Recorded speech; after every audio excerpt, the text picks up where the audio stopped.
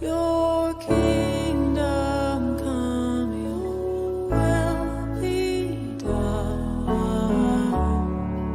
here as in heaven.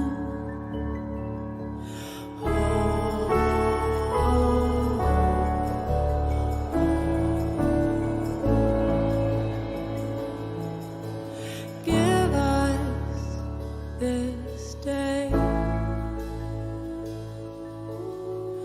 our daily bread. Forgive us our debts as we forgive all who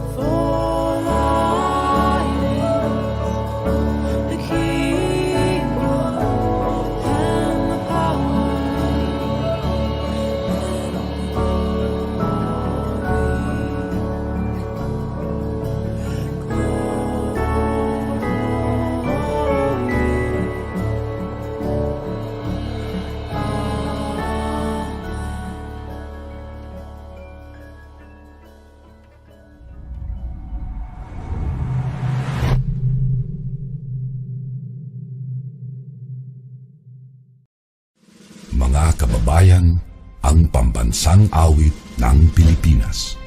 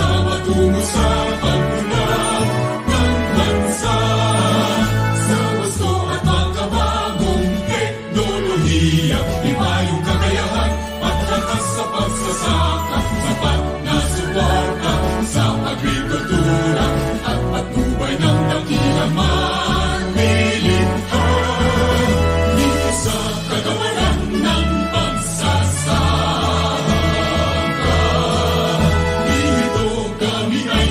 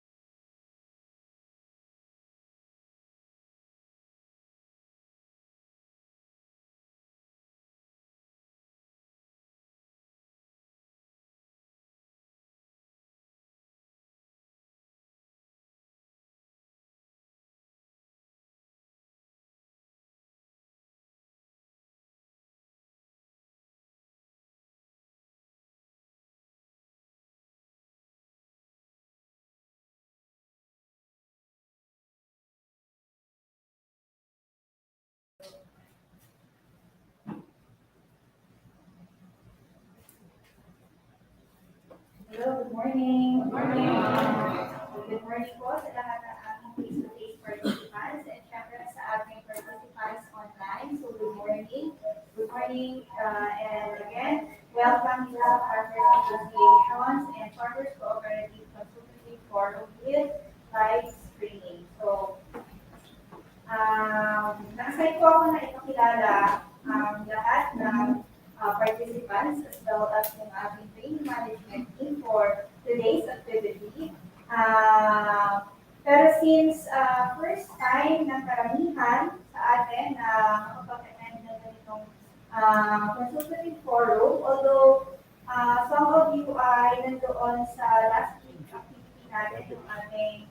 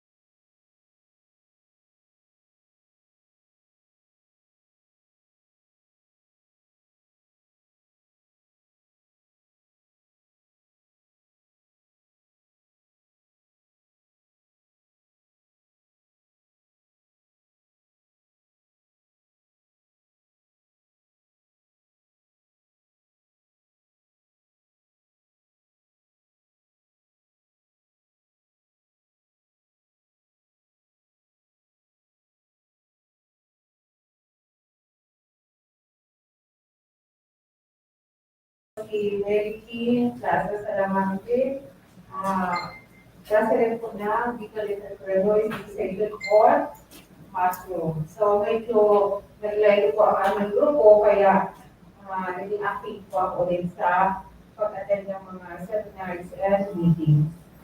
So next meeting you, good morning again. Good morning po sa inyo po. Ako po si Miss Raquel Malaya Benavera, taga Santa Cruz, Simao, Philippine Store. Ako po ang president ng Mushroom Growers, ng Paris, San Francis, Simao, Philippine Store. Good morning po. Ako po yung Bigmanan, Kamambugan, Bigmanan, Modernization. Member po ako sa bill. Mushroom grower po ako.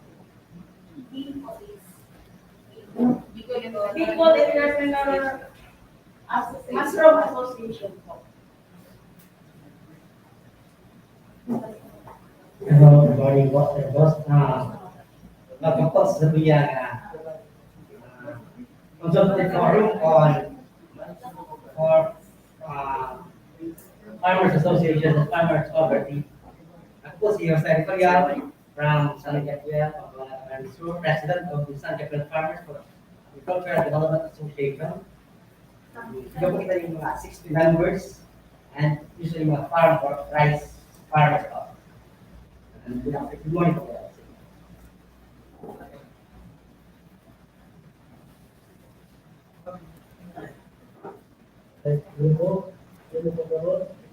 Ako po chairman po ng Hanay Cooperative.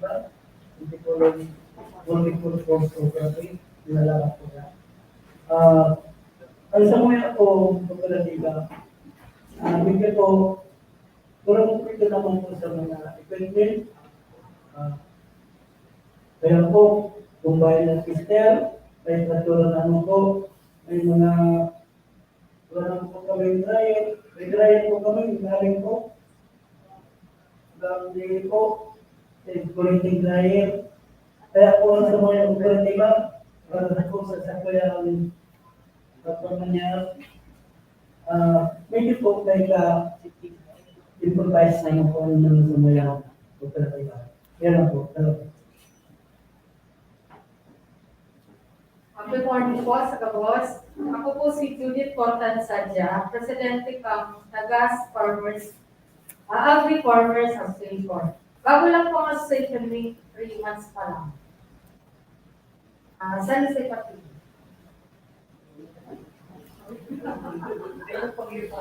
Ano po sa inyo po? Ako si Dave Sales. Hari po sa sinambang pamalisor. Ang sama pong association would be environmental, protection, development, and conservation. Lagda ako. So meron po mga farmer, like corn, rice, coconut,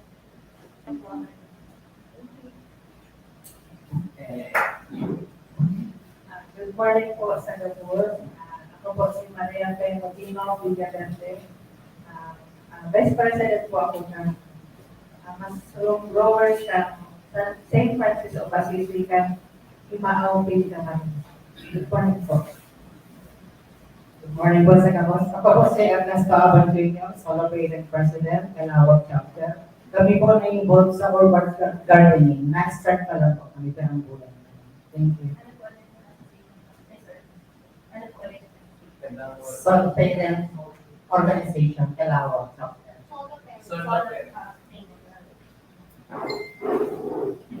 Good morning po sa Gabos. Ako po si Natalie Reyes. Iba ko na po dahil katarahin ko.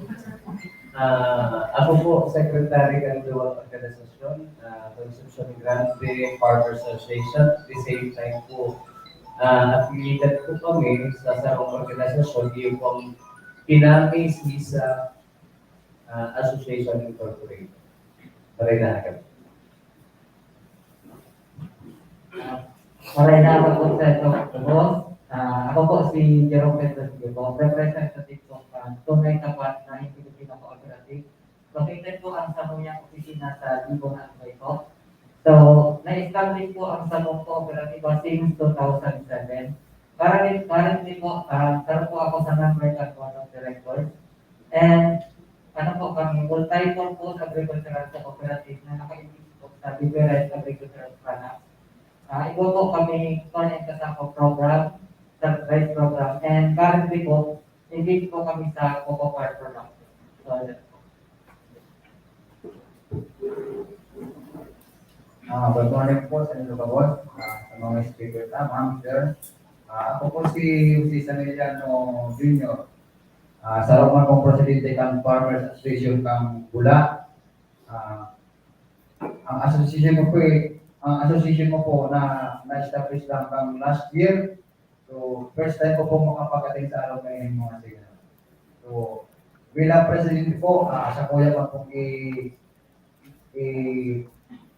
ano sa mga kairiwanan po kung ano ang napapaglayan. Salamat po.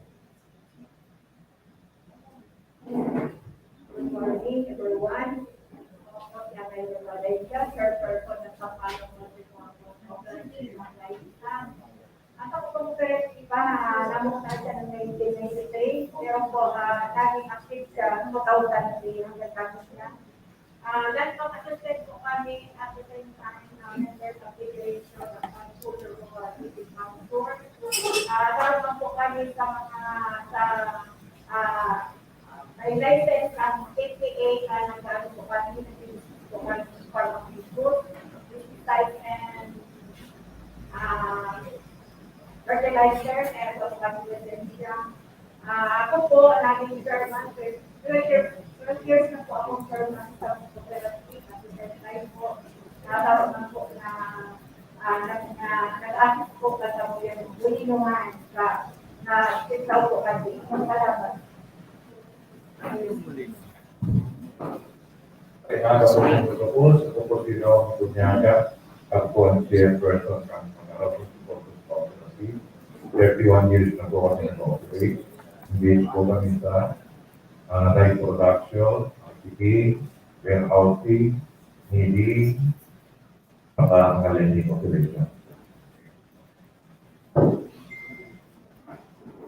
Good morning po sa kabos. Ako po si Robin Otapan, Islamic Manager po ng Bicol Federation of Daily Cooperatives. The former committee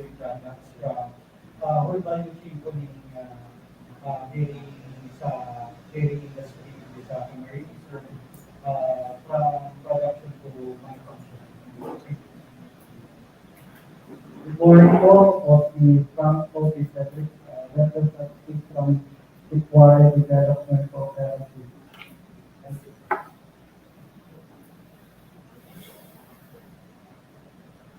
Good morning po. Ako po si Bernard Pundalian, Secretary po ng Minnesota Farmers Small Water Impounding Irrigation System Association po.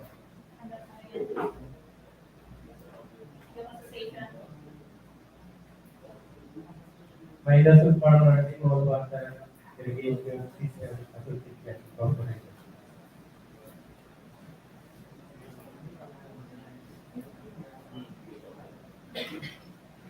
Good morning. Ako po si Bureau Vital from CMPC, Vice Chairman of Elocor.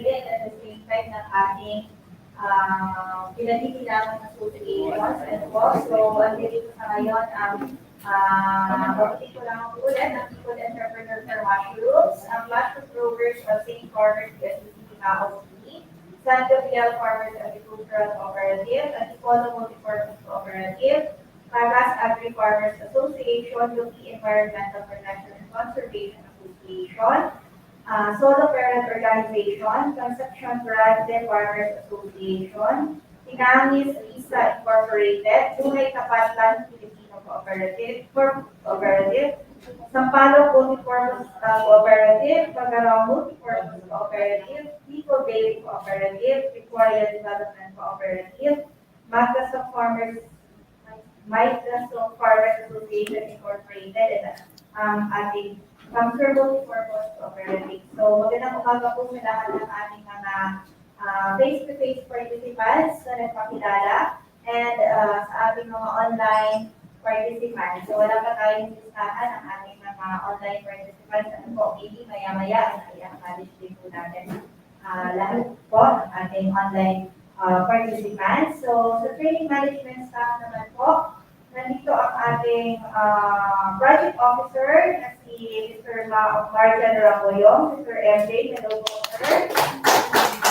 Okay, ang ating project officer and yours truly po, Regina Carla Padre, ang project officer ng ating meeting na ito. Kasama din namin siyempre ang training management, sa training management team, si Sir Roy. Ayan. And si Dave. Nakasama niyo si Dave, si Oliver Rodriguez. Siyempre, makakasama natin sa ngayon ang iba sa mga kasamahan pa namin dito sa ATI, si Sir Robert Santos.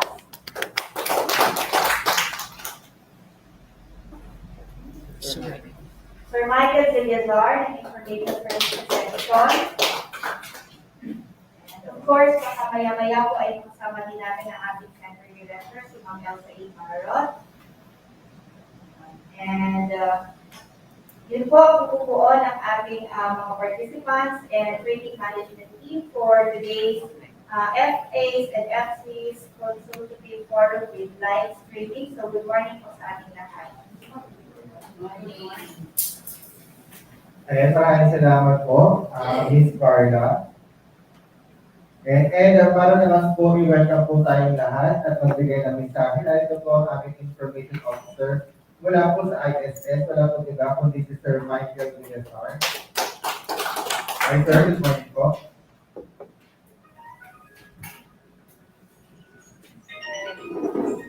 Yeah, good morning po. Pamesa is sa kabilang building for the so on behalf of Ma'am Elsa, ako lang muna po yung mag-welcome sa inyo ngayong araw. I think this is the first time na magkaroon po ng consultative, right? And I'm happy to see mga station, farmer station and cooperative. And at the same time, yung sabi ko nga, nakakatuwa na makita po ang mga ganitong kooperatiba at asosasyon. Kasi nga, ako po ay isang currently ngayon po ay member ng MAFCO and isa po ako sa mga BOT. At nakikita, alam ko kung ano ang pinagdadaanan ng mga kooperatiba at ng mga asosasyon.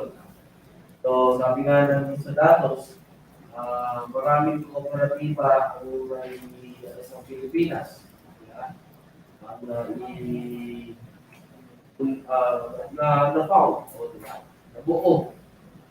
And then, merong mga asosasyon na naging kooperatiba. Sabihin, tumataas yung kanilang level ng kanilang samahan.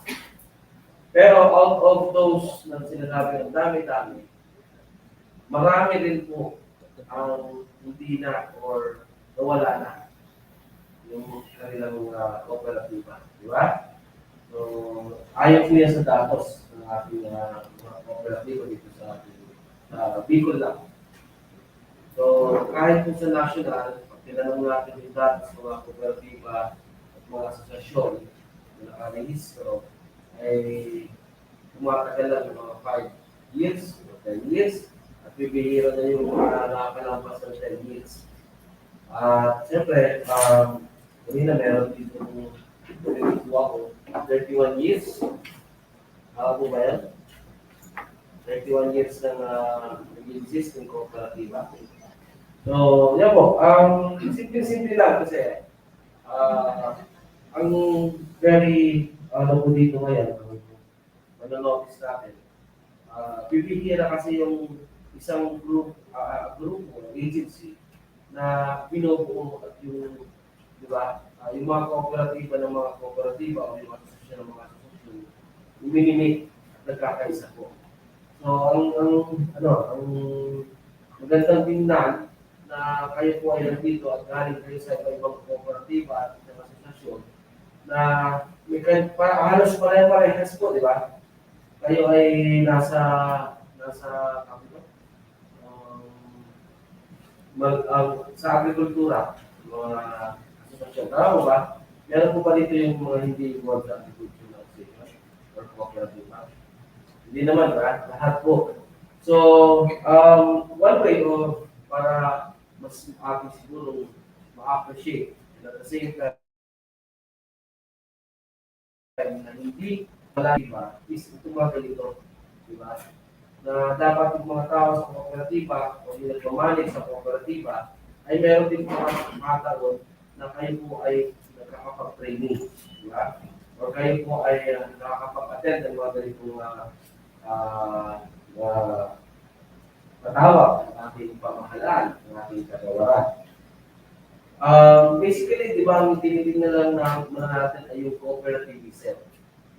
Yung value of cooperativism, kung saan yun ay, ang number one doon ay yung kaya from word of cooperation, diba? Cooperative, cooperation, at yung pakikisama natin.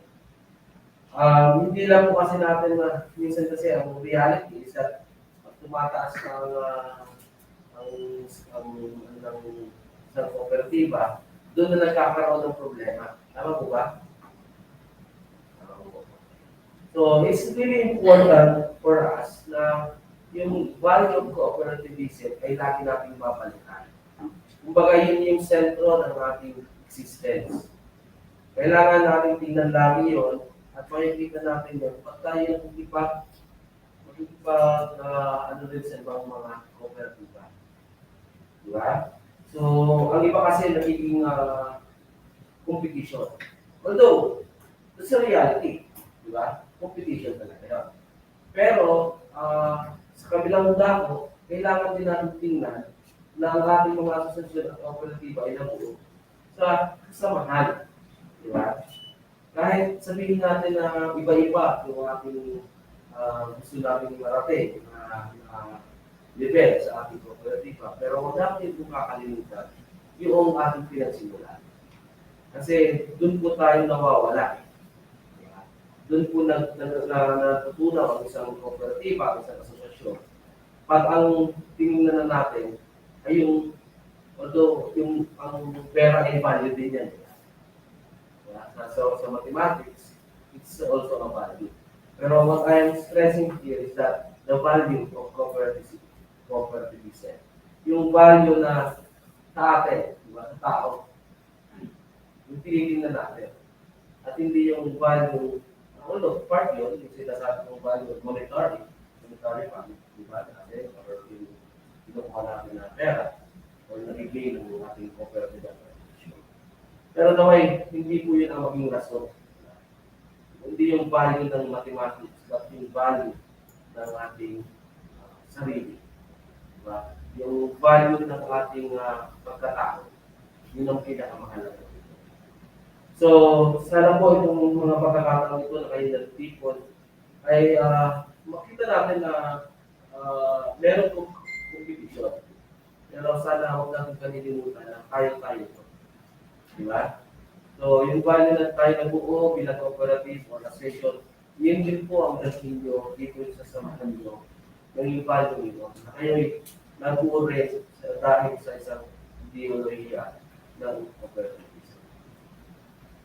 So, yan lang po. And on behalf of our Center Director, Ma'am Elsa, ay gusto namin po i-welcome kayo lahat dito sa aming opisina, dito sa ATI.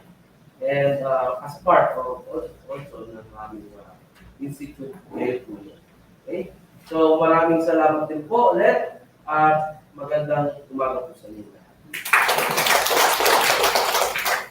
Maraming salamat po, Sir Mike, sa kanyang opening message. At para naman po ibigay sa atin ang overview ng activity na ito, narito po ang project officer, MPS 2 po ng ATI Bicol, and other than Mr. Martin Virapuyo.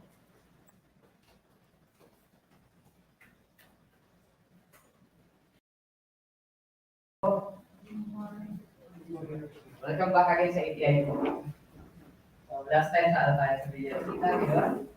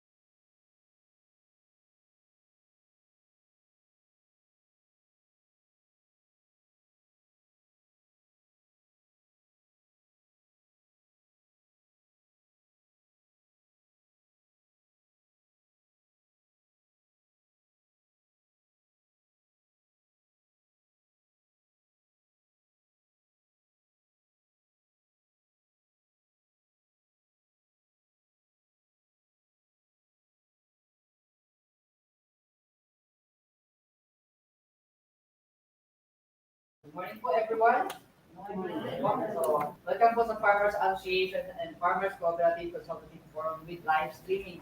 So, nakalive po tayo sa Facebook and sa YouTube channel ng ATI Bicol sa live channel. So, ito po yung overview of activity.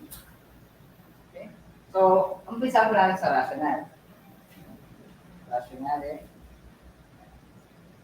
Ito yung rationale na activity natin yan. So, the Agricultural Training Institute, Regional Training Center 5, ATI Bicol, as a training and extension arm of the VA as mandated by Sections 90, 91, and 92 of the Agriculture and Fishery Modernization Act, or AFMA, implementing rules and regulations IRR, shall provide for the corresponding role in the delivery of extension services. In the NGAs shall assist in the local government units extension system by improving their effectiveness and efficiency through capability building and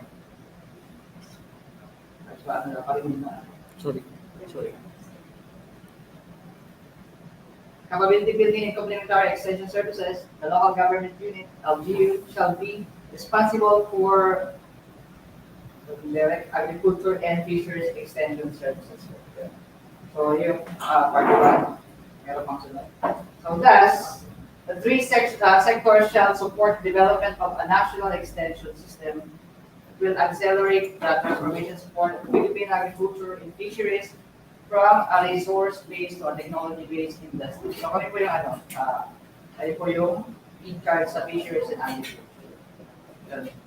Recognizing the roles of the farmers' associations and cooperatives in the formulation and implementation of policies, programs, and projects of the government and the development of the agricultural sector. The Agricultural Training Institute, Regional Training Center 5, shall be implementing a one-day consultative forum through the ATI Bicol channel and face-to-face for council participants. So yung ibang province po ng Bicol ay naka-online. So that's part is. So the activity po aims to recognize the roles of the FAs and FCs in the development and implementation of the different programs and services in agriculture by collecting their needs or your needs po, suggestions and recommendations to further improve the provision of agricultural extension services in the region. So yun po yung rationale. So yan. Public po natin siyang balikan sa Facebook page na kasi po yung video and also sa YouTube po. Then, objectives po. Ano ba yung mga objectives natin? Part 5 din. Part ng meeting. Camera. Okay. Objectives. So, the terminal objectives. So, the stakeholders shall be able to familiarize the mandates of ATI. So, ano ba yung mga mandates namin? As the primary provider of capability development, services and enabler of the extension system of the Department of Agriculture. It also aims to identify specific trainings and other interventions. Ano ba yung mga training and interventions na kailangan natin? By the different farmers associations and farmers cooperatives in the Bicol region. Terminal objective, and then we have the enabling objective. So, ano ba yung enabling objectives natin? So, number 1, we familiarize with the mandates and directions of ATI. Ano yung mga mandates and directions ng ATI? So, number 2, gather training and other extension services needed by the different FAs and FCs in the Bicol region. So, ano po yung mga kailangan nyo? Gagalin natin later on. Then, we have, number 3, discuss issues and concerns related to training and other extension services for the FAs and FCs in the Bicol region. So, ano yung mga iba pang mga bagay na or issues na kailangan natin pag-usapan? Yun po yung natin. So, participants, ito po yung mga participants, kayo po. Participants, associations, farmer associations, and farmer cooperatives. Yun. Then, ano ba yung output natin for the whole day? So, this training and extension needs assessment of FAs and FCs to be included in the P&A of the center for 2023 onwards po. So, gagamitin natin ito for FY 2023 onwards na din. Then, highlights of the recommendations and agreements of the activity. Ano yung mga highlights? Highlights and recommendations and agreements. So, later na po, i-sasakin natin. Okay? Schedule of activity. So, 7 to 7:30, registration. Then, 7:30 to 8, opening program. Medyo na-rate ng kaya ng content. Hindi kasi natin yung para sabay-sabay tayo mga pag-umpisa. Okay? Yan po. Nag-opening program tayo, prayer from Bansa, the AG, management, and then on behalf of our center director, Sir Michael Bridges, give us the opening. And then, ginagawa natin po is overview of activity yung ngayon po.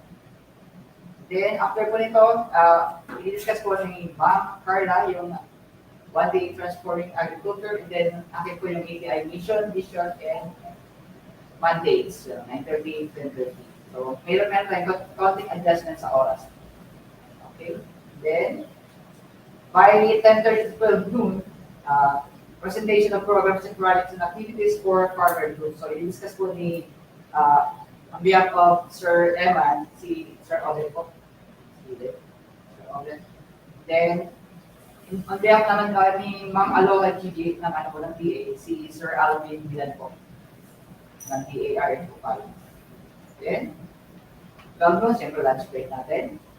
And after lunch break, 1 to 3 breakout sessions po. So, i-identify natin yung trainings and other extension services na needs ng ating group, farming group. Then, 3 to 4 consolidation of identified suggested trainings and extension services needs of the different FACS by Carla. And then, by 4:30 agreements, succeeding activities wrap up, other matters po, po. Okay, then closing program by Doc Frank, kasi po, nasa mas mali po si Doc Frank, so si Dr. po yung then, prayer, national anthem, po yan. Sorry po. And then, after schedule, we have the training management team, so yun po yung namin, DMD. Pero maganda natin ng pagdilagyan ng dito. So, yeah po, si aming Center Director ng ATI Bicol, Ma'am Elsa Iparot. Ako yung Training Center Superintendent 2 and then Center Director. Yung queen namin dito sa office. So, then, followed by Miss Bien D. Carable, our Training Center Superintendent 1 and Assistant Center Director. And then our section G po, si Dr. Franklin Belty, ISIP, ENP, Training Specialist 3, and CDMSG. Okay. Then ako po, yours, Marjan Rambayong, Media Production Specialist 2 po, ng CDMS. And then, si Ma'am, Miss Regina Carla R. Padre, nasa gilid, Development Management Officer 1.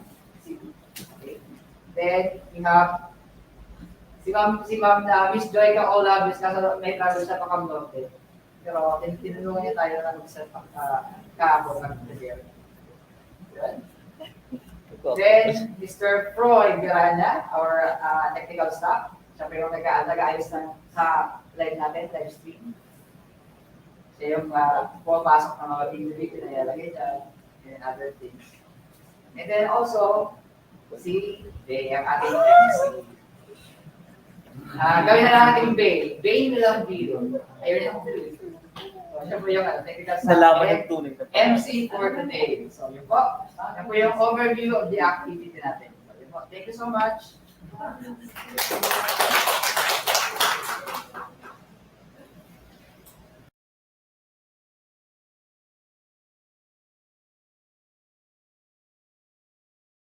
Salamat po, Sir Margaret, for the overview of ating activity. Okay, so binabati ko po lahat ng ating mga binabati ko pa, and I would like to acknowledge all our online participants. Ayan, so habang nag-prepare tayo for the next, for the first speaker, gusto ko po sana i-acknowledge ang ating mga online participants. Ayan, i-flash po namin ang inyong mga comments po. And kung po sa mga gusto ma-acknowledge sila, i-comment lang po ninyo sa comment section ang inyong mga message, and bibigyan po namin ng time para po basahin ang inyong mga comments. Okay, first, good morning daw po, galing kay Miss Arlene. Yan. Oh, Ma'am Caridad Avila, good morning din po. Yan, dati namin, box po namin yan sa Villar Hospital. Sir Edwin Malate, good morning everyone. Brave D. Dia, good morning, proud farmer here. Ayan, sabi niya. Si Sir TL, Sir Daring from Camarines Norte, good morning po. Alvin, good morning from Kiramay, Kamali. Ayan, good morning sir, good morning po sa inyo dyan sa Kamali. Blanc po kay Yani Yetko Pesebre. Si Sir po. Ayan, good morning din sir, good morning po. Wala naman po kay Bill Murray mo. Good morning, ATI Bicol. Good morning po, sir. Kay Tapio Yanto. Good morning din po.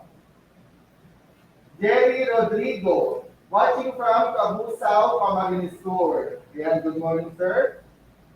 Kay Charmaine Charms Carbulyo. Shout out ng nasa venue. I-invite niya ako umatet na Daniel C. Reyes. Thanks po. Sir Nathan, thank you daw po. Next. From Caroline Manguiat Ubalde, watching from Irosing Sorsogon. Magandang umaga po sa mga taga Irosing Sorsogon. Yan. Doc Franklin Del, Go Margaret and Carla and the rest of the CDFS team. Yeah, thank you so much po, Doc Frank. Live from Masbate. Yeah. Sinagot ko. Sir, pwede lang na. Thank you daw po sa akin nila. So, good. Okay. Sir, Ma'am Justin. Ma'am Justin Rose Cano. Watching from Masbate City with Papa's team. Ayan, Ma'am Justin, ingat po kayo dyan sa Masbate and hope to see you soon po. From Karen Manguito Bali po. From Likas, Hit Erosing Sorsogon. Ayan, good morning. Kay Sonia Beth po. Good morning po from Sofa, Nagua, Camarines Sur. Kaya rin po ba ang mga taga-Sofa? Sir Alvin, proud farmer here from Camarines Albay. Yan, so yun po ang ating mga online participants mula po sa ATI and sa amin dito. Magandang umaga po sa inyo lahat and enjoy your watching. Para po mas marami pang makanood at marami pang makaalam ng ating activity ngayong araw, i-share lamang po at i-like ang ating video for the day para po mas marami po makaalam at makanood po ng ating mga gagawin sa araw na ito. Okay?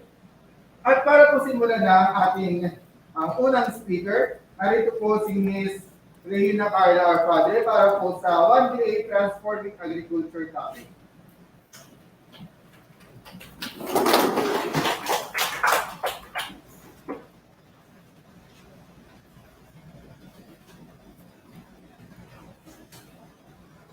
Thank you very much, Oliver Melambiden, aka Bay. Kilala ka naman na nila, so okay lang, mas bangkitin natin na ikaw ay si Oliver. Pero mas kilala natin siyang Bay. Good morning po. Good morning. Dito pala yung presentation. So, kailangan ko mag-iba ako.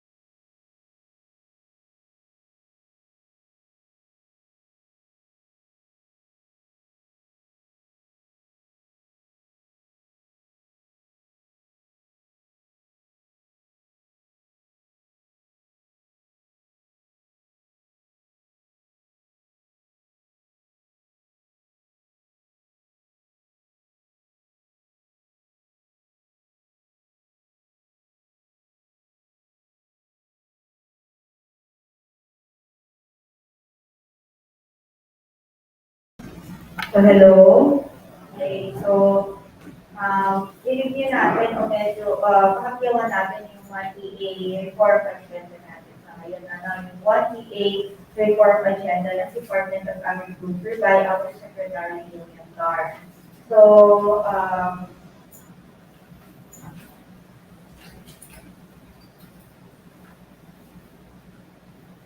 okay, 1DA.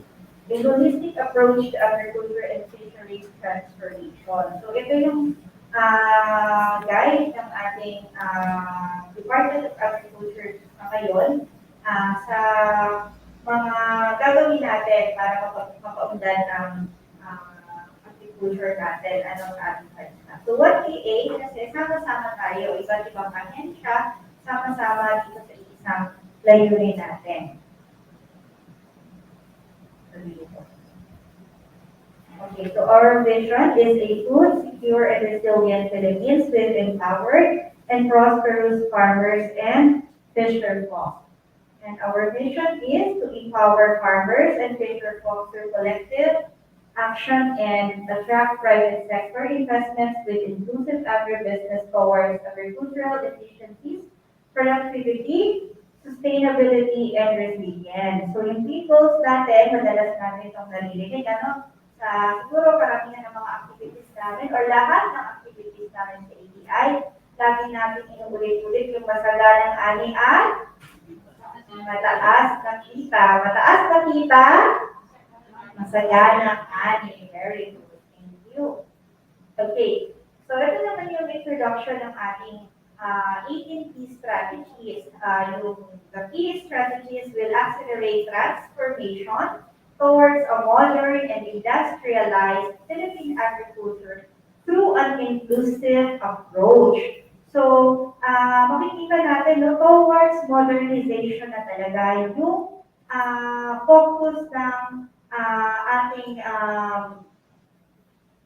development sa ngayon sa agriculture. And syempre, binibigyan kong pansin din natin, i-recognize natin yung inclusive approach na recognizing all the important stakeholders in the agriculture sector. So, itong ating 1TA yung 1TA natin ay hinati-hati siya sa 4 pillars. So, we have 18 strategies, pero in summary, meron itong 4 na pillars, 4 pillars. Ito yung ating number 1, yung ating farm consolidation. Number 2, modernization of agriculture. Number 3, industrialization. And number 4, yung ating professionalization. Okay, yung 18 key strategies natin ay kinategorize siya into 4 categories. Itong consolidation, modernization, industrialization, and professionalization. So sa consolidation, ang mga key strategies natin dito ay ang bayanihan agri-clusters. Number 2, collective action or cooperative development. Number 3, province-led agriculture and fisheries extension system or yung PAFES. Number 4, mobilization and empowerment of partners. Number 5, diversification. And number 6, yung ating credit support. Number 2 naman, under number 2, yung modernization. Nandito naman yung ating mga key strategies na technology and innovation including digital agriculture, farm mechanization and infrastructure investments, climate change adaptation and mitigation measures, climate change, and yung ating food safety and regulations. Okay, after industrialization naman ay nandiyan yung mga strategies na agri-industrial business corridors, yung ating global trade export development and promotion, yung post-harvest processing, logistics, and marketing support. And for professionalization, ito yung mga included strategies, yung ating agriculture career system, education and training agribusiness management, youth and women engagement, and ease of doing business and transparent procurement. So, ito yung 4 pillars ng ating 1TA approach or ang ating 1TA reform agenda. So, isa-isahin natin yung ating mga key strategies. Kaya ayan, nabanggit kanina yung bayanihan, agri-clusters. So, farm clustering and consolidation, which will be known as bayanihan agri-clusters, involves the integration of government interventions such as provision of loans, farm mechanization, pre-seeds and fertilizers, and market support to organize farmer, fisher groups. It aims to empower stakeholders to reduce production costs, gain more benefit from the agriculture value chain, and direct interventions to achieve economies of scale. So, siguro marami na kayong activities na pinuntahan and paulit-ulit sa ating pinapaliwanag kung ano ba yung importance ng pagkakabuklod-buklod ng ating mga farmers. Siguro karamihan din sa inyo ay members na or accredited civil society organizations na ng Department of Agriculture. That is why naka-avail na din kayo ng iba't ibang mga government support. Tama po? Okay, so isa yon sa binibigyang pansin dito sa ating or pinaprioritize natin dito sa ating 1PA reform agenda. So number 2 yung ating collective action or cooperatives development. For collective action involves organizing farmers, fishers into cooperatives or business entities to become viable blocks or units of production enjoying higher efficiencies in operations and improve profits. So ayan, marami tayong mga ginagawang strengthening activities para sa ating mga farmers cooperatives, recognizing your importance sa ating pag-unlad ng agrikultura. So linkages between organized farmers, fishers, and nature players in the food industry must be established to gain a steady market for their produce.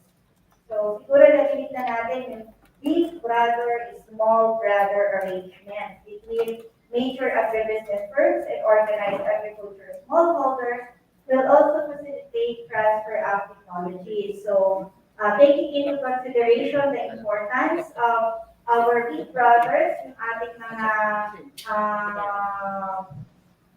agribusiness firms and organized farmers na tulungan yung ating mga maliliit na farmers para umangat din.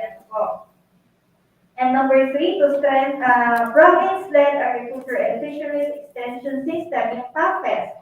So, siguro narinig na po natin yung PAFES. Ito yung dahilan kung bakit marami yung iba sa ating mga kasamahan ngayon sa ATI ay busy din. Like Doc Franklin and si Shirley Freeman and ang ating center director and iba pang mga staff natin ay naglilibot sa lahat ng probinsya ng Bicol para palakasin yung ating PAFES. So, yung number 3 is to strengthen the collaboration between Department of Agriculture, local government units, academic, and private sector. The Provincial Agriculture and Fisheries Extension Systems or PAFES will be institutionalized to bring extension services to the grassroots level amid the challenges of devolution. So narinig natin yung malaking pagbabago na magaganap sa Department of Agriculture. And syempre, pag may changes tayo, kailangan lahat ng ating stakeholders and key players are well prepared to do their specific task para sa development ng agriculture sector natin. That's why kasama ang Department of Agriculture, ang Agricultural Training Institute, state universities and colleges, local government units, and other key stakeholders in agriculture ay sama-sama pong papalakasin ang maaaring mga pagbabagong gagawin sa Department of Agriculture. Okay, yung number 4 is mobilization and empowerment of partners. So makikita nyo, interconnected and interrelated yung lahat ng mga key strategies na binabanggit. So, yung mga paliwanag sa bawat key strategy ay may kaugnayan sa isa o lahat ng mga strategies. Yung mobilization and empowerment of farmers. So the Department of Agriculture will pursue a policy of active participation and partnership with the private sector in establishing more agri-based industries in the countryside and developing markets for agriculture products. So in particular, the Department of Agriculture will continuously support partnerships with local government units and individual provinces. So, same po sa package na i-encourage natin yung participation ng ating mga other key stakeholders in the development po sa agriculture sector. So, number 5, yung ating diversification. So, alam ko na karamihan sa atin ay familiar dito. And kami sa Agricultural Training Institute ay matagal na po natin binibigyan pansin or ini-encourage ang ating mga farmers to go into diversified farming. So, farmers, particularly those involved in the production of rice, corn, and coconut, will be encouraged and supported to diversify into other commodities such as vegetables and other high-value seasonal crops to boost their income. So, alam natin ang karamihan naman sa atin dito ng mga farmers ay talagang ginagawa yung ating crops diversification, knowing na alam natin na mas mapapalaki natin ang ating mga income kapag tayo ay diversify ng ating mga farms. And yun po ay isa din sa sinusuportahan at binibigyan pansin ng Department of Agriculture sa ngayon yung ating crops diversification. Okay. So for number 6, we have this credit support. DA's agricultural credit policy framework will now focus on promoting active participation of the banking sector and government financial institutions in the rural financial system. So, alam ko na yung iba sa inyo ay naimbitahan na rin po ng Department of Agriculture, ATI, and other agencies upang ipaliwanag yung mga iba't ibang credit facilities na pinopromote sa ngayon ng Department of Agriculture para matulungan yung matulungan yung ating mga farmers when it comes to their financial resources. For number 7, we have this technology and innovation, including digital agriculture. So digital technology and innovation such as e-Kadiwa and the use of data analytics will be leveraged throughout the food value chain and logistics, starting with the efficient distribution of inputs to farmers enrolled in the registry system for basic sectors in agriculture. So the automated system will improve farm productivity and cut waste by using analytics to facilitate data-driven farming practices for small farmers. So, siguro naniniwala ako na lahat naman tayo dito ay registered sa RSPSA. Tama po? So, yun. And of course, kung tayo ay registered sa RSPSA, ay i-inform din natin and i-encourage din natin yung ibang mga farmers na mag-register into RSPSA. So, pinopromote na natin ngayon yung digitalization, lalo-lalo na after pandemic, di ba, na kita natin yung importance ng technology and available naman na ang makabagong teknolohiya. Kaya lang, kailangan natin na mas tulungan pa yung mga farmers na maintindihan and at the same time, matuto kung paano gamitin yung ating technology sa ating pag-unlad ng agriculture, like yung ating e-Kadiwa, yung ating mga iba't ibang applications sa agriculture na makakatulong para mas maging madali sa atin ang ating farming. So for number 8, we have farm mechanization and infrastructure investment. So vital rural infrastructure such as farm-to-market roads, irrigation systems, post-harvest facilities, storage, tolling, processing, and marketing facilities in partnership with the private sector and concerned agencies and LGU will be aligned and planned out according to their impact on supply, market, and climate change. So the private sector and LGU will also be engaged in the creation of food hubs and establishment of efficient transport and logistics system. So, ayan yung ating farm mechanization. So, isa na dito yung sa RCEP training natin, siguro meron sa inyong mga naka-attend na po ng ating RCEP training. So, doon, syempre, tinuturuan tayo kung pinapaliwanag sa atin kung ano ba yung iba't ibang use ng mga improved or modernized farming technologies sa rice farming and syempre sa iba't iba pa pong commodities natin. Okay, so yung number 10, yung climate change adaptation and mitigation measures natin. So, number 9 pala. Okay. Climate change adaptation and mitigation measures. So, marami tayong mga hindi natin pwedeng isawalang bahala yung impacts ng climate change and at the same time kung paano natin i-mitigate or i-manage yung impacts ng climate change sa agriculture. And we have, sa ATI naman po ay lahat ng aming mga technical training programs ay included na ang aming topics on climate change para mas maipaintindi natin sa lahat, lalo-lalo na sa mga farmers, kung ano yung pwede natin, kung ano yung magagawa natin para ma-manage natin yung impacts ng climate change and syempre kung ano yung mga mitigation measures na pwede natin na i-contribute para hindi natin masyadong maramdaman ang impacts or ang masamang epekto sa atin itong climate change. So for number 10, yung ating food safety and regulations.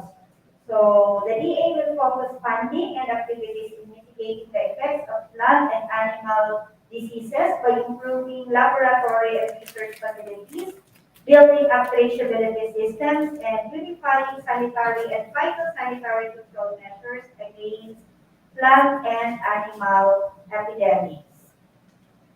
Number 11, yung agri-industrial business corridors natin, yung mga ABCs. So, yung number 12 naman, yung ating global trade, export, development, and promotion, yung strengthen yung competitiveness of provinces and regions in the production of specific crops. The value chain will be the center of program and project rollout. So from mechanizing farm practices, developing processing facilities, and incubating export-oriented businesses in agri-industrial business corridors, smallholders will be given the chance to hold up their end of the value chain as suppliers of raw material to be processed into export products. So, of course, tayo din, in-support din dito sa ating local trade export development and promotion. So, kung tayo ay i-encourage na pagandahin din yung ating mga produkto para meron tayong competitive advantage din sa pagbibenta ng ating mga products even outside the local markets natin. So, syempre, meron tayong mga training programs and other activities na ibibigay sa mga farmers para mas mapataas yung kalidad ng kanilang mga produkto. So, and of course, narinig nyo na rin na binibigyan pansin natin yung ina-adapt kung ano ba yung talaga best na pwede i-produce per locality, per area ninyo, para hindi magiging champion high value crops or kung ano man yung produce na yun na pwede bigyan nyo na pansin or mas magandang yung pamamaraan ng pag-produce ng certain crops na yun dahil yun yung magiging parang product ng inyong area. So, ayun. And yung ating post-harvest processing, logistics and marketing support, Meron tayong mga post-harvest facilities na binibigyang importance ngayon ang ating Department of Agriculture, and yung ating mga training programs din, syempre mas binibigyan natin ng alaman yung ating mga farmers kung ano ba yung importance ng mga post-harvest techniques natin, and yung ating mga marketing support. Ayan, meron tayong mga iba't ibang post-harvest facilities na na-receive or maaaring ma-avail sa ating mga agencies, Department of Agriculture and other agencies. And then, yung ating number 14, yung Agriculture Career System. So, yung professionalization ng ating mga agricultural extension workers. So, sa ATI, ang contribution ko namin dito ay yung pagpapa-accredit ng iba't ibang mga training programs natin para po makatulong sa makakuha ng CPD units or CPD points. Yun po ay kailangan ng ating mga AEWs, and at the same time, para masiguro na lahat ng karamihan sa training programs ng Agricultural Training Institute, lalo-lalo na yung binibigay sa ating mga agricultural extension workers, ay may mga topics or included talaga yung training programs ay talagang makakatulong para ma-enhance yung kanilang skills and knowledge and skills nila sa agriculture. So yung number 15, yung education and training, yung agribusiness management, and yung number 16, yung youth and women engagement. So, ayan, marami din tayong, isa din ito sa key strategies ng 1 Daily Reform Agenda natin, yung youth and women engagement. So, alam ko na, sabi ko nga sa inyo, nung nasa Villarasita tayo, maganda na ang nakikita natin sa ngayon pag FCs and FAs na ay well participated na ng both men and women ang ating activities, no? So, before, pag FCs and FAs, karamihan na nag-a-attend ay mga lalaki. So, sa ating nakikita natin sa ngayon yung magandang epekto ng pag-empower ng ating mga kababaihan din na mag-participate din sa mga ganitong activities. And syempre, as a whole, alam natin yung participation ng mga kababaihan, pero sa ngayon, mas naiinitahan na sa mga, mas na-acknowledge na dahil dito sa pagbibigay natin ng priority sa lahat ng regardless ng ating mga gender. So, syempre, yung involvement ng ating mga youth sa agriculture sector. So, ang ATI, nandiyan naman yung ating mga 4-Hers na modelo ng ating mga iba pang youth na ipinapakita sa atin kung ano ba yung kahalagahan ng pag-i-engage ng ating mga kabataan sa agriculture. So, ease of doing business and transparent. So we will continue to pursue internal cleansing and strengthen and synchronize efforts to institute a more transparent, technology-driven procurement. So, napapansin nyo naman na karamihan sa mga activities, lalo-lalo na yung social media natin sa ngayon ay halos lahat ng mga programs natin, halos lahat naman ng mga activities natin ay well transpired sa ating mga to everyone. So, for number 18, we have this strategic communication. So, the DA will pursue comprehensive and proactive communication strategies for the agriculture and fishery sector and to strengthen awareness among stakeholders, partners, and the public. This will involve the integration of the department, information, education, and communication responsibilities, employing both traditional offline as well as modern online channels. So, recognizing the importance of communication sa pagpundan ng ating agriculture sector. So, ngayon, ang Department of Agriculture kasama ng ATI, yung mga activities natin ay pareho natin siyang ginagawa through yung traditional natin na face-to-face activities like this, and para mas marami yung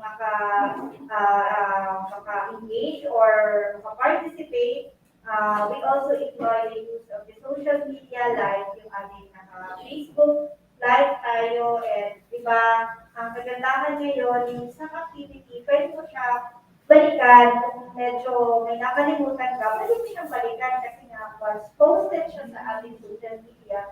So, pwede mo pa siyang balikan and then i-replay ko rin. So, ayun. So, and syempre, hindi naman natin pinakalimutan and hindi naman natin, kumbaga, nandiyan pa rin yung, alam pa rin natin kung ano yung kahalagahan, katulad yung traditional way of conducting activities yung ating face-to-face. That's why, medyo blended tayo sa mga activities natin. So, karamihan sa atin ng activities ay naka-blended. So, ayun. So, isa yung strategic communication. So, pinag-aaralan at the same time, ina-apply natin sa ating mga activities yung iba't ibang strategic communication techniques para mas mapalawak natin yung mga nakakaalam or mas maraming nakakaalam activities natin and yung mga projects and programs natin na ginagawa para sa ating para sa pag-unlad ng agriculture sector.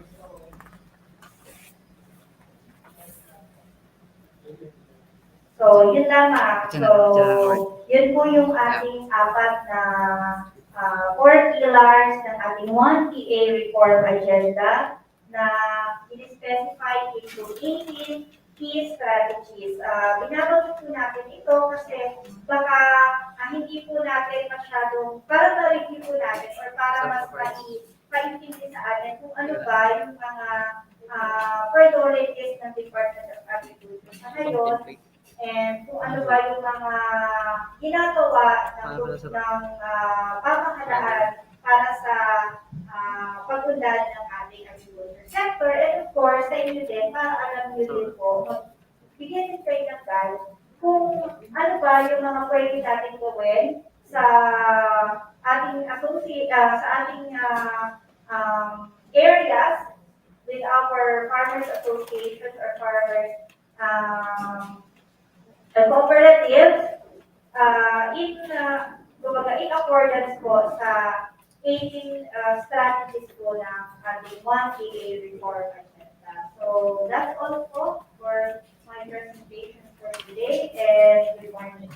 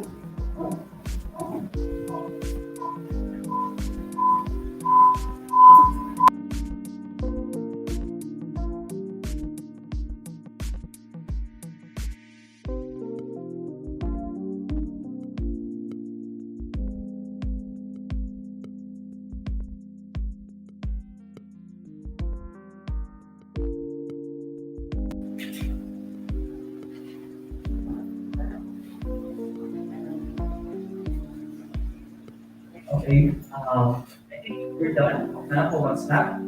So, okay, before we proceed to our next topic po, we would like to present muna yung ating certificate of appreciation to our uh, uh, speaker. So, let me give you the citation po.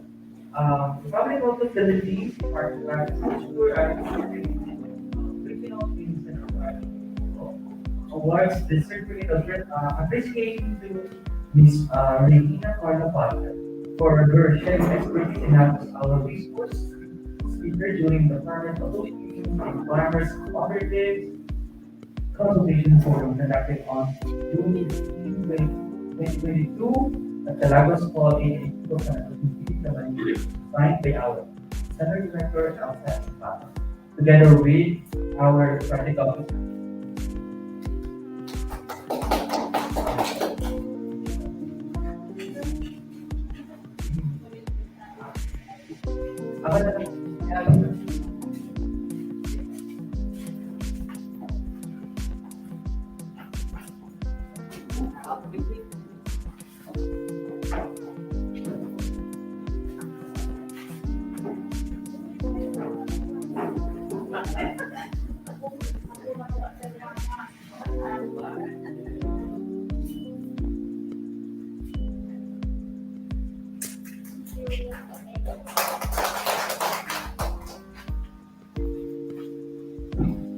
Okay, thank you so much for Ma'am Carla.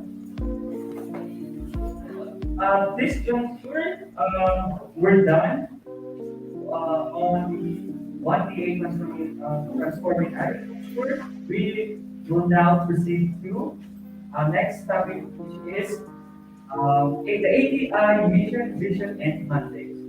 This will be presented by our project officer, Mr. Martin. Take it away. Sige, Sir Roy.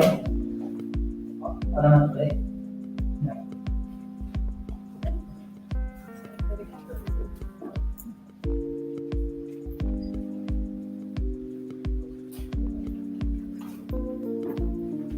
Okay po.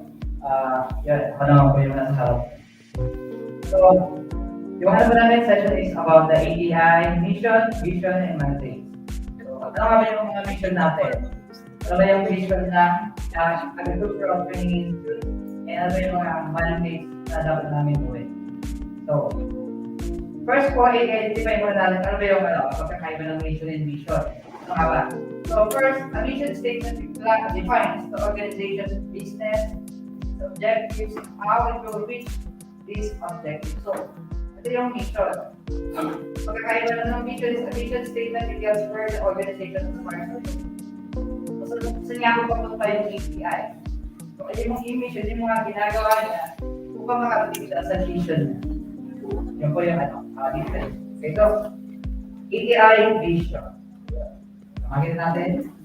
Ito yung from ATI, yung nag-reference sa Tokyo. Then, titingnan niya yung vision. So, then, vision. Food availability and affordability for every Filipino family through excellent extension services in agriculture in the Philippines. So, hindi lang po siya sa agriculture, pwede rin yung Philippines. Kasi, meron tayong mga yung nasa coastal area, yung pinagkakabayo is about mga fishing, and then sa agriculture naman yung mga crops natin ginagawa. Food availability and affordability. So, ang ibig sabihin niyan is, available siya. Hindi mo kailangan magsanap. So, labas ka lang, pero ka ng food. Affordability, yung price is just enough. Hindi naman sa sobrang mahal, hindi naman sobrang mura. Meron naman kita yung ating mga farmers. So, for every Filipino family through excellent extension. So, ito yung ginagawa natin. So, in-extend natin yung office natin into farmer para maabot natin ito. So, yun yung tingnan natin. So, yun yung pangarap for vision ng ATI Bicol. So, sana mangyari ito. So, next is, lahat naman siguro gusto natin yung mga mag-influence and realize that. So, ATI mission, empowerment and building capacities of agriculture and fishery stakeholders for sustainable development. So, empowerment, ito yung ginagawa natin, and building capacities. So, ito yung ginagawa natin mga training sa ating farmers, sa ating agricultural extension workers, para ma-empower natin sila na magkaroon sila ng skill or knowledge about sa agriculture. So, kung tama yung ginagawa nila, na better. Ma-attain natin yung mission natin, gawin natin, then, ma-realize natin yung vision natin. So, yung vision, it's a matter of 3 to 5 years ay yung vision.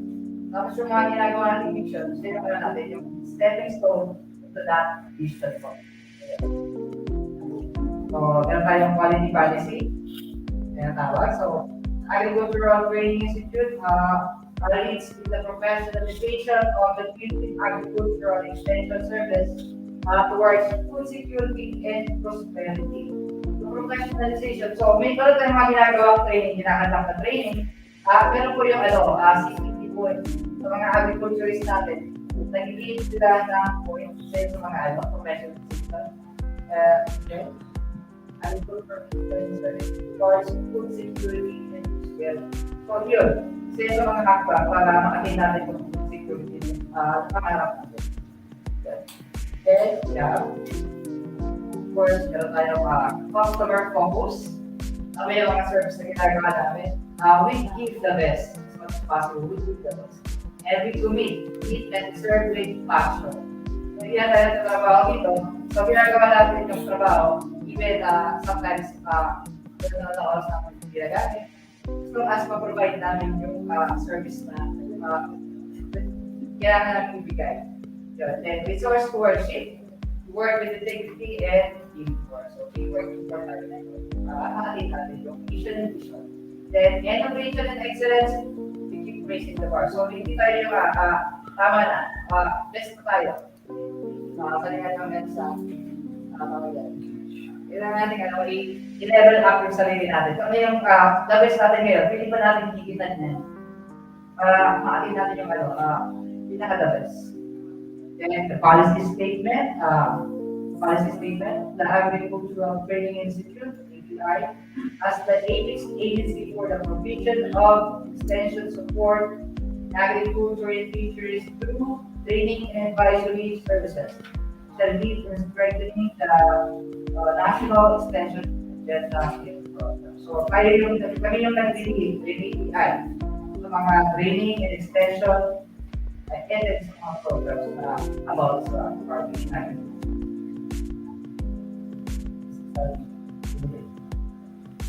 so, punta na po tayo sa mandate. Ano ba yung mga mandate ng ATI?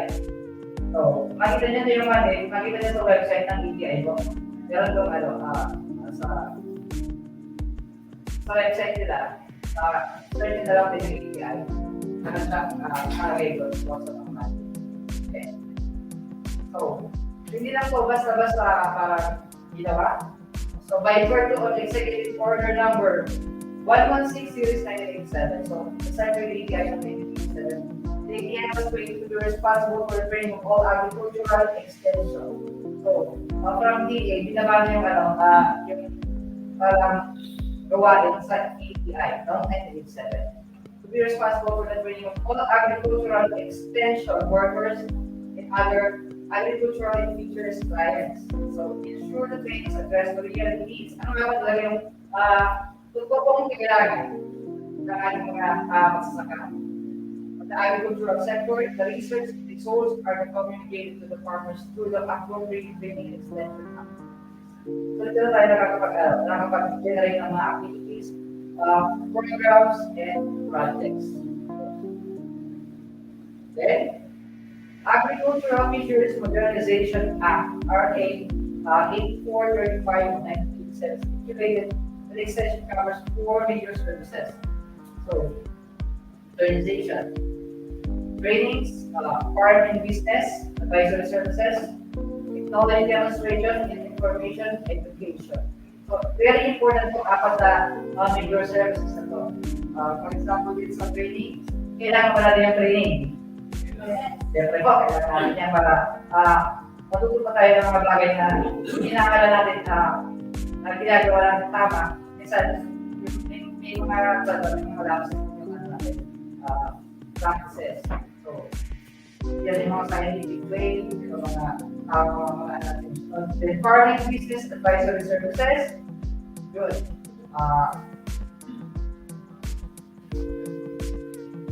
Technology demonstration and information education. So, most sana sa mga sa knowledge dissemination, technology demonstration, ano ba yung mga bagong technology na ginagamit natin upang mas mapaganda yung production, mapaganda yung tubo ng natin, ang palanin.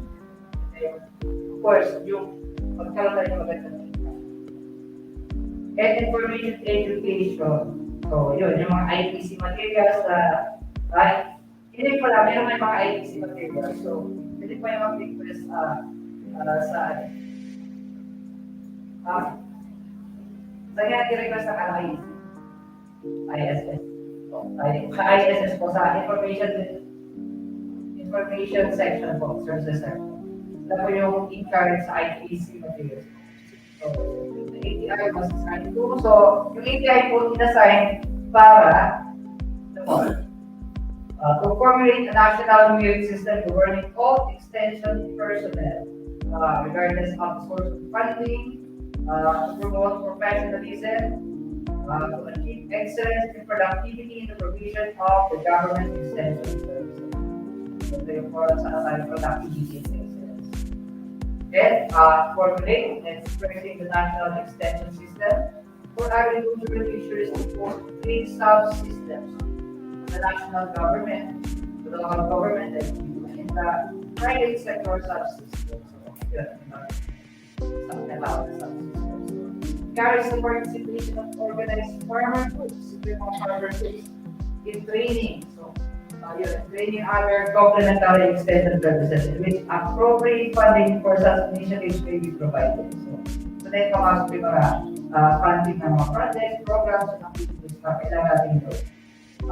Para ma-sustain natin natin yung needs ng mga organized farmers.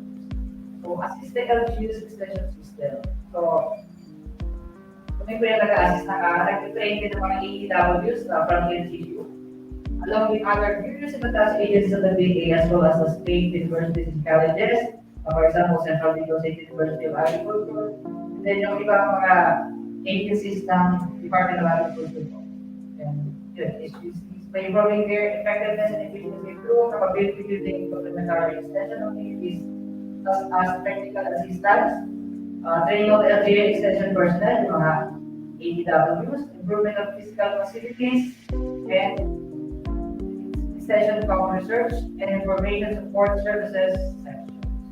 Information. And then, ikatutong pa, propose for the allocation of multi-year budget which shall be treated as grants to the local government units.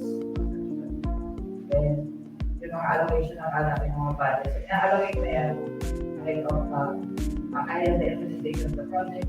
Then, formulate guidelines and evaluate the extension activities institutions which shall involve an independent and interdisciplinary team of government towards the section 9. Last is develop and integrate multimedia support for national and LGU extension programs in coordination with the public and private universities and colleges. Assist LGUs in the computerization of communication support services provided to the medias to the NIS section 19. So, yun yung information technology, ICT. Kasi sa panahon ngayon, kailangan natin mag-advance na ng technology. Then, another executive order number 338 series of 2001 and executive order number 366 series of 2004 that led to the ATI's rationalization plan 2013. The ATI's mandates following. Ito yung mga mandates from 2013 rationalization plan. So, something na rin. In the formulation of the national AFMA agenda in budget. So, tayo yung activity ng formulation ng national agricultural and fisheries agenda and also yung budget nito. Then prepare an integrated plan for publicly funded training programs in agriculture. Mga public funded trainings. Yung ginagawa namin ngayon, formulate issue guidelines to planning, implementing, monitoring, and auditing agricultural and fisheries extension program. Formulate tayo ng guidelines,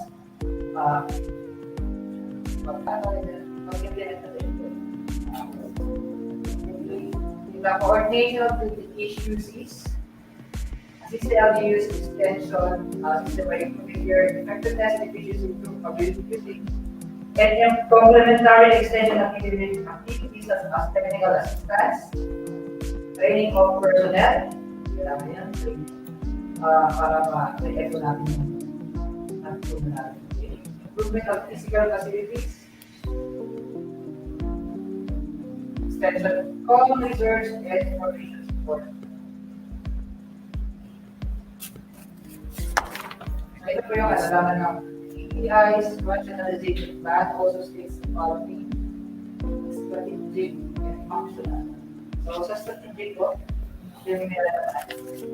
To be the lead coordinating agency of IEC, the PA to orchestrate all programs and activities across the agencies, corporations, and regional field offices. So, it's more about IECs. Sino ba yung nagpupunta dito sa IEC materials? Nakalisip na ba yung IEC para di ba po? So, ito pa yung mga ilalaman na maluluto po tayo mga farming, and then ano ba yung specific na, for example, livestock, sa rallies, pero po kami ng ISS po. Pwede po kayo mag-website.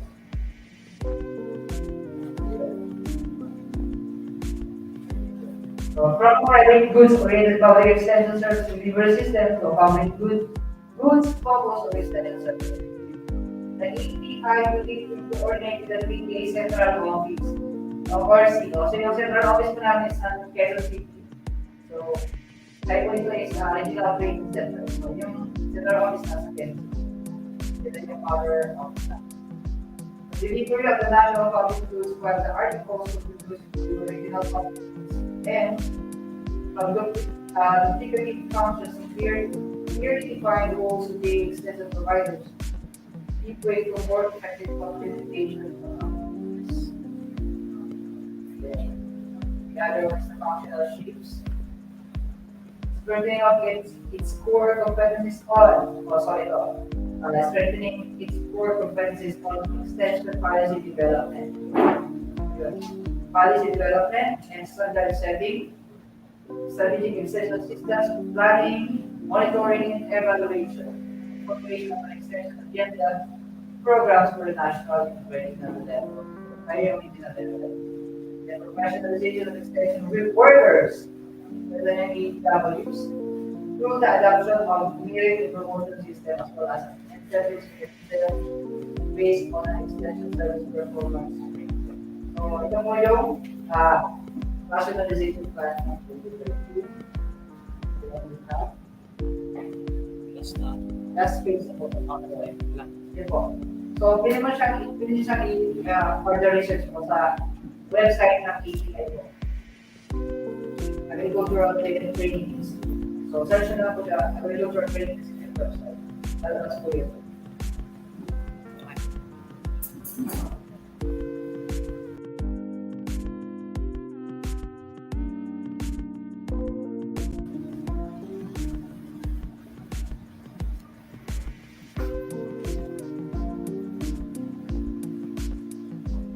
Thank you so much, sir. So, tandaan po natin, sinusupport na lang po ng ATI at ng mga regional or ng mga SUCs ay organized co-ops and organizations, farmers organizations. Tapos, lagi na po tatandaan na ang gobyerno ay susuporta na lang sa mga out-of-there organized. Mayon na pong binibigay ang gobyerno sa solo lang talaga. So, I don't know bakit, but ganun po talaga. So, kailangan pa talaga pausugon sa itong organisasyon para at least easy to access kita sa mga benefits na tinatawag here, human capital. Okay? So, speaking po naman sa ITCs on the medical government, so, yung ano po kasi technical staff sa ITCs, so, give me ITC, so, pwede po kayo makakuha. Peter, bibigay. Pwede po.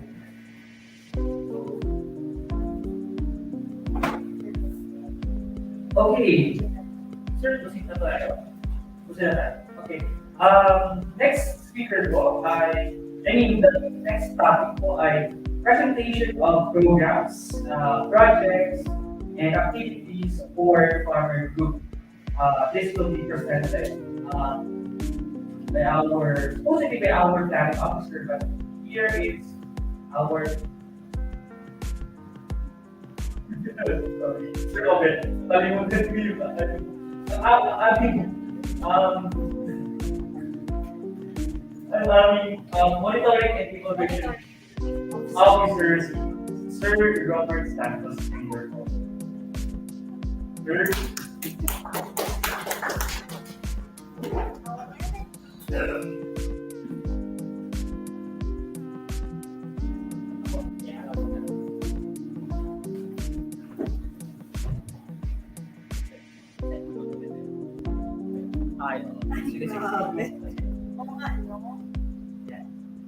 So ayan, magandang umaga po sa ating lahat. So, we are happy na kasama po namin kayo ngayong araw ng Farmers Associations and Cooperatives na saan ay masasabi natin this is already regulatory activity po para sa mga mas parang magsasamahan natin sa mga susunod pa ang tawag po. So, ayan, nag-mention na po ng ating kasamahan si Sir MJ, yung ating mandates, yung mission and ATI ang mabuhay. So, akin naman po ibigay sa inyo, ano po yung mga training programs or services na ibigay ko namin sa mga farmers, fisher po, PWs, at sa kalatan po, kahit sino na client natin na with solution, ibigyan po natin. So, I was listening to the programs and services ng ATI. So, pinakabahan ko sa ating discussion, effective, I will be presenting the ATI Bicol services for various clients. So, before tayo mag-proceed to sa ating thematic program, kung saan po doon napasok yung mga services po natin, i-reiterate ko lang po itong ginagamit po natin standardized approach to its ATI extension services. So, we are the training arm of the Department of Agriculture. So, our business po ay magbigay ng pagsasanay tungkol sa kasasangan po across all the value chain mula production, harvesting, post-harvest activities, processing, marketing, and so on, product promotion. So, yun po yung mga main na ginagawa po natin. So, sa standardized approach po, meron tayo training na unang-una ibibigay natin. For example, nakapag-attend si mga training. Ang susunod po niyan ay pwede siyang ma-develop or kasama ang kanyang farm na maging isang learning site for agriculture. May I know kung meron kong LSA, learning site accredited po ito. Rely sa ating process.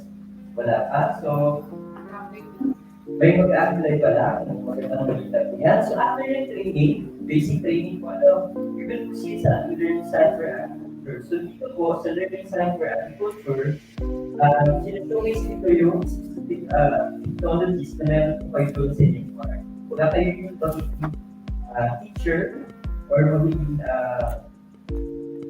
tagapag-share ng technology doon sa inyong farm. So, after po ng learning site, mag-elevate kayo ng susunod na ladder. Yung ladder po yan ay super practical ladder. Po, nag-partner na kayo with test lab at nag-cater na kayo ng mga estudyante. Yung studio, pwede siya matawag na farm school. Dapat ganun na yung approach natin here. Po, kung napapansin mo, pinakapunta natin sa mga farm dito sa capsule, dahil na po yung ginagawa nila.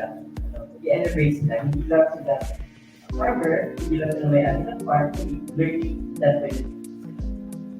So yung sunod po ay standard service provider. Kung ready na kayo sa lahat, nakasama nyo na lahat ng first, second, and third ladder, yung standard service provider po, ang trabaho niya ay same with ATI. So you can be our partner in implementation of training programs. Ang maganda dito, yung location po ninyo ay pwede na maging learning area or learning venue. Then, dito po sa ESP, we have the accreditation process, yung learning site development at yung ESP. So, lahat po yan ay may mga proseso ang sinusunod. So, kung mapapansin nyo, simula po sa improve ESA, pataas po yun, yung level of empowerment. So, hindi lang po training yung binibigay natin. Ang target natin sa IDEA is to change yung approach natin sa market. Not training, education, but yung showcase ko ng technology. So, yung po, regarding sa learning site application, ang aming po person is si Alex Vargas. We have the list of requirements. We can provide you that po. We can apply to the learning site. So, syempre, pwede naman po sa mga association, kung meron kayong communal farm, ilang sa individual na pwede po sa mga popular groups na meron. So maganda po yung sa inyo kung meron kayo sa area, demonstration site na pwede nyo pong convert as learning site. So may process of accreditation, and set of requirements. Okay, let's now proceed sa ating programs and services offered. So naangkat po tayo, so yung ating trabaho sa IKM po. So kanina, we were representing to you the main function Department of Agriculture, process, and represent and yung aming mandate for ATI lab. So kami naman po ay may 5 na thematic areas na i-focus po kami dito. Unang-una yung ating learn, exhibit, advance, accelerate, and support, or tinatawag po natin na extension piece. So dito po sa learn, ang thematic number 1 po natin is strengthening competency and competitiveness through capability building. So this thematic area is focused on the provision of training. So ito po ay nakapokus lahat sa mga training programs. Para po sa mga AWs, para sa mga farmer leaders, para sa mga farmers and fishery folks, and other stakeholders po na gusto ko magsanay sa ATI. So it's more of training po itong thematic platform natin. So dito, tinuturo natin yung production technologies, yan ang pumapasok yung mga production trainings, yung mga processing trainings, and social skills, and marami pa pong class. Napakarami po yung trainings na nakapalo dito sa thematic area. So yung ating pong ATI ay under po with our mandate under the WC plan. So yung ATI po ay ng agricultural extension workers. So sila po yung mga personnel na nasa agriculture office ng munisipyo. Sino na po ako may mga nakapagpunta ng municipal agriculture office? Yan, meron na. So yung mga nandun yung staff, sila po yung pinaka-main client po natin. Yung ating professionalization ng mga AWs po natin. Yun po yung farmers. So may dalawang classification yung farmers. Yung mga farmer leaders, yun.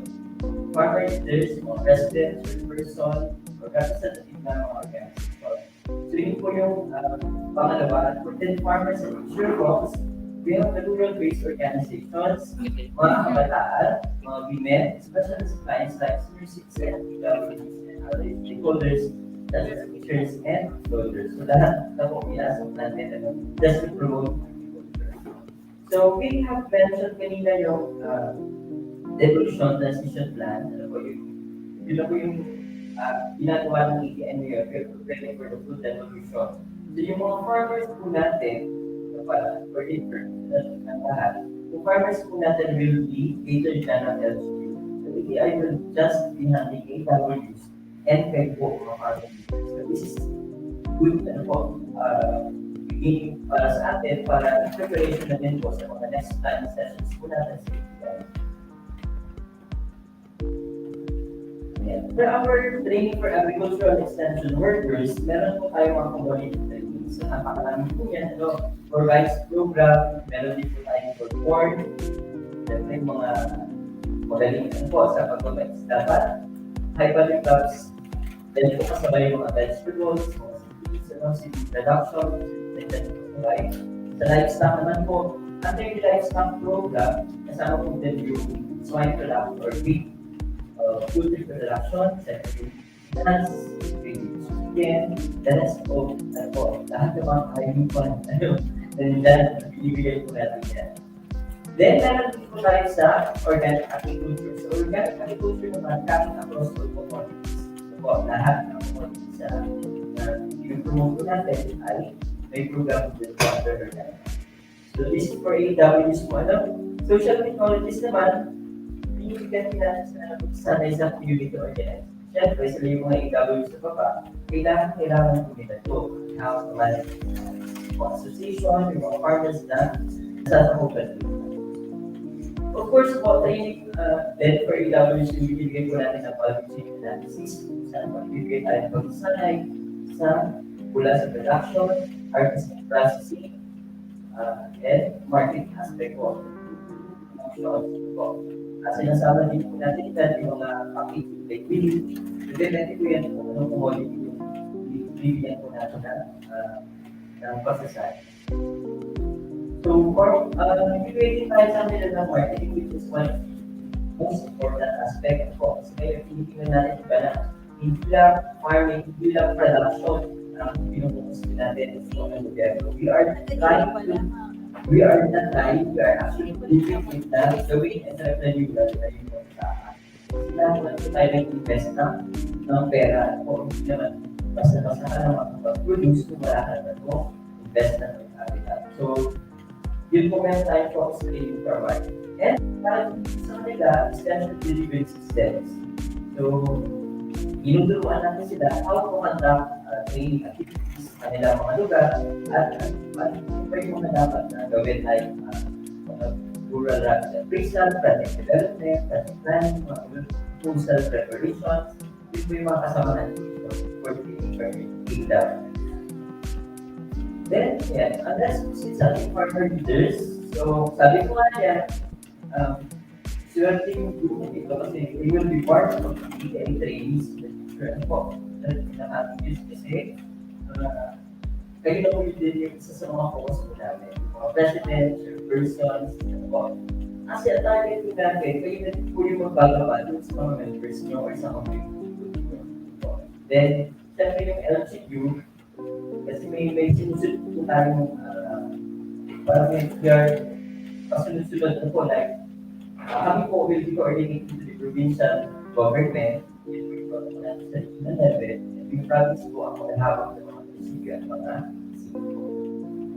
So for farmer leaders, we have trainings like climate smart farming schools, or CSFPS, meron din po tayong library schools trainings.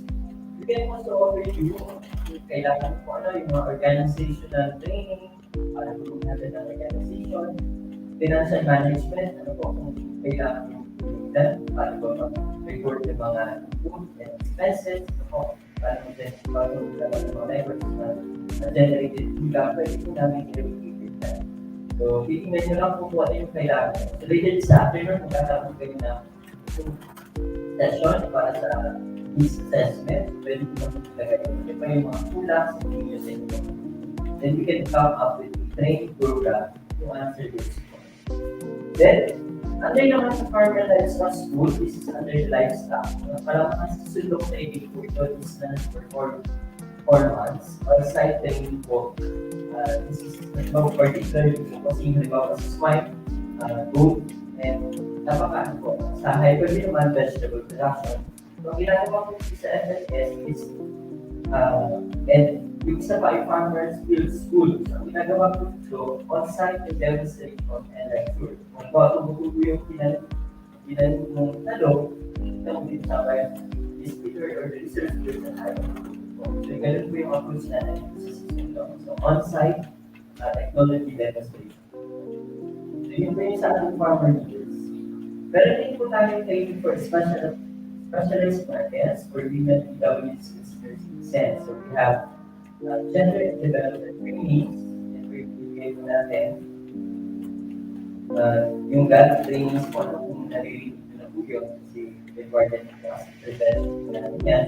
Livelihood skills trainings, farmers processing activities or livelihood trainings na meron. Siyempre, tinitingnan natin kung mataas yung production ng isang commodity, pwede tayo mag-direct ng isang processing activity or processing training. Then, health and wellness, includes yung mga related, pero mga massage, overly tayo na depending sa request na pumapasok sa amin. Then, food processing and value adding. So, lahat ng processing activities po, or value adding activities, sequence packaging ay binibigay po natin. We have also training for other stakeholders, which is hindi gulay sa paaralan na alalan for this part of the process. Lahat din ng programs na binibigay sa paaralan implemented sa kanilang high schools. So, yung sa binibigay ko natin sa ibang stakeholders. Also, we're proposing container gardening, organic agriculture, crops livestock import. So, depending on the request. So, yung request will be meron din po tayo sa core issue development program, which includes capability building, trainings. Siyempre, yung mga kabataan po natin, gusto natin tayo report sector na may involved sila sa agriculture. So, we have series of capability building trainings offered. And, of course, leadership trainings, kailangan ito and livelihood projects. So, later on po may mga samples po ng mga projects na meron tayo ipapakita po natin. So, for rural-based organizations naman, the associations, we have technical livelihood assistance, mga RICs, or rural improvement clubs, farmers associations, included na dito siya yung mga cooperative, and indigenous peoples and magsasama. So, yung mga offer natin for rural-based organizations. So we have this for special project, hindi na pag-asa under Office of the Center Grades. So this focus para lang sa mga kabataan, yung mga support na bigay tayo sa activities like grades chicken, fish, and swine, yung bigay natin implemented last year. So this year, natapos ako yung program source and advice. This year will be focusing po sa mga story naman. So funded for special project ko na ATI. So So more on, two technologies lang, yung chicken and swine po yung tinuturo. So, kabataan, kasama po yung mga anak niya. Pwede implementation, Then we have po yung Recipe Enhancement Fund, or RCEP. Yung ATI po may hawak ng extension program. So lahat ng pagsasanay, sa rice, nasa amin po yun po yung extension program. Kung meron po kayong rice area na apply or certified as RCEP learning site, pwede po kayo maging participant or maging venue ng mga trainings po ano depende po sa accreditation ng meron po kayo. So for RCEP, pwede ka rin important directly sa LGU kasi po may mga ibabait ng mga intervention, hindi lang kami kasi sa ATI extension lang. Yung may focus sa mechanization po ano sila yung engineering. And siyempre yung sa SIP program, yung sa LGU, provide sila ng assist, partnership with grants. So, ginagahan yung mga behaviors. So, yun po yung for ourselves, we have the training programs na for extension. Then, we have our new program, expansion project skill, yung budget po for cooperative fund. Meron na po tayo for second semester, di pa ako ng parang student program for semester. Meron tayong special project po July to December po. So, we will have the national training muna, then yung mga regional trainings po ay gaganapin after the national training. So, for further information, gulong lahat na po, may mga Facebook. May mga Facebook po tayo. You can add or like in the actual page para makikita po yung ads. So, for sure po, kung papanas area kayo, you're ng ano, capacity po sa mga trainings natin, CFIT. Also, reduction, processing, and may mga iba po ng components. May tayo po kayo visit PCA website or visit page na doon po naman para ma-access nyo din kung ano yung pwede nyo masalihan po sa common forest industry development. So bago lang po ito under PCA and so wala kang kami masyadong maraming detalye po. National meeting po. Wala kang masyadong coming July. Kung yan sa preparatory ka lang tayo. So lahat ng technology sa Coconut ay bababa natin sa mga farmers, Coconut Farmers Program. So we have also the Digital Farmers Program. Ito po yung other po sa information services, the use of social media po. Pagsasabay na natin, digital farming plus online promotions, ginagamit na natin yung Digital Farmers Program. So this is a separate course operating. We have also digital agriculture course or DTC, specifically for our set. Our set na po, ginagawa po yung bibigyan ng sa atin. So this is more on the use of mobile phones, mga Android phones. So we have the Province-led Agriculture and Fisheries System and PAPES. Ito na po yung pinabibigyan na isa sila. We're organizing the PAPES for LGU. So yung mga provincia po natin, sila yung ATI. Not focus sa ATI. Pero more advantage siya ng mga provincia. So halos po, 100% ay confusion by provinces na organize na po natin yung PAPES. So ito po, yung mga training for programs for farmers, interventions, sila naman yung candidate under PAPES. So kung ma-encounter po ito in the future ay at least po, guided na po tayo. So yung aming next thematic program ay CWIT, which includes the modeling technologies, best agriculture and fisheries extension practices and innovation. So dito naman po, nakapasok sa thematic area number 2, yung ating tinatawag na learning sites. So ito na yung mga farms na i-develop para maging isang development. So it includes individual farms, cooperative or association farms, and ang marami pang iba kung klase ng farm program. As long as it will pass the accreditation and certification ng ATI validation. So, ganun po tayo validation. For increased political later, we can give you the list of requirements we will be able to apply. So this is the way to showcase po yung mga location-specific technologies na meron by the sector. Then, I think this is last year po, I'm sa updated. We have 357 learning sites. Ang picture po, we are 357 sites. So, buong Pilipinas po yan ay 35 po na ATI po.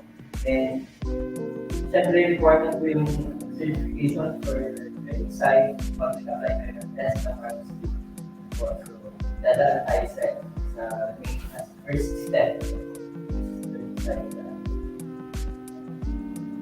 So, syempre, kung gano'n ang nagandaan ng inyong farm, pwede mo level up, isa na kayo sa agriculture farm, for the river provinces.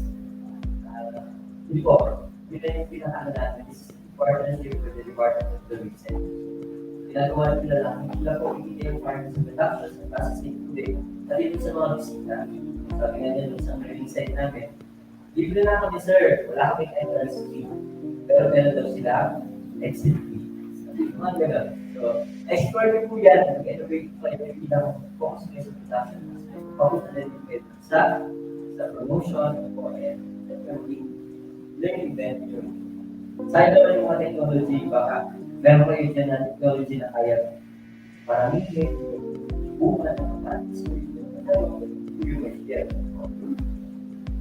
so, kung sinabi lang kung learning site PSPs or recent area, pwede namin yung partner sa thing. Ito meron we'll have third partners sa venue, we can serve as user speaker, can provide us related services para mag-income. Siyempre, meron po yung mga requirements na kailangan mo release, etc. Alam ko naman, karamihan po sa inyo yung mga registered tapos. So we have also urban agriculture that we do last 2020 and then design 2021. Maraming nagkiwa sa ating mga tools for urban agriculture, provide seeds para po sa particularly vegetables. So matawin po siya ng kalabas and yun, sila po yan natin ng online center. So we have the program for urban agriculture. Working sa that program that market. So for para sa susunod, we have advice. Susunod natin na thematic. So kung mapapansin nyo, hindi lang sa training, maraming iba na services. So dito po sa advice, empower farmers and future farm to advise and services. So gumagamit tayo dito ng mga slides and send na lang po platform para i-promote yung agriculture. So, it also covers the provision of financial and advices, especially for farmers, future farmers, organization. These are technical services, rural basic institutions, development, marketing, legal assistance, specific study preparation, kailangan po project proposal development, technology, engineering, and marketing. So, minsan, kung learning site na po kayo, tapos meron ATI work po. Pwede namin na puntahan yung farm kung nag-belongs to the type of other provinces or regions. Pwede po yung farm na maging tourist spot na din. Ginadala namin doon for learning purposes. Hindi po yung purpose na thematic na po. Para lang po sa disseminate, enhancing agriculture fisheries extension products and services, simple lang to mention Sir MJ na this is regarding the distribution po ng ating mga package of intelligence products with mga story materials na technology research-based pinapagiging natin siya na piniprint po sa mga pamphlets din po yung pinapagigyan natin. Napakarami po ito, we have print, we have also broadcast, and even internet. So lahat po yan ang available. So we have the School of the Air, kung narinig nyo na po ang School of the Air. So this is itong PDP kung saan may focus na sa isang technology, makikinig ka lang sa radyo, so, daily magazine, the radyo magazine na tinatawag na. So, school there, kung nag-partner kami sa radio station, and more or less 500 plus mga enrolls. Then we have also online learning courses, kung ano yung po ng interesado, your members ng association. Yung may lagi po sa www.dash.land.ph. Ito po, maraming po courses na available online. Kahit kayo po kung may kahit sa cellphone, enroll sa mga courses online. We can also create their own certificate mga na once tapos or napasahan yung mga test or modules na kapag. So yan po yung itatype nyo lang sa Google po, www.extension.com. At marami po online courses, kami na course of halos magandang doon ay lahat yun ay mga research based. So kung ano yung mga produkto po ng agricultural research, research, card, na dun, pwede po yun. Wala po tayo na pumunta sa mga nag-iisip po. Then, yung IEC Materials Development and Production Distribution, nag-localize po kami, pinipigod po namin yung mga content, mas may intindihan po. And nag-distribute po kami to centers, centers and under energy program. And syempre kung meron kayong request. So later on po, sasabihin ko kung paano kayo makakita. Then, yan po yung provide for this program po natin. It's free po sa IT materials, and we also provided them computers, internet connection, para sa access for online learning. So, dito naman po for our last thematic program, yung support, uses during environment, governance authority, and it is for our internal activities po. Focusing on policy support, so yung mga policies po natin, planning, by the way, our team po pala is from planning, monitoring, and evaluation. Yun po, human resource management, budgeting, so lahat ng under internal na po na ginagawa po natin. So meron na po tayo sa more external, yun po yung partnership natin between sa inyong public and private partnership. So, kung meron po kayo mga programs na pwede kaming makatulong, you can avail po our services. So, ang aming opisina, lahat po tayo familiar na, po para sa mga online learners, kami po ay nasa sa screen, hindi naman school. So, paano po ba mag-avail ng services ng ATI? So, ito po, for institutional trials, kailangan po namin ng letter of intent, specify the request service, or including institutional arrangement or alternative. So, better po naman po kayo proposal, you can include it po sa inyong letter of intent, and then sa aming center select or nasa program po na list sa aming araw. You can address letter po, lecture. So, if within the agency may do, and then we conduct it within the year, nasa aming po work plan. By the way po, kasi ang planning po natin ay 1 year ahead. Lahat ng gagawin ngayon, ako ay pinano po noong 2021. So, lahat po natin na gagawin next year, gagawin po na last quarter, so last October, November, December. Kaya po nagkakaroon kami ng needs ngayon. Kaya po ako natin, yun yung kailangan. Yun ang ipapasok natin para sa mga susunod na natin. So, kung wala po ngayong taon, we can calendar po for the next quarters or next year. Sinusunod po kasi tayo organization na yun po yung sinusunod natin. Hindi lang kayo pwede mag-invest na walang mismo din provide na. Even the value of your proposal, tapos yung scope sa amin with benefit. Or kung pasok naman po sa aming work plan, we can provide yung nandun sa aming target. So, kung wala naman po sa aming mandate, kung nagbabalagay kayo sa amin ng machineries, ito yun sa amin. It's na, kahit naman pa lang, yun po ay nasa EA, sa akin, sa pagpupunta. So, ito yung kayo sa mga provision po ng fees, nasa kanilang biyan, kasi wala pa sa mali ng EA, mga inputs na malalaki. Pero for the AEs, we have constant course, hindi pa lang yun. Malapit nasa DA. Malapit na rin po ako kasi ng DA at awin na po kami ng idea. So, para naman sa mga trials, pwede po visit sa aming office, public area, then specify your investment to provide us. So, may open kami 5 p.m. kailangan po specific or tayo may mga namin, specifically about for livestock, for organic agriculture, we can receive funding. It's 20% may mga So, I hope it's clear. Malinaw na po ba kung ano yung mga pwede nyo i-apply? Limited na tayo at yung natin.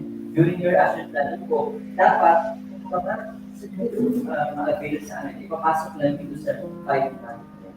So, outside of that time, issue na si Chris ay hindi na sa amin. So, I hope na bigyan nyo lang po sa inyo sa mga services and programs natin sa ATI. And if you have questions po, you can entertain later on. As kayo sa ba? Sir, kaya po sir sa fisheries, kasi naka-upload na sa API mandate dito na agriculture and fisheries, naroon po kayo mga nakala ng trains for fisher folks. For fisher folks po, meron tayong buong partnership with the farm po. Kasi nasa kanila rin po yung training services. Meron po tayo with farm. So, ang ano po natin, ang focus po nila ay more on fisher folks po. So, there are times na sa partner po sa kanila, the next lesson is pinapasalitate po natin yung medyo na hindi po ganun kalaki po sa ating fisheries. Pero, if we have request coming from the group or outside the office, pinapatuloy po natin and facilitate po natin. Yung mga ano po as a PCA, nasa ating po yung session program, yung training, we can provide yung trainings po. So, syempre dapat district na kayo ng LG. Pero meron po ang PCA na registration, marami din po yun para mag-register na po kayo. Online po yun.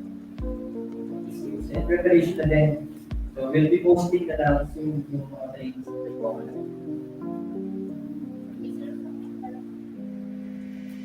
So, any more questions po?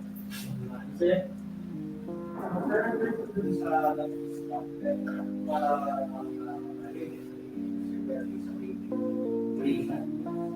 Date ka na po, sir. Date. Cattle. So, for date cattle po, yun po, sir, ay hindi po available for this year. Pero kung i-request nyo, we can organize it. Pero we need to evaluate first yung mga mag-train. Kaya sa resources na kailangan po talaga. We can request mo. So, pwede namin kayo refer sa mga nag-handle ng mga ganyang training po. Pwede namin kayo ipadala sa iba. International Training Center for Training Country. Meron po silang mga training. Pwede po. Depende po sa i-assess po natin kasi you need to assess kung meron po sa kayong mga hayop or animals na yun. May process yung mga barikadas. So, i-assess po natin. Yun po ay hindi siya regularly offered. Depende sa investment. Kaya po kasi nyo sa atin, sa atin, medyo madalaking periods. Pero kung we can organize which number we can organize po, we can propose. Depende po sa So, I think meron akong clarifications. Sino? Sa other stakeholders, because you're sa other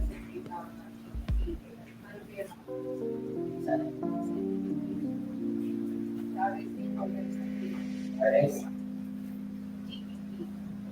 Gulay na sa alalan. So, for GP po ngayon, ang implement ko ilang po siya. Dahil kasi yan, and nag-ano kami na share na as kami sa recommendation. Sila na po nag-handle other, hanapin yung high value crops division. Sila po.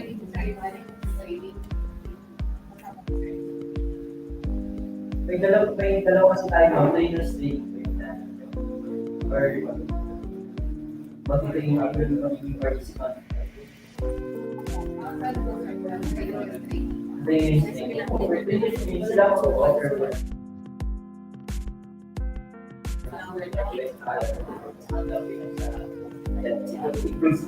Distribution ng mga markets.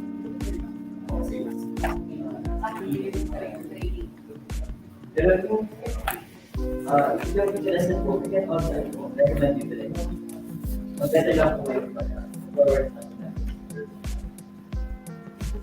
Sir, yung set of relative po, sir, available. Dito rin yan, technology. Just so po yun, ginagawa ko rin pen. Sure na niya po tayo under CDF. About sir, yung ano naman, sir, kasi may ano po,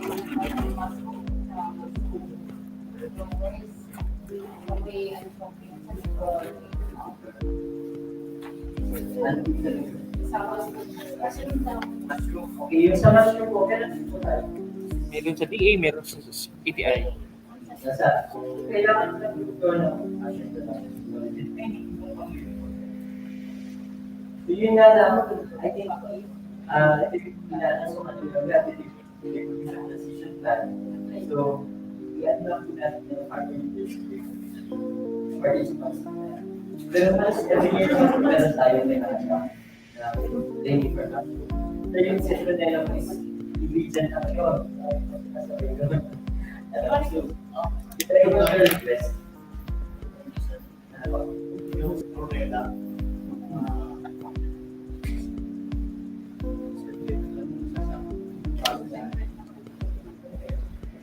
Okay naman sir, pag ibigay kasi tayo ng commodities specific like ng Modernization, lahat po, patuloy sa sentro na yung pag-aaral.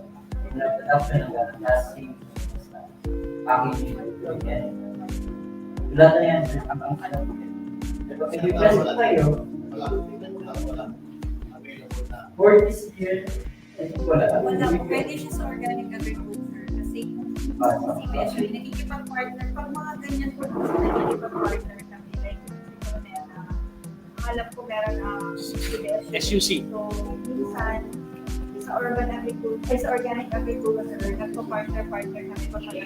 Pero for this year, specifically for si Brunello, wala po kami nakakasang activity. Pero tingnan natin sir sa mga susunod na taon since na bring up ko na siya. Let's see kung ano magagawa namin sa Also, pwede siya yung mga makikipag-rin siya doon sa another component production.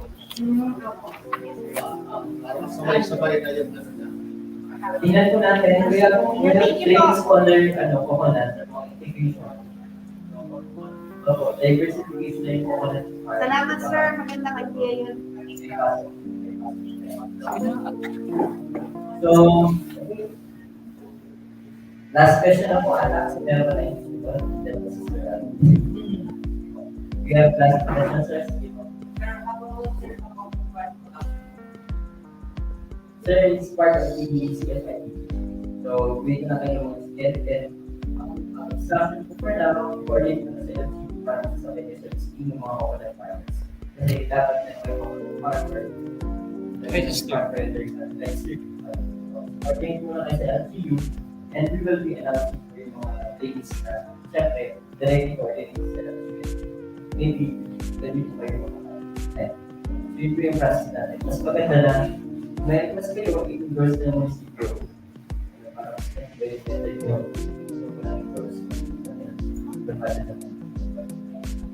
usually process po natin. Mas malakas na yun. Bato ko din po natin. So, with that, maraming salamat po. And okay po, malinaw sa inyo yung mga services po natin. I will display until that. Meron kayo mga natin and provide po. May mga nakikita ko yun. I-part nyo muna yan kasi meron pa tayo sa susunod. So, again, magandang umaga po sa inyo lahat and welcome po sa services ng ATI and I hope you very much. Thank you so much, Sir Obed, sa kabigayan, very comprehensive projects and programs ng ATI. Thank you so much po.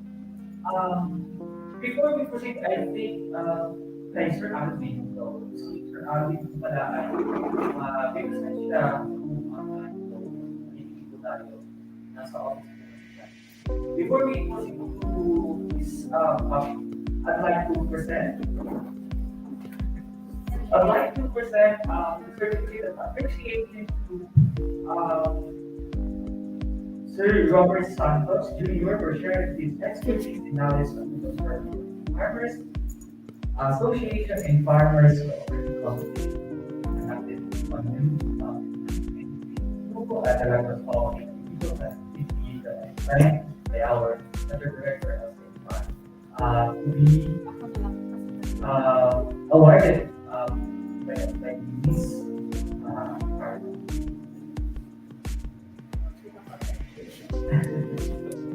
Thank you po. Thank you. Okay po yung mga online viewers po natin. Stay tuned na po kayo at continue po tayo ng mga consultation and you can comment then kung clarification kayo sa comment section sa aking mga online viewers and stay tuned. Okay po? Wait po. Sir, Yes. Like,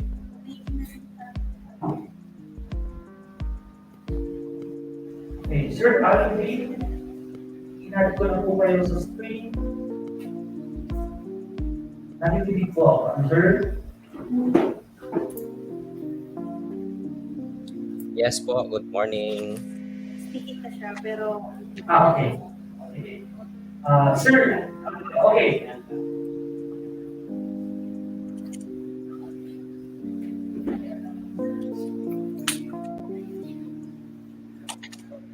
Ano, what's next? Yung A-flash natin.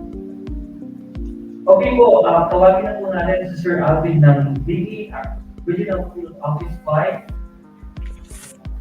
Sir, proceed ka lang po, sir. Isa-send up lang po yung video. Okay, magandang umaga po sa ating lahat, sa ating pong leaders, officers, and members.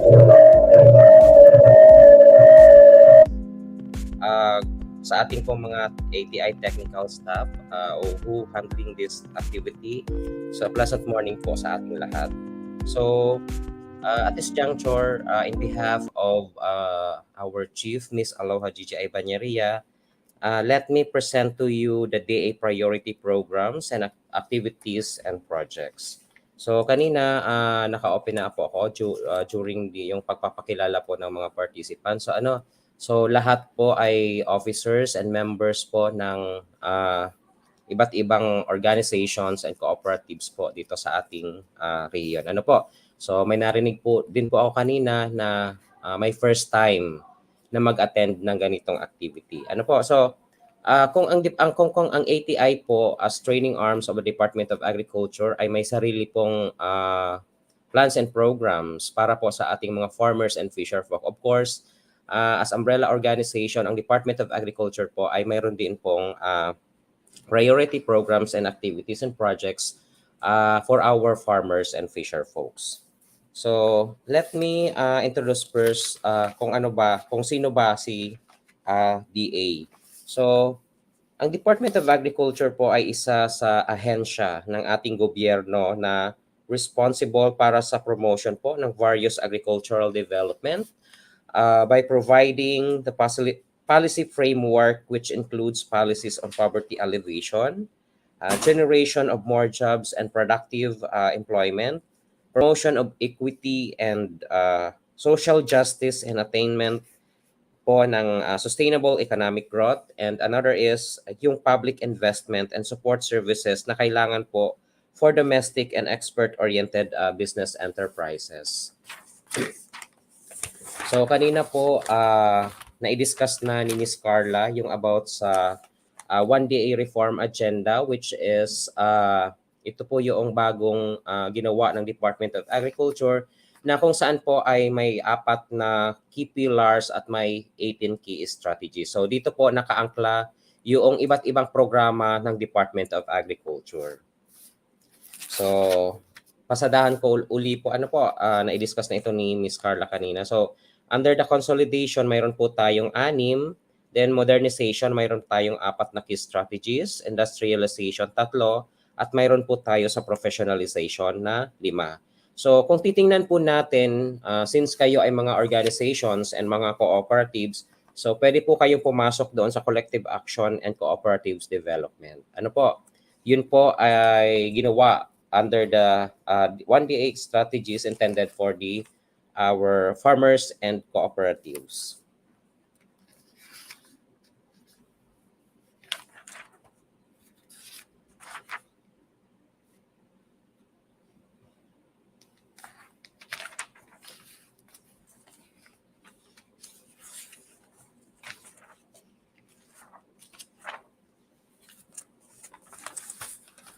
Naka-share na po ba yung yung presentation? Sir, sharing po. Okay, so sorry, medyo inuubo po ako, so kaya po hindi po ako nakapag-attend face to face kasi medyo masama po yung pakiramdam ko. So at this juncture, hindi ko na po isa-isahin yung mga key strategies at na-discuss naman ni Ms. Carla. So let's now come to the various banner programs po ng Department of Agriculture. So i-off ko muna po yung yung camera kasi baka ma-distract po kayo.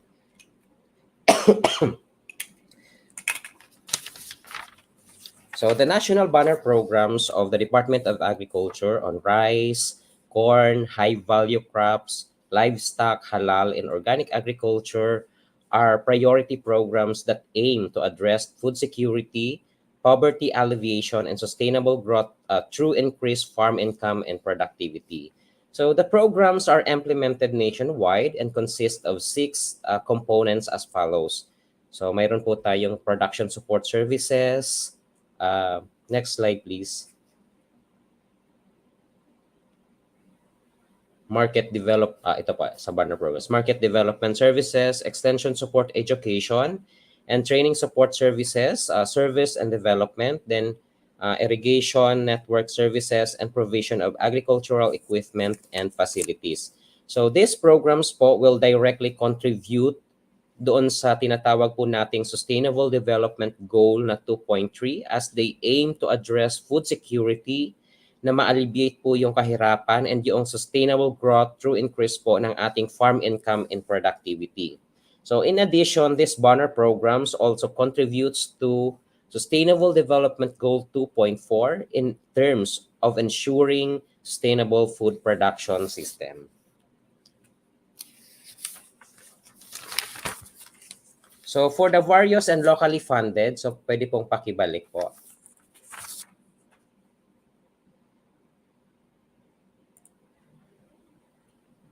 Sa unahan pa po. Sige po. Isa pa po. Okay, so for the various locally funded and foreign assisted programs and projects, so kung makikita nyo po, so mayroon po tayong 5, then marami pa pong idinagdag ang Department of Agriculture for next year. So kung makikita nyo po, various support services, may farm-to-market roads po tayo, then yung special area for agricultural development or yung SAAD, then yung kabuhayan at kaunlaran ng kababayang katutubo, yung pong ating mga programa para sa ating mga katutubo. Then yung registry system for basic sector in agriculture or yung RSBSA. So alam ko po na alam nyo tong RSBSA kung kayo po ay enroll na po dito. Then for 2023, marami din pong idinagdag under the various and locally funded and foreign assisted programs and projects. So nandyan po yung inclusive agribusiness through sustainable agriculture and fishery enterprise. So renewable energy program for agriculture and fisheries sector or yung REFAPS. Then agricultural and biosystems engineering management and formation system or the ABIMES. And yung agricultural and fishery machinery and equipment services center, yung AFMA. Then yung youth agripreneurship program, yung tinatawag po nating Young Farmers Challenge Fund. And aside from that, yung mainstreaming po ng climate resilience agriculture and yung Philippine Rural Development Project. So next slide. So the various programs and locally funded foreign projects ng Department of Agriculture po ay nakabase sa program and expenditure classifications based sa Department of Budget and Management. So for the Program 1, we have the Technical Support Services Program or the TSSP.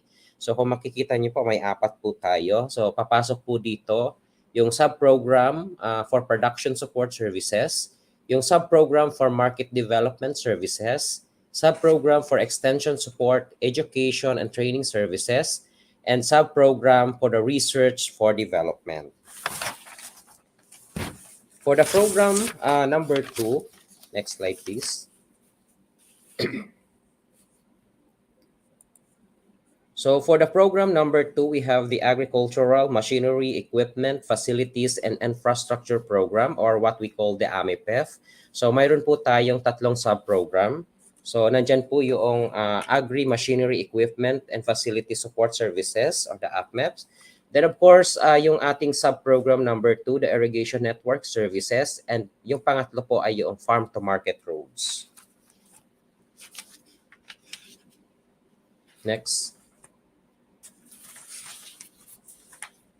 Then for the program 3, it is all about the Agriculture and Fishery Regulatory Support Program. At yung pang-apat po nating program ay yung Foreign Assisted and Locally Funded Program. So let's now come to the program 1, which is the Technical Support Services Program. So ano po ba yung mga programa ng Department of Agriculture under the Technical Support Services Program? So for the sub-program 1, which is the Production Support Services, so yan po kung makikita nyo. So nandyan po yung ating 6 na banner programs. Rice, livestock, high value, corn, organic, other PPS. Then mayroon po tayong yung pinakabago, yung urban and peri-urban agriculture program. So under rice program, kung makikita nyo po, ito po yung mga services na kinikater po ng Department of Agriculture under the Field Operations Division. So mayroon po tayong binibigay yung provision of hybrid and inbred seeds. So fertilizer and soil ameliorants. Then mayroon din po tayong seed buffering stocking for registered, certified, and hybrid seeds. So under the livestock program, so aside from dyan po sa nakikita nyo, so marami po tayong bago. So yung pong ating drugs and biologic supports, which is for cattle, carabao, goat, and other livestock and poultry. Then of course, yung ating distribution, animal distribution like chicken, goat, sheep, swine, and duck. Then yung forage cutting, so namimigay din po tayo niyan. Then yung semen straw. Then ngayon po mayroon po tayong yung calibrated repopulation. So ito po yung implementation of Sentinel Protocol. So alam naman po natin kung yung dumapo na ASF all throughout the Philippines. So yun po ay malaki yung pinsala na naibigay sa ating mga swine raisers. Ano po, kaya nagkaroon po ng calibrated implementation of Sentinel Protocol. So under the High Value Crops Development Program naman po, so we are distributing the following seeds. So yung peanut, hot pepper, lowland vegetables. Then ang additional po dyan ay mayroon tayong watermelon and melon. Then for the seed, for buffer stocking, so ang focus po natin ay yung mga lowland vegetables. Ano po? Then for the planting materials, mayroon tayong malunggay. Then ang additional po dyan ay mayroon na po tayong proyekto for the bamboo production. Ano po?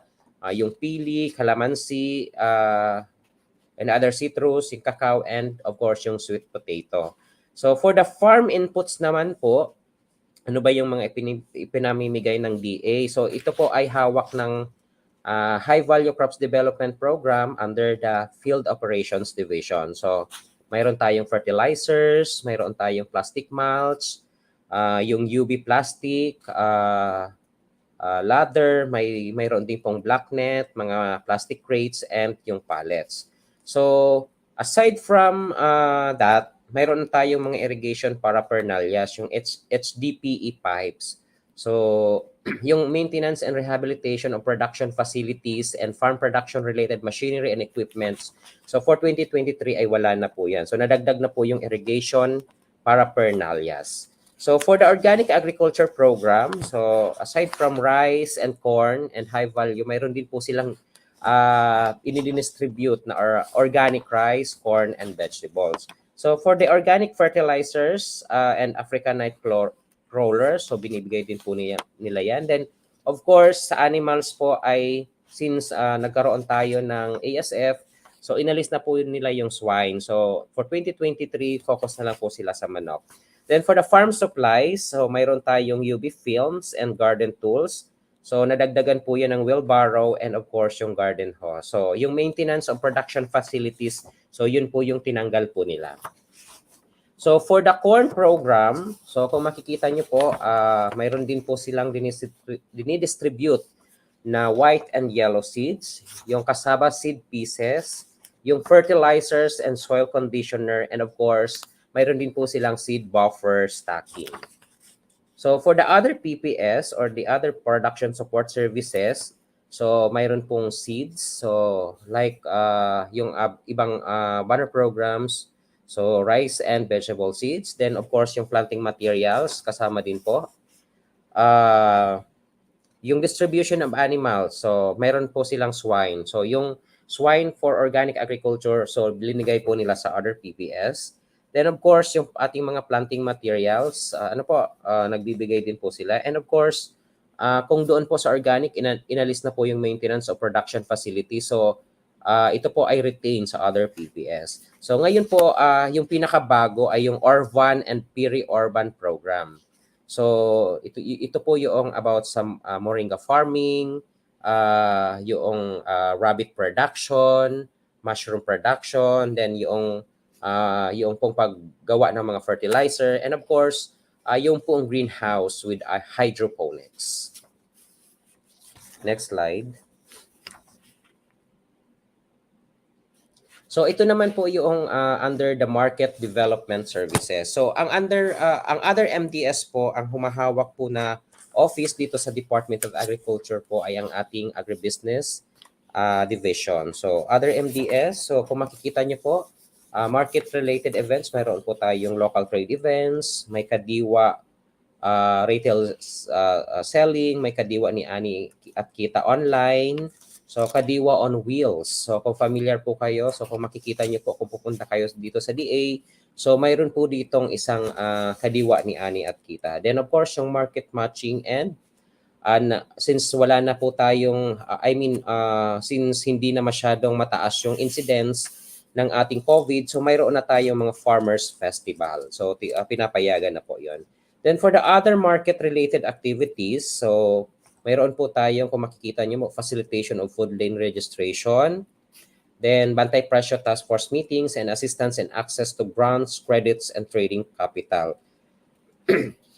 So aside from that po, mayroon tayong bago, yung kadiwa financial grants to mga FCAs. Ano po? Yung supply and distribution. For the sub-program 3, which is the Extension Support Education Training Services or the ESETs. So, kagaya po ng PSS, so nandyan po uli yung support ng ating mga banner programs, yung ating 6 na banner programs. So, for the rice programs, kung makikita nyo po, ito po yung sub-program na kung saan ay mga trainings, mga IEC materials, and mga incentive allowance yung focus naman. So kung makikita niyo po, for the rice program, so sabi ko nga, mga trainings, distribution of IEC materials, then of course, mayroon po tayong mga locally funded technician, locally LFTs, and mga technicians na naka-assign po sa kada banner programs. That's why we are also giving the incentive allowance for them. Ano po? Then of course, yung recommendations po of field deployment for the rice crop manager 2.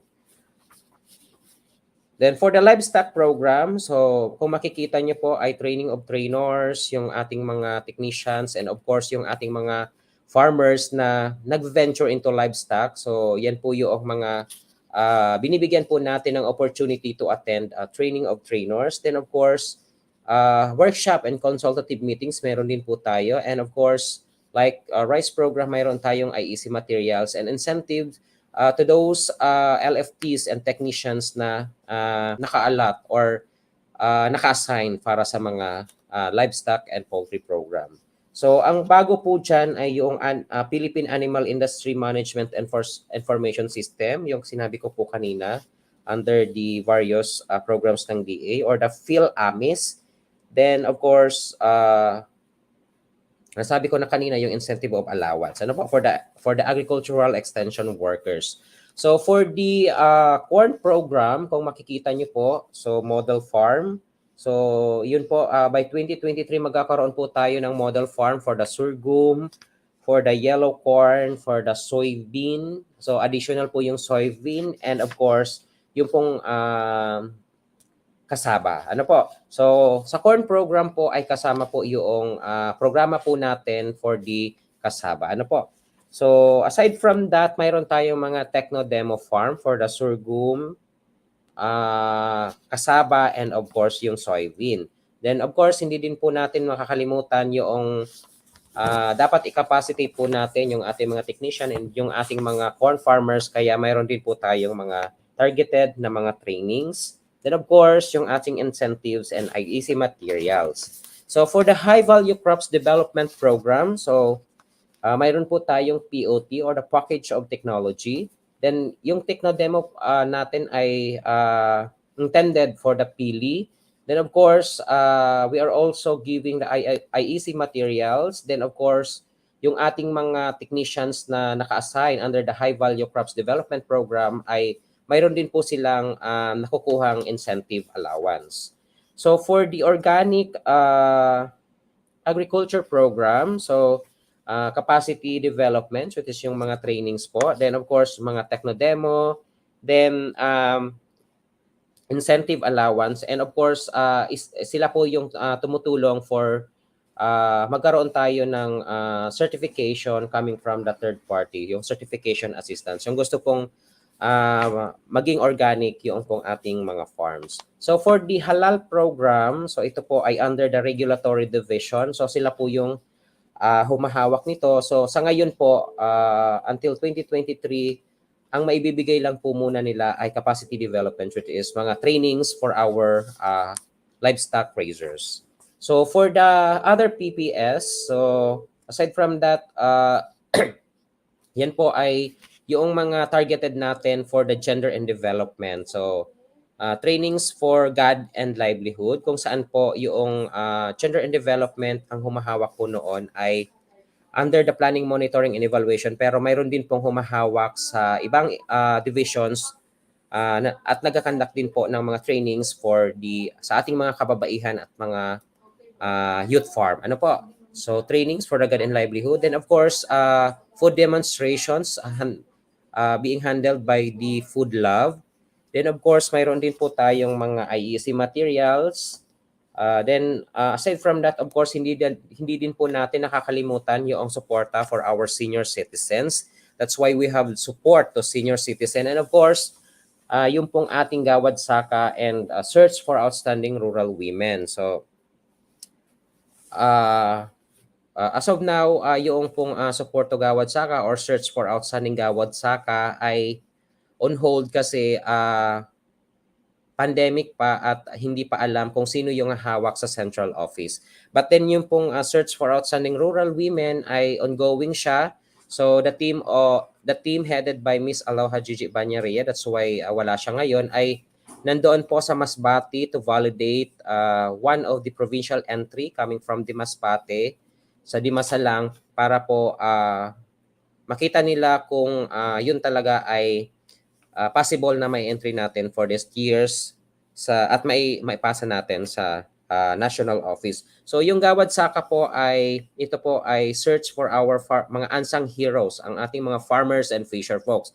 So mayroon po tayong 23 categories under Gawad Saka. So for the cooperatives, mayroon po tayo. So last time, Bicol region ang nanalo po sa outstanding small farmer na kung saan kabilang po ang cooperatives. Kung familiar po kayo sa GSAC, sila po yung nahalal na national winner. So I think they receive about a million awards and other projects and programs coming from Department of Agriculture. So for the urban and peri-urban program, mayroon po tayong techno demo for lowland vegetable. So yun po yung naidagdag po natin under the assets sub-program. Next slide, please. So for the research for development or the sub-program 4, R4D, so kung makikita nyo po, yan po yung ating mga programa under the sub-program 4. So for the rice program, we have the upgrading of research facilities. So dito po yan sa compound ng Department of Agriculture. And for the corn program, we have the production-related studies, of course, for corn. And of course, mayroon din po silang policy-related studies. And for the other R4D, we have the crops production-related researches. Then upgrading of yung mga research outreach stations po natin. So ang Department of Agriculture po ay may 6 na research outreach dito sa Bicol region. So kada province po ay may isang research outreach stations. So of course, aside from that, meron din po tayong binibigay na mga R4D trainings. For the Program 2 or the Agricultural Machinery Equipment, Facilities and Infrastructure Program, so ito naman po yung ating AMIPEP. So for the Sub-Program 1, or what we call the Agricultural Machinery Equipment and Facilities Support Services or the AMEPS. So kung makikita nyo, ito naman po yung mga binibigay na programa po ng Department of Agriculture in terms of yung mga sa ano natin, sa mga tractor, sa mga production support po. Ano po? So, kung makikita nyo po ang rice program, so mayroon po silang binibigay na yung 4WD tractor and hand tractor, yung combine harvester, seed spreader, thresher, transplanter, hauling truck, and thresher. So, kung makikita nyo po, bawat banner program ay may iba't iba po silang binibigay. Ano po? So, sa livestock po, mayroon pong incubator, may multiplier farm, then of course, yung swine clustering. So, for the corn program, so yung pong corn meal, ano pa, recirculating dryer, corn hazer, chipper, hauling truck, and of course, yung cassava granulator. So, for the organic agriculture po, yung hand tractor, so knapsack sprayer, vermity brewer, multi-delling machine, the greenhouses, brown rice mill, and of course, yung pulverizer. So, same with the high value po. So, meron din silang pinapamigay na mga agricultural machinery and equipment. So, for the sub-program 2, next slide, please. So, the irrigation network services. Ano po? So, ito naman po yung mga construction of diversion dam, the mga irrigation canal, yung pong ating pump irrigation system for open sources, then yung mga solar-powered irrigation system, then open source pumping set, and of course, yung ating solar pump and shallow tube well. For the sub-program 3, which is the Agriculture Regulatory Support Program, so under this, yung pong ating isang function, yung regulatory function. So ano po ba yung ginagawa ng ating mga taga-regulatory? So quality control and inspection, which consists of monitoring and inspection, quality control of feeds products, and of course, sa kanila din po yung surveillance. So aside from that, sila din po yung assigned for the registration and licensing. So kung makikita nyo po yung mga feed establishments, the BDAP outlets, the feed products, then of course yung animal facilities, yung AWA registration, then handlers license, transport facilities, and yung show veterinarian, show permit organizer. Then nagkakaroon din po sila ng samples collections noong mga feed, soil, water, and blood. Then of course yung spot inspection and monitoring for the animal facilities and feed establishment. Then of course yung pong GAP, kung makikita niyo po, certification and accreditation. So part sila noong endorsement noong Good Agricultural Practices Certification. Then good animal husbandry practices, or what we call the GAHAP certification, the organic certification, and of course the nursery accreditation certification. Then of course nagkaroon tayo ng ASF. So for the registration and licensing, ang naidagdag po sa kanila ay yung ASF free status of certification. That's why kapag may kapag may nagsasubmit sa amin ng mga proposal na swine production, ay kami po ay nagko-consult muna doon sa regulatory. Then aside from that, additional from further functions, so technical briefings, nagkakandak sila ng technical briefings or seminar prior to registration and licensing as required, of course, by the law. Yung plant and pest and animal disease surveillance, so kanila din po yun, and animal quality control, and yung pong inspection. For the last program, which is the locally funded program,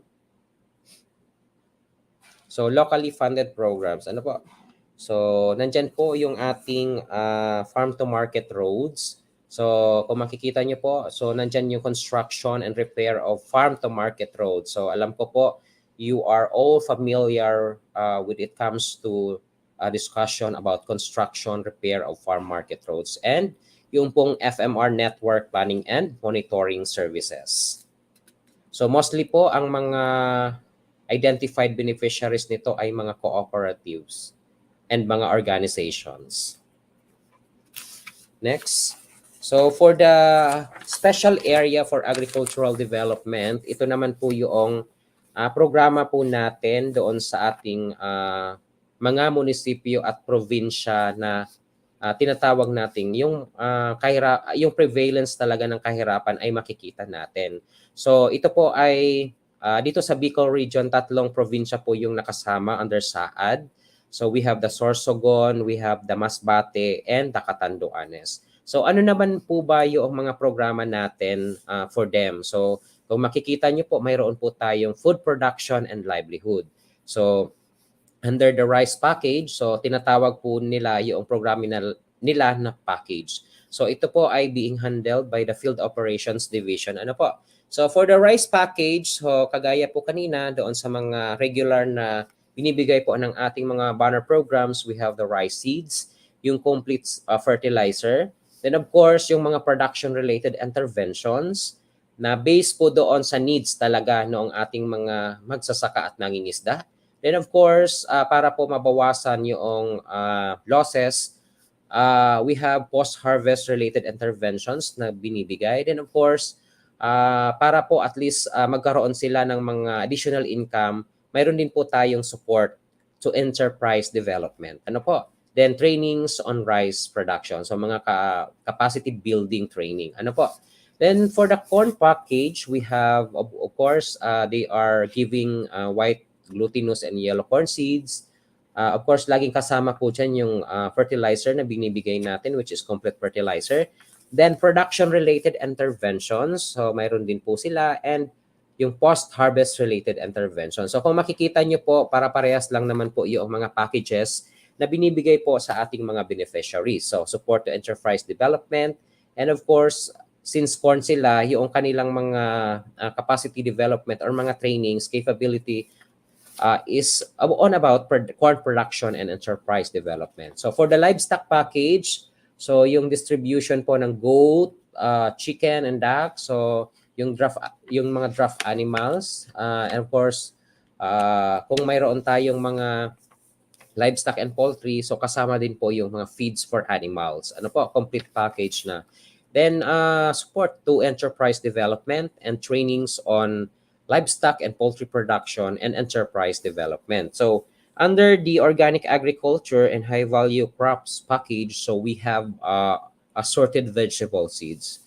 Ano po? So yun po yung mga lowland vegetables. Then of course, mayroon din po silang fertilizer, mga production related and irrigation. Dito may kakaiba. So may binibigay silang irrigation related interventions.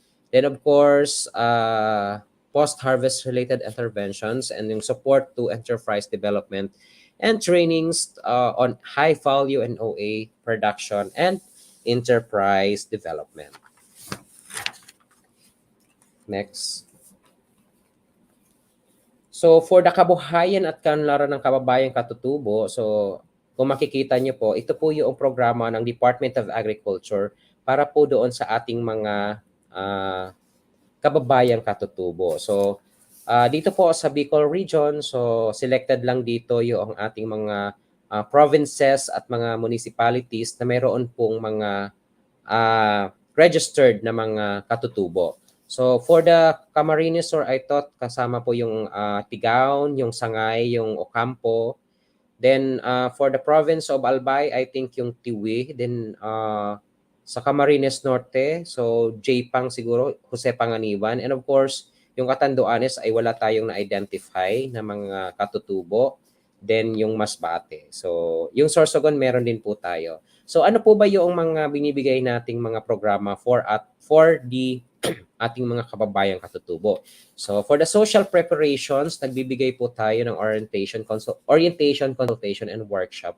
Yun po yung mga trainings. Ano po? Then of course, nagkakaroon din po tayo ng community organizing. So kailangan po yun para po at least malaman natin yung mga issues and concerns nila para po at least tama yung maibigay nating interventions. And of course, dapat din po natin na i-capacitate yung ating mga kababayang katutubo. That's why we are conducting various and different capacity building. So for the production and livelihood intervention, so parehas po noong sa SAAD, mayroon din pong production and livelihood interventions. So ano-ano po ba yung binibigay natin para sa ating mga kababayang katutubo? So provision of agricultural inputs. So nagbibigay po tayo ng livestock. So kambing, kalabaw, baka. So yun po ang binibigay natin. Then of course, kailangan nila yung machineries and equipment and facilities. Ano po? Then of course, yung provision po ng mga processing equipment. So nabigyan natin sila ng mga trainings and other capacity development training. So kailangan po nila yung mga processing equipment and packaging materials para po may additional source of income po sila. Next. So the registry system of basic sectors in agriculture as BSB. So narinig ko po kanina, so nung nagdi-discuss si Miss Carla, so she is asking all of you kung kayo po ay registered na sa RSBSA. So lahat na po ba naka-register sa RSBSA? So I think siguro naka-register na po kayo lahat kasi ito po yung pinakaunang kapag kayo po ay hihingi ng interventions sa Department of Agriculture or kahit po sa ATI or other agencies, so ito po yung unang tinatanong ito po ang unang hinihingi na requirement. So meron po ba kayo or enrolled po ba kayo sa RSBSA? So kung enrolled kayo sa RSBSA, wala po kayong problema. Pero to those po na hindi pa po naka-enroll sa RSBSA, kung pwede po ay mag-enroll po kayo kasi ito po talaga yung tinitingnan namin. So ngayon po ay ongoing po yung pag-accept namin ng applications for the Agri-Pinay livelihood program po ng ACPC. So ito po talaga yung tinitingnan namin. So kung hindi ka register sa RSBSA, automatic ay hindi ka makaka-avail ng programa ng Department of Agriculture. So doon po sa hindi pa nakakapag-register, so you visit the municipal agriculture office ninyo, then magpatulong po kayo doon sa inyong mga technicians kung paano po maka-enroll dito po sa RSBSA. So dito po yung papel po na i-submit nyo ay dito po pina-process sa department sa regional office po ng Department of Agriculture. So nang nagsimula po ang RSBSA, kami po dito sa planning division ang humahawak niyan. But now na-transfer na po siya doon sa field operations division. So for the information po noong hindi pa nakakapag-enroll sa RSBSA, so kung makikita niyo po, yan po yung form na fill outan. So may mga certain questions po dyan na dapat yung ansiran, then of course, mayroon pong mga attachment na dapat kayong kunin from your barangay, and of course, doon po sa inyong mga mouse office.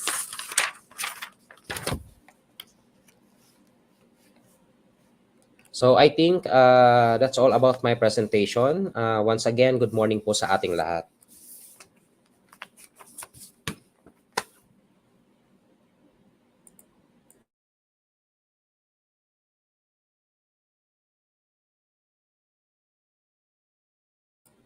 So if you have questions po,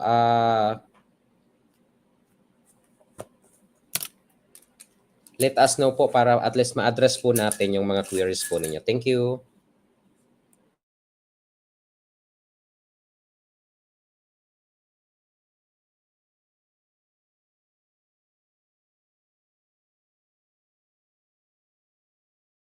Wait lang, sir. Sir.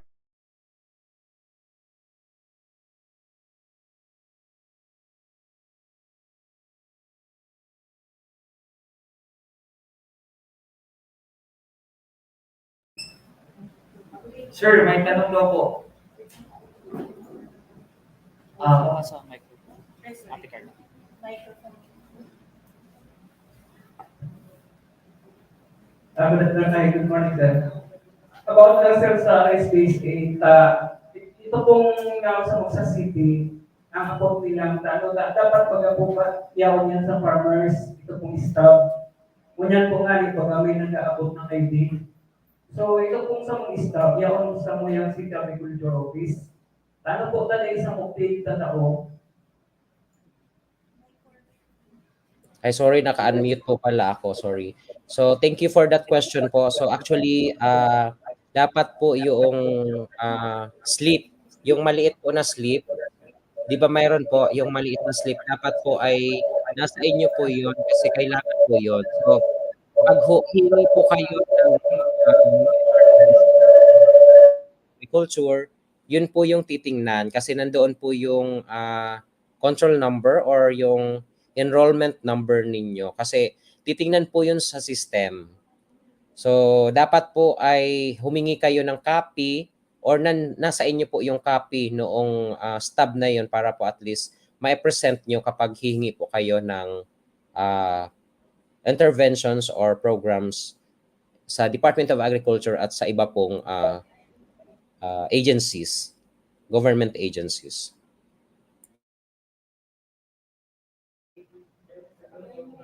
Sir,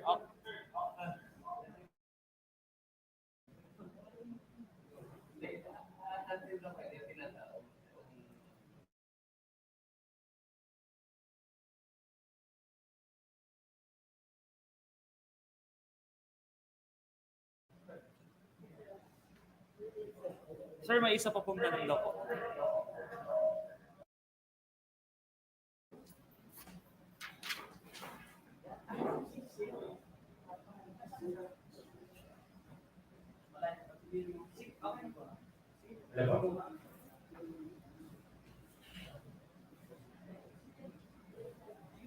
Siyempre kung itanong yung question namin tungkol sa strengthening of farmers association namin sa dito kasi ang nagiging problema. Karamihan, pag na-register na isang association, nare-record siya mag-register din sa BIR. So as farmers, ang mga description sa BIR masyadong malalalim. Tapos, yun pong mga process ng payment, parang ang hirap mong naman sa farmer. Pwede bang ma-assist ng ATI, ang mga association na i-define kung paano yung maayos na pagsunod sa policy ng BIA, and then yung pag-renewal ng SEC registration. Kasi po ay online ang process at talaga silang mahirap na i-process ng common farmer. Different.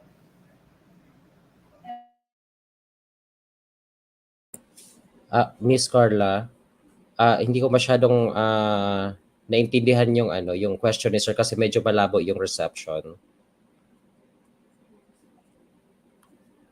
Yung sinasabi ni sir kung pwede daw ba na i-assist natin sila na magkaroon ng parang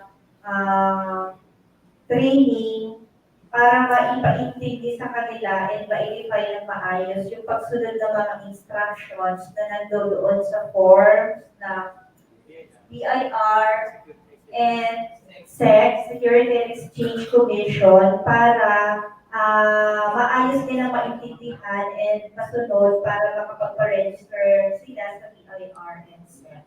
So parang strengthening or capability building activity para ito, linaw po yung Usually po parang ang station registered niya, may obligation siya sa BIR, may obligation siya sa SEC. Pero dahil nasa sela ng komplikasyon kung paano yung technical term nila dinidefine, mayroon pong sundan ng isang farmers association. Lalo na even yung renewal lang po ng tinatawag na SEC registration, yung annual reports, napakahirap pong intindihin para sa mga common farmers.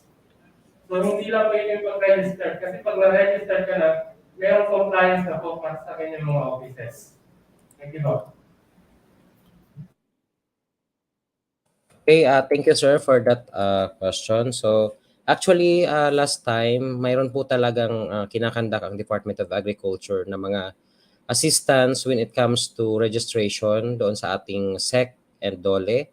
Ano po, so siguro po from this activity may include po natin sa plano natin for the next year. Ano po, para at least magkaroon po kayo ng malinaw na understanding kung ano talaga yung proseso at ano yung dapat nyong gawin at mabigyan din po kayo ng assistance ng ATI or ng Department of Agriculture.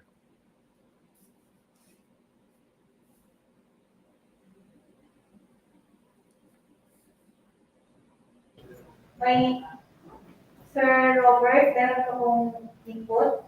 Any input about Additional lang po kasi recently lang ito nasa ako sa BIR. So meron po silang in-offer ng mga trainings online. Meron din pong training doon po sa mismong RTO. So anong district kayo sir? Doon po na RTO, may RTO kasi yan. Actually, nagbibigay po sila ng mga initial orientation trainings. Kasi po kayo po sa office ko.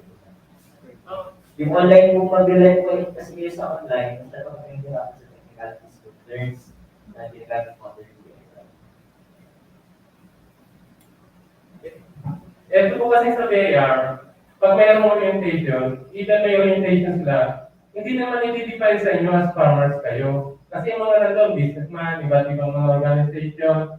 So very complex yung mga terminologies nila na ang hirap intindihin. So wala namang bang agency na pwede magpaliwanag sa amin. Mag-online man kami, medyo mahirap din yung technicalities ng mga, yung mga taxes, yung annual. Basta mahirap po para sa amin. So parang mayroon akong alam na isang association, nabot ng 41,000 yung penalty nila sa BIR. So sabi na mag-person ng SEC registration nila, ikinansel nila para lang mag-renew ng another business name. So kung hindi talaga alam, abot ka sa penalty period na 2 years ka na, tapos yung pala may penalty kang mabayaran sa business name mo po. So yan po yung concern namin.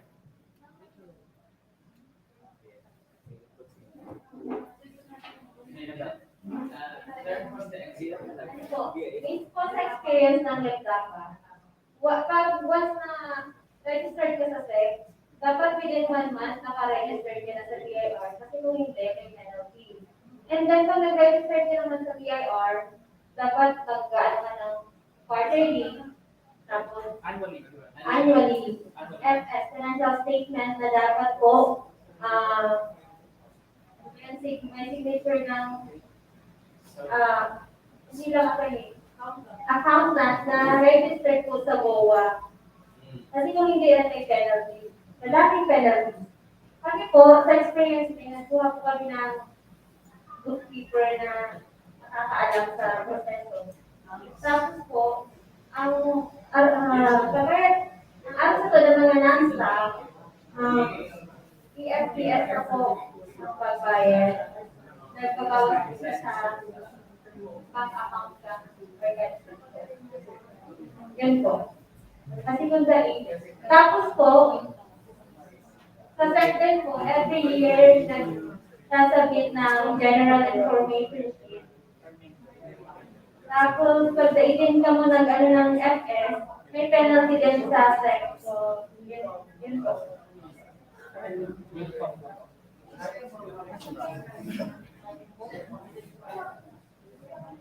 Yan, additional po si sir. Ano yung sir doon? Di ba? Ano sir, isa pa po natin ano yung recommendation natin for sir? Yes, yes po. Yes po, I'm still here. Yung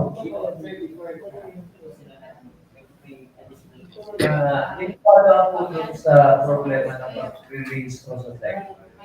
Ang problema po kasi ngayon, ang daming enrollees. Minsan, pag nag-enroll ka ngayon, inaabot ng months, sasagutin ka lang. Sa isang problema na. So, ang daming instructions nila na ipinipil, kumbaga, pinipil mo na.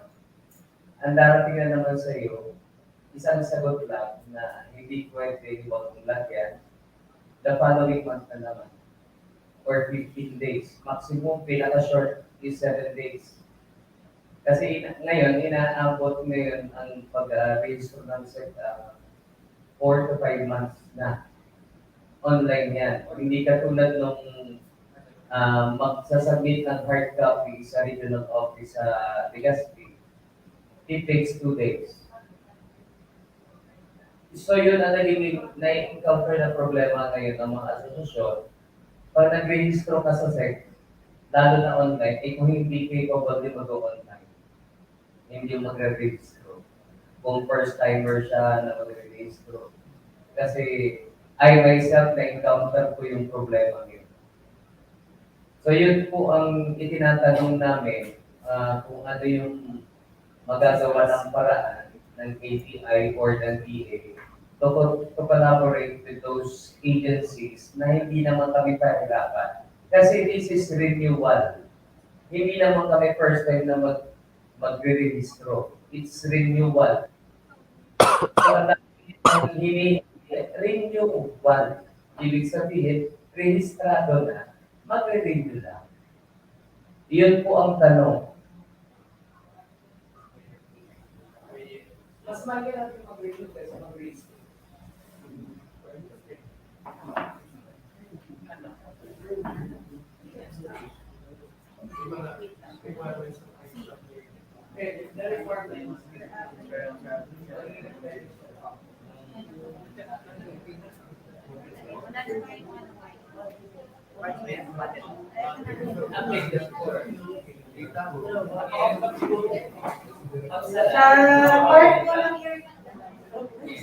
Sa part 2 ng ATI, hindi po natin hindi po kami sure doon sa hindi po natin mababago yung requirements ng ibang agency din when it comes to mga requirements nila, documentary requirements nila, Pero siguro dahil meron kaming mga capability building activities or strengthening activities for our FAs and FCs, we will try po na sa mga susunod na activity ay maka-invite tayo ng representative from these offices so that may paliwanag sa atin at patulungan tayo. So yun po siguro yung magagawa namin to coordinate with them, to invite them para magkaroon po tayo ng malinaw na instructions and maipaabot natin sa kanila yung ating mga difficulties or challenges na na-encounter sa pag-comply mo ng mga requirements or at least matulungan tayo nila on how to comply to those requirements. Yes po, sir. Miss Carla.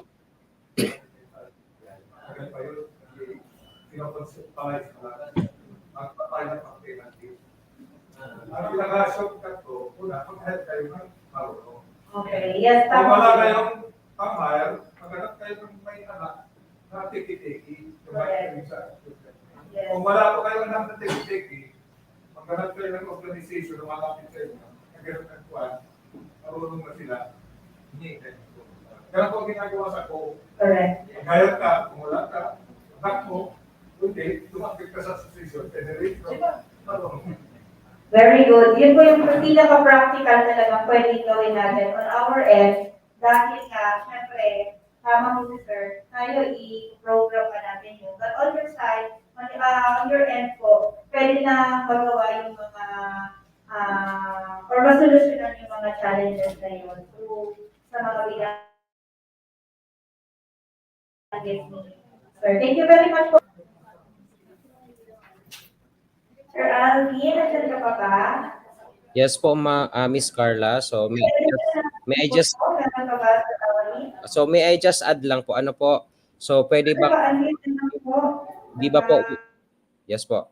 Di ba po workshop yung gagawin nyo ngayon? So maybe you can identify po yung mga issues and concern na na-experience po ng ating mga cooperatives and mga farmers association. Then pwede po bang makahingi kami ng resolution or highlights para po ma-forward natin sa ating regional executive director since we are conducting the regional management committee meeting. So tayo po yung nag-handle ng RMC para po maipahatid po natin doon po sa mga concerned agency yung pong mga issues and concern po ng ating mga farmers and fisher folks.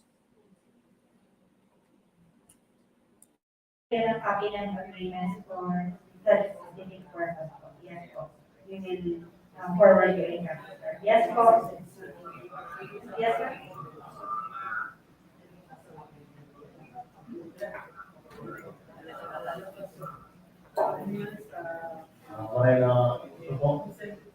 Ang concern ko po itong dumaan sa intervention about farm to market road. Kadakli po talaga yan ang problema, lalo po remote na maray po ang area ng farm.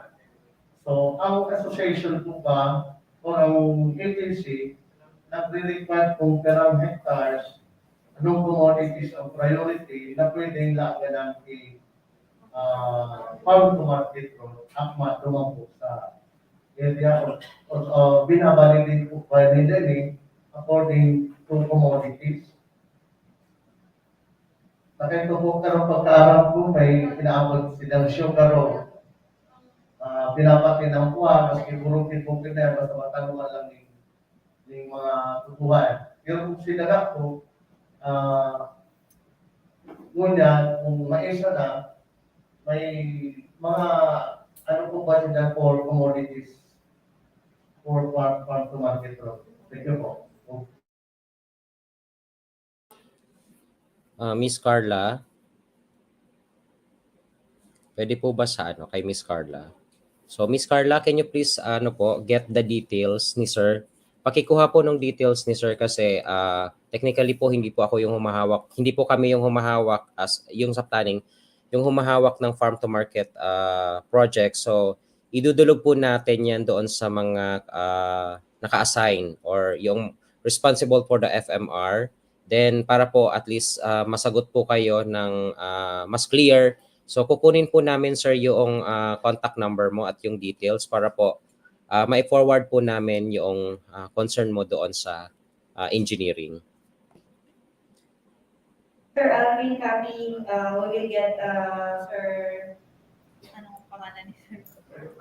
Sir Wilfredo's details po, contact details. Yes po, pa-message na lang po sa akin yung complete name ni Sir. Sige. Konti na lang kasi baka lumamig na yung lunch nyo. Okay, sino pa po may tanong?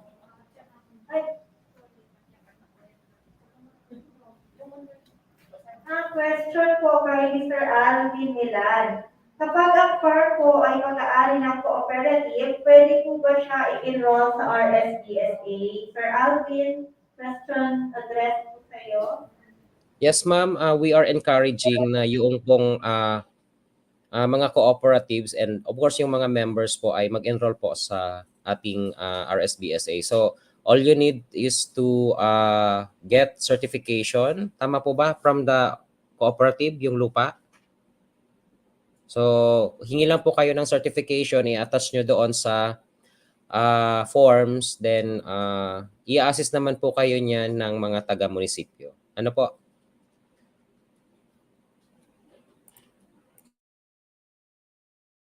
And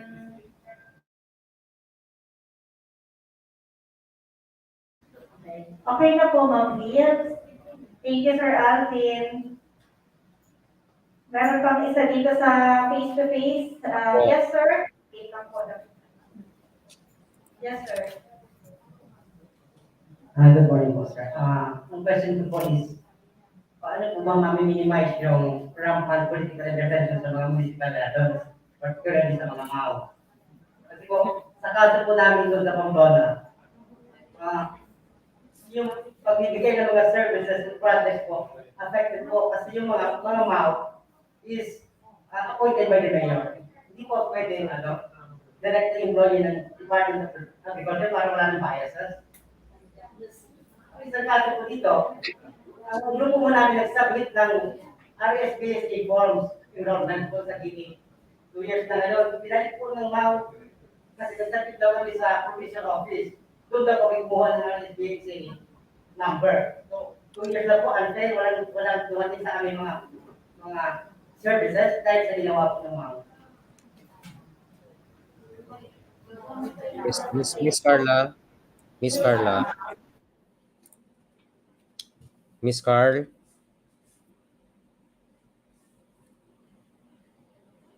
Ma'am Carla. Yes po, yes sir. Ano po yung pinaka-point ni sir? Medyo hindi ko masyadong maano po kasi yung message kasi nagwawala-wala po yung yung connection. Pero sige. Sir Alvin, meron daw kasi sila makasilapin na forms for RSBSA number to get their RSBSA number. Number I mean for registration, enrollment RSBSA. Unfortunately, binalik daw po ng mouse office sa kanila because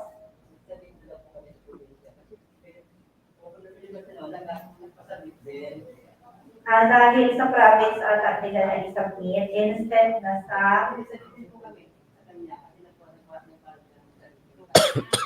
nag-submit sila sir sa mouse office and at the same time provincial office ng RSBSA enrollment form. Tapos, binalik ata sa kanila ng mouse office yung mga forms dahil nakapag-upload daw sila kumuha sa province. Siguro sir Yes po, yes po.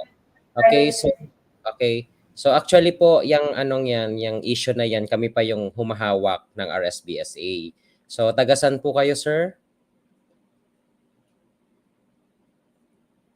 Sir, tagasan po kayo? Saang munisipyo? San Fernando? Sorry, hindi ko po narinig. San Fernando po? So actually, ang nangyari po kasi noon, may nagkaroon po ng kalituhan. So dapat po yung RSBSA form, dapat po ay isinasubmit yan sa Municipal Agriculture Office kasi isa po doon sa signature doon sa form ay yung pong ating mga MA or mga mouse. So nangyari po na ang Province of Camarines Sur ay nag-accept din po sila, yung probinsya. So nagkaroon nga po ng duplication noon sa encode sa system at mayroon din po noon na mga nadoble na nabigyan noong binibigay na assistance kasi yun yung nangyari. So mayroong in-encode sa Province of Camarines Sur, then mayroon din pong nag-submit sa mga Municipal Agriculture Office na kung saan yung mga mouse ay directly na nag-submit po dito sa Regional Office ng Department of Agriculture kasi yun po yung protocol. So hindi po sa province.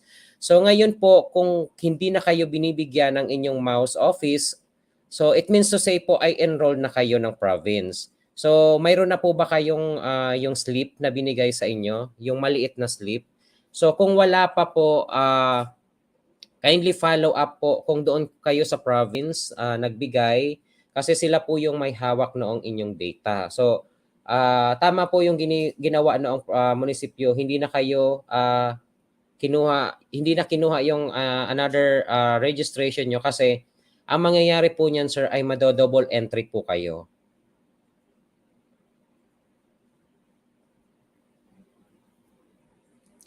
Miss Carl. Sabi niya, kung kami gumawa sa project, pero nagsabi lang po kami sa kanya, kasi nagpatugod po siya, sabi po kami, ibangan lang po sa project. Kaya, sabi din po, pinagyan 2 years na po niya, hindi po kami nag-benefit. Sir, taga Pamplona po pala kayo. Ano po? Pamplona, tama? Tama po, si Sir ay taga Pamplona? Miss Carl, nawawala po yung connection.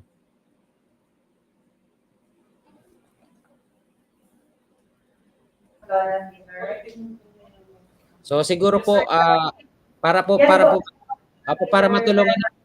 Thank you, sir, doon sa clarification na baka po registered na kasi sila ng province, pero wala daw pong hawak si Sir Jose na kanilang RSPSA slip. So, ano po kayong pwede nilang gawin? Bumalik ka sa province to verify yung kung na, and to get their RSPSA slip po.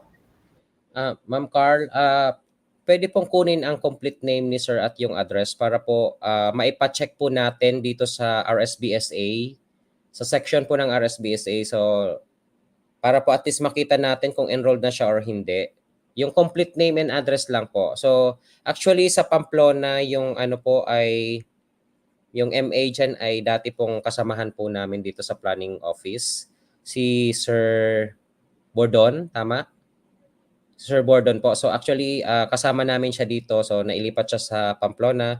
So pahingi po ng complete name para po at least ma-coordinate po namin. Matulungan po namin si Sir na ma-coordinate kung meron na talaga siyang number or enrolled na siya at least po mabigyan po natin ng ng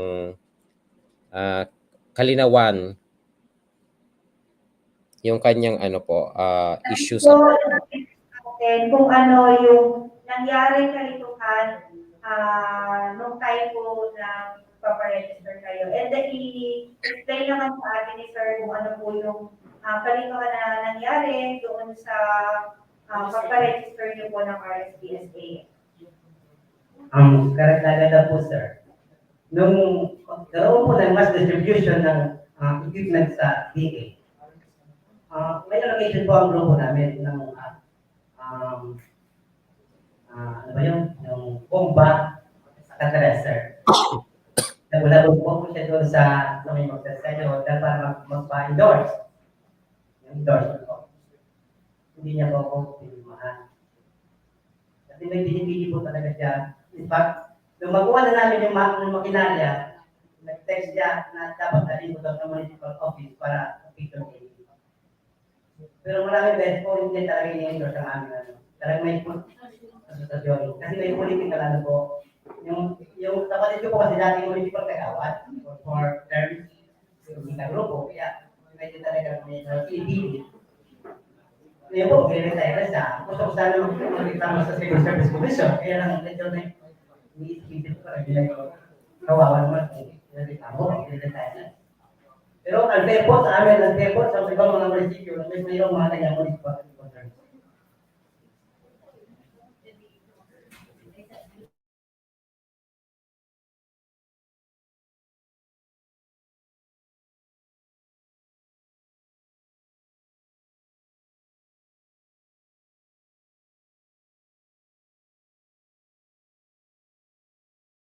Alam naman natin yung progress natin.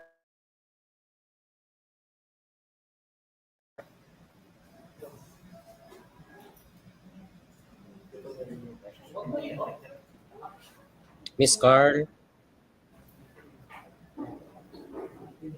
Hello po.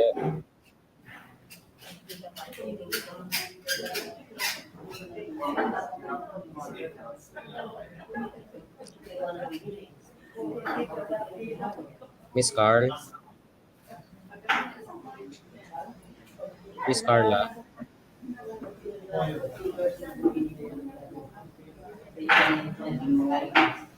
Hello, Miss Carl. If in case po na may mga issues in concern na maibigay po ating mga participants, so sabi ko kanina, pahingi na lang po kami ng highlights nyo para po at least kung mayroon pong tulong na imibigay po ang Department of Agriculture ay ma-assist din po natin ang ating mga farmers and fisher folks. Thank you.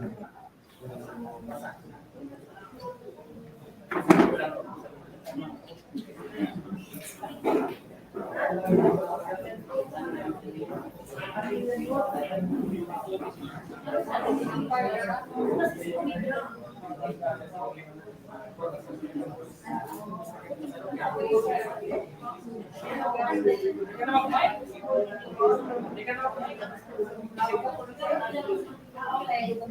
Sir Alvin, yes po.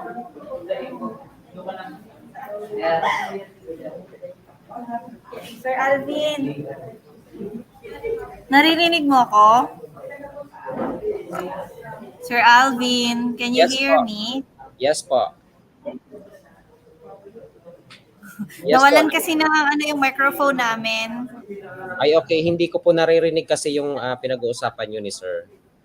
So sabi ko po if just in case na may Wait lang, mga wait. if in case na may mga issues and concern po na-erase yung inyong pong mga participants. So pahingi na lang po kami ng highlights para po at least kung may maitutulong po yung Department of Agriculture, matulungan po natin yung ating mga farmers and fisher folk.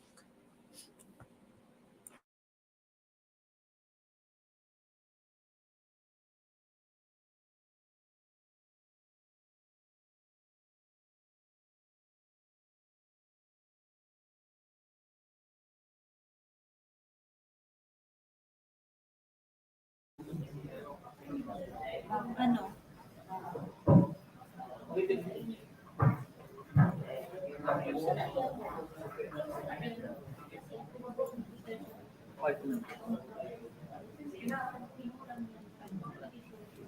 Hello. Yes po. Okay. Noted po, Sir Alvin. We will be collecting their concerns and we'll forward you po a copy of the highlights of this activity, including the concerns po ng mga ni-raise ng ating mga participants. Okay. Siguro po, it's time for lunch. Here is our project officer again para sa instructions and whatever instructions po kami.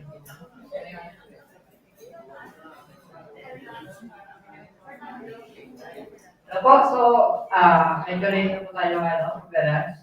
Maraming questions na So, mag-lunch muna po tayo. Resume siguro tayo mga 1:30. 1:30 po. Resume po tayo ng 1:30 po. Ano sa labas yung lunch buffet po? Okay po, while taking lunch po yung ating nasa live o face-to-face participants, we would like to, Sir Alvin, we would like to present to you the certificate of appreciation for sharing your expertise and knowledge as our resource person during the Farmers Association and Farmers Cooperative Consultation Forum. So, conducted on June 15, 2022 at the Lagos Hall, ATI Bicol, at the City of Modernization, signed by our Central Director, Elsa A. Paz. So, yan na po, sir.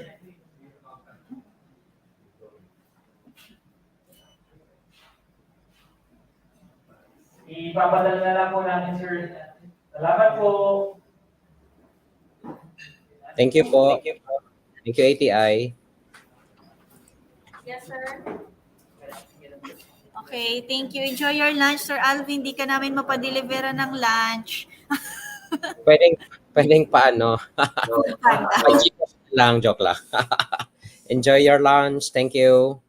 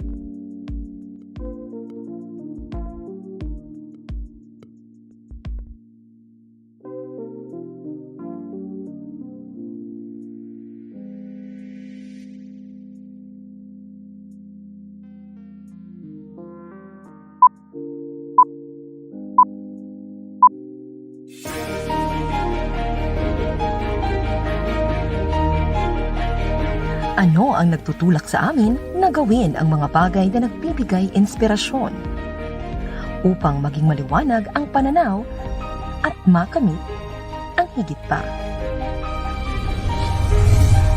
Kami ang Agricultural Training Institute Regional Training Center 5, ang ahensya para sa pagsasanay at siya ring extension arm ng Department of Agriculture sa Rehiyon 5. Pangunahing tungkulin namin ang maghatid ng mga pagsasanay upang palawakin ang produksyon sa agrikultura at pangingisda. Ang aming tanggapan ay matatagpuan sa bayan ng Pili sa probinsya ng Camarines Sur. Ang aming mga training facilities ang nagsisilbing daan tungo sa pinaigting na produksyon, pagproseso at pangangalakal sa larangan ng agrikultura at pangingisda. Saklaw ng aming operasyon ang mga lalawigan ng Bicol Region. Ito ang Albay, Camarines Norte, Camarines Sur, Sorsogon at mga isla ng Catanduanes at Masbate.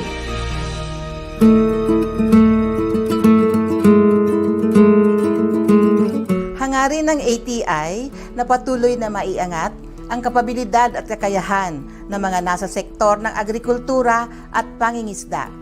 Sa paraang ito, sama-sama nating maaabot ang seguridad sa abot-kayang pagkain para sa sambayanan. Upang matupad ito, nakikipagtulungan ang ATI sa iba't ibang ahensya at individual. Sila ang mga kalahok sa National at Regional Agriculture and Fisheries Extension Systems. Layunin naming makapagbigay ng mataas na antas ng kaalaman tungkol sa pagsasaka sa pamamagitan ng mga teknikal na pagsasanay para sa agricultural extension workers ng pamahalaang lokal, maging sa city, municipal at provincial agriculturists at veterinarians. Isinusulong namin ang Bicol Agriculture and Fisheries Network. Nakikipag-ugnayan din kami sa mga rural-based organizations, mga pamantasan at iba pang ahensya, pribado man o pampublikong sektor. ATI ang pangunahing ahensya para sa nagkakaisang pagkilos ng extension services sa pagsasaka at pangingisda sa buong bansa. Ayon sa Agriculture and Fisheries Modernization Act or AFMA, ang major extension services ay training, technology demonstration, farm and business advisory services, at information, education, and communication services. Dito, nakaangkla ang 5 thematic areas ng DA-ATI Extension LEADS or LEADS. Patuloy naming binabalangkas ang mga akmang estratehiya upang palakasin ang kakayahan ng mga nasa sektor ng agrikultura. Isinusulong din namin ang mga bagong hakbang, makabagong pamamaraan at paghahanda para sa nagbabagong panahon.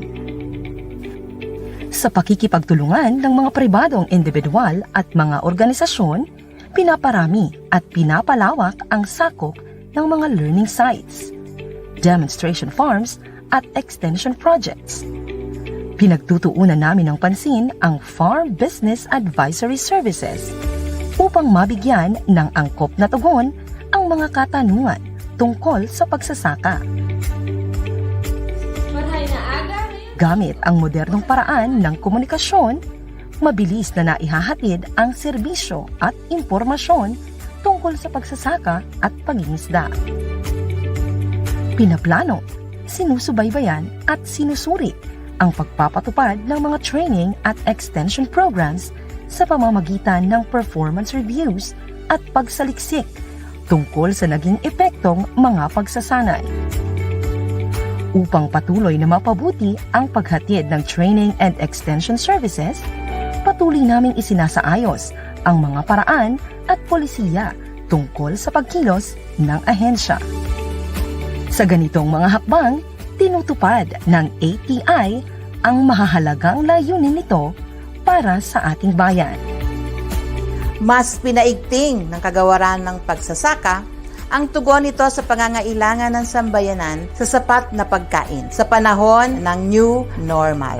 Kasabay ang ATI sa pagtugon sa mga suliranin ng bayan ukol sa supply chain, kabuhayan at kalusugan dulot ng COVID-19 pandemic.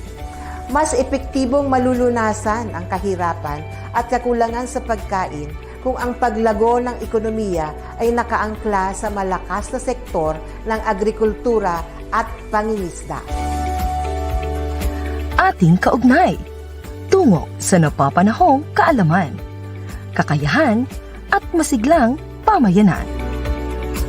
Kami ang Agricultural Training Institute sa Rehiyon 5.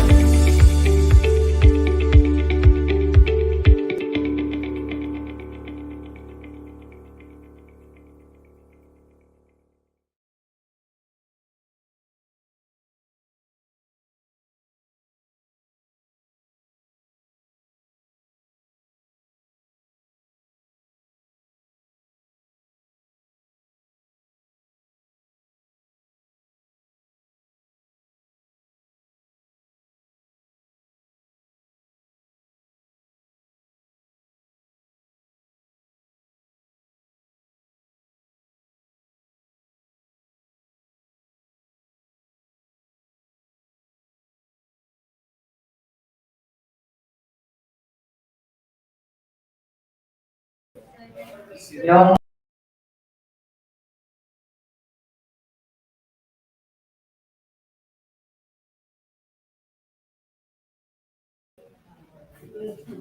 So, yun po. Okay. Nakakain na po ba ang lahat? Okay na po? Okay, so let's proceed na po tayo sa breakout sessions. So, dito po sa breakout sessions, ito po yung identification of trainings and other extension services needs of the different FAs and FCs. So, magkakaroon tayo ng activity. So, mag-groupings tayo by district na lang po. By district, yung groupings natin. So, okay po. So, meron tayong form dito, re-entry fund form. So, yung group ko po, i-fill out to. So, meron tayo dito, column na for actual situation.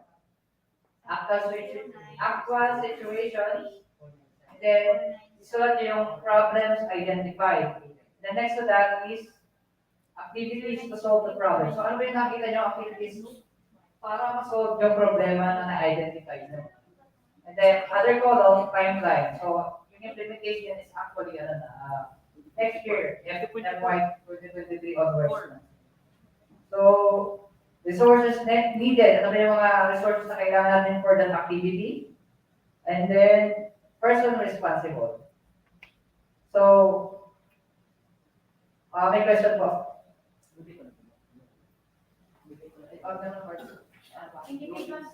By district na lang po. District 1, District 2, District 3. So, dito na lang siguro yung District 1 para sunod-sunod na. Kaunahan po.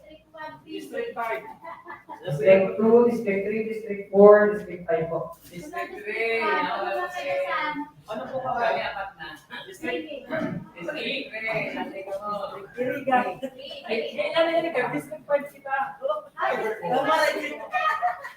District 3. nalilipungan. So, may question pa po din sa area entry plan.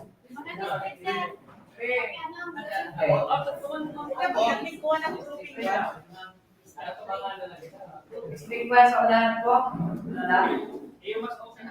Sa susunod na lang yung bilang. Para makayon po.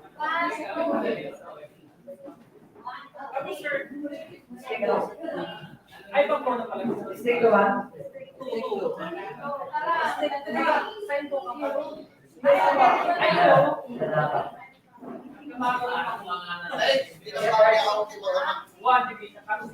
District 1 po dito sa unahan.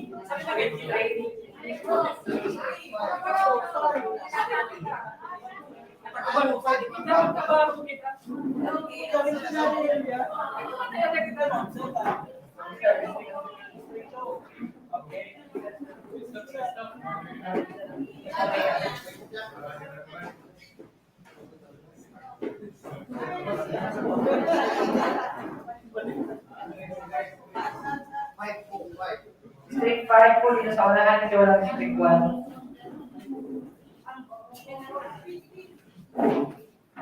Portion na po. Yan ang search po. Nagilo na kaya. District 5 dito sir. Yan lang.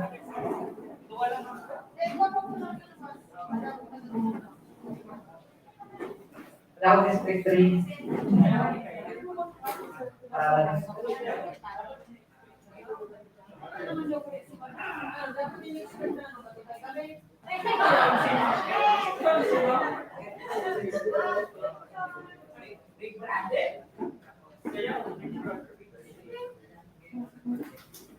So, ang ano po nito is scope is ATI lang. So, yun yung i-addressan sa ATI. So, ang pili namin i-cater yan is trainings po. Pili namin i-babaan ko sa inyo. So, ang scope po nito is ATI po. Sa ATI lang, mga trainings, kung anong pili namin may bigay sa inyo.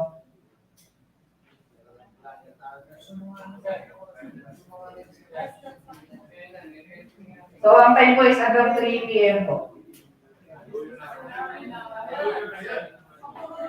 Pero pag tapos na kita, okay na. Proceed na. Basta po pwede niya ibigay ng ATI, kaya ng skills, pwede po yan. Like tools. Pero kung dapat po may ka-activate na training. Opo. Training. Dapat training sa seeds.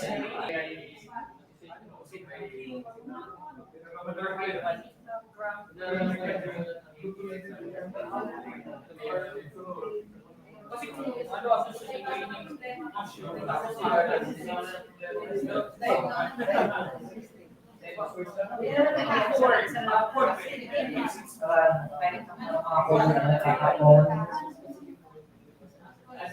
Kaya nakikiga mag-allot ka muna yung mga up to 3 p.m. para mag-register. So, ang time na po natin, time frame is 1 to 3 p.m. naman.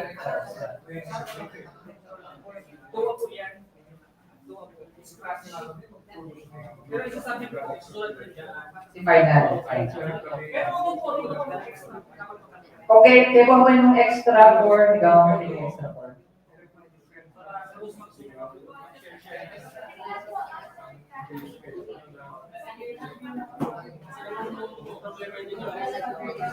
Ang quick na kaya ng dako.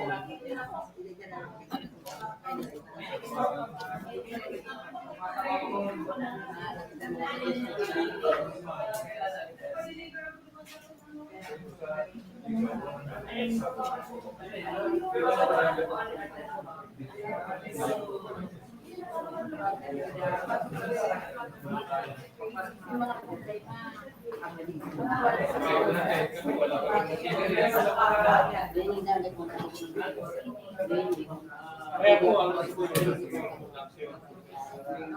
kasi yung natin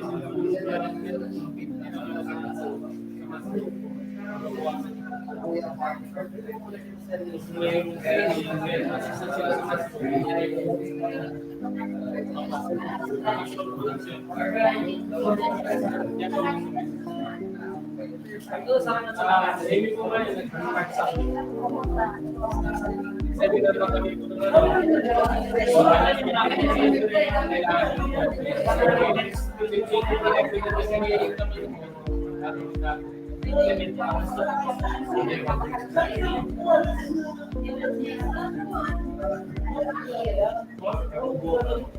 sabihin po sa mga parang dito pagka-ano niya ikaw daw mag-mauunan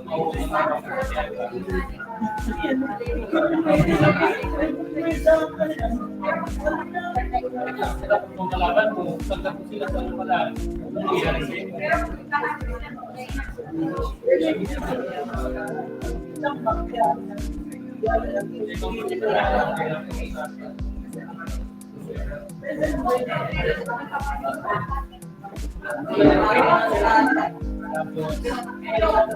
Tapos ang seeds, hindi yan kaya seeds.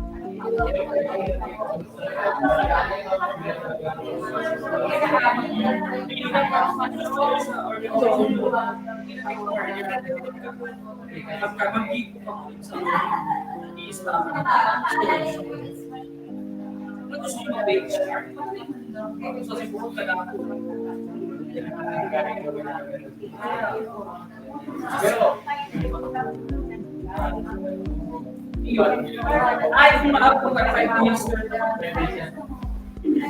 ito ma-upload din ako malulog yung mas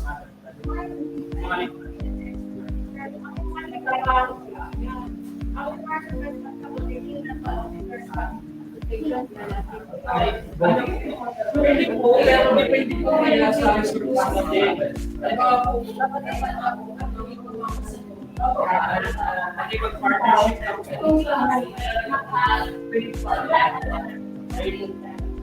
so, ang responsibility ko kasi or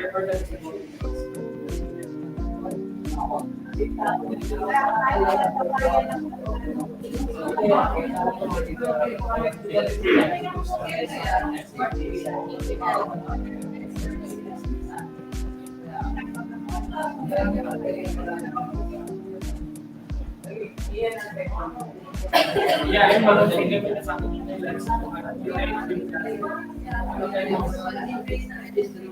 dito ang sa mga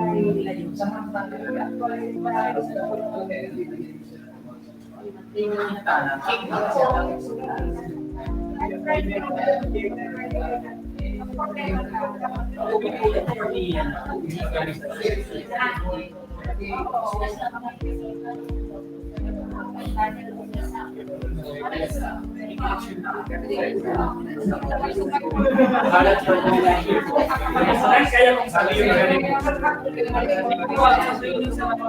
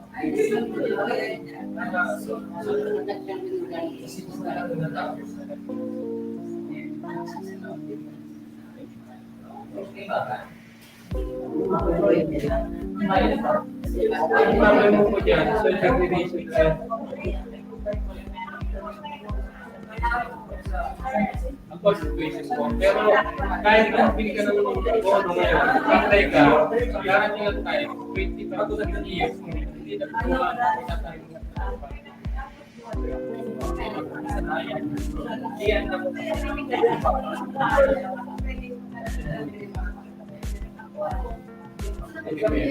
Training talaga yan kung yung kasi yung lupa natin, kahit na yung lupa sa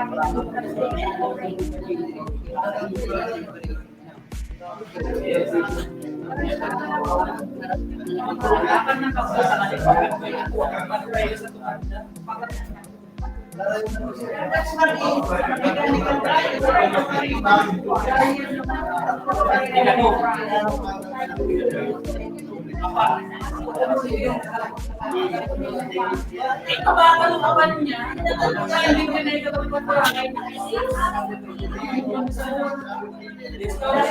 O kaya discount din ito. O kaya, libre kayo magpapalagay. Kami kaya niya ang mga nasa hindi ka pa-angkat. Ano ang hindi ko sa table?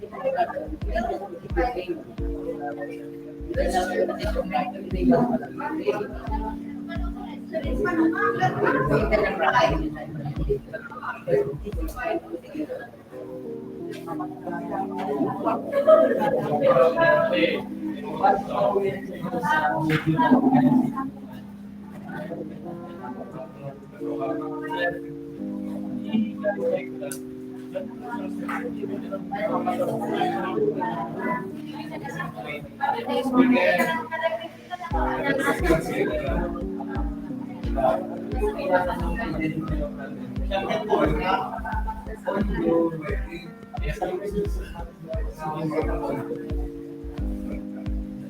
ko na magdala sa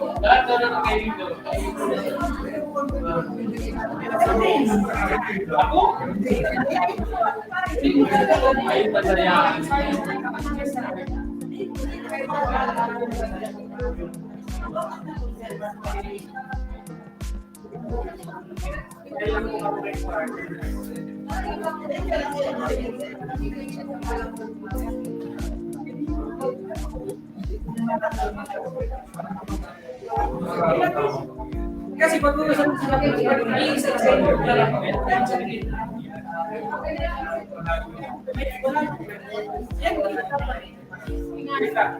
meron naman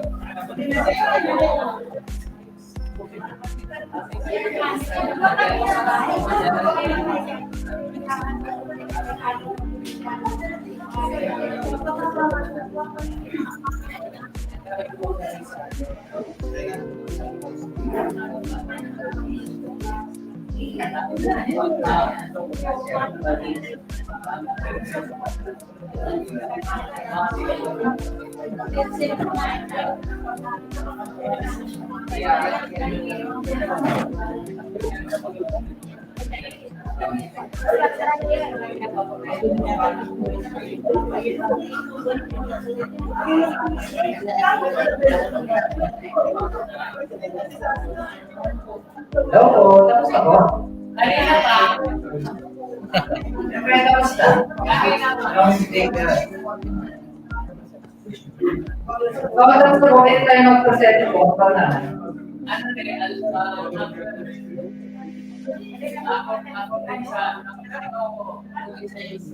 kasi po na ito.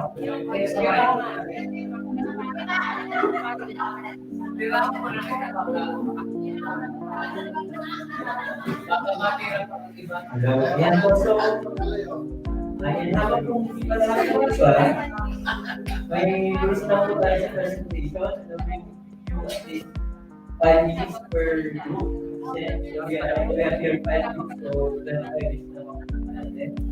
5 minutes per group, then after po, mag-iipot natin po sa ang planning ng ano yung magiging rules natin sa kasi doon na po yung pinag-capture sa skills, commodities, and technologies po. Diba? So yung mga lang po ay 4, 3. Parang kung naman po natin ang history, ang sabi ko nga din sa 5 minutes, pero hanggang ako ng 5 minutes. Mga 30 minutes po ini. Diyos ko rin na hapon. Ang COVID na wala sa Brazil. Iyon po rin ang report ng Group 3. Sila ka number 1 po sa Group 3 po. Kaya sa mga third district. Iba-iba ang lugar. Iyon po. Number 1, high cost of synthetic fertilizer. Ngunit ang pinaka-problema niya high cost in production sa farming losses. Ang activities na to solve the problem, ang gusto nila maka-produce ng low cost of commercial organic fertilizers. Ang timeline na nakalala, 2023. Technology, ang resources, technology processing equipment. Ang person responsible, automatic PA. And co-op officers na mag-aral. Number 2.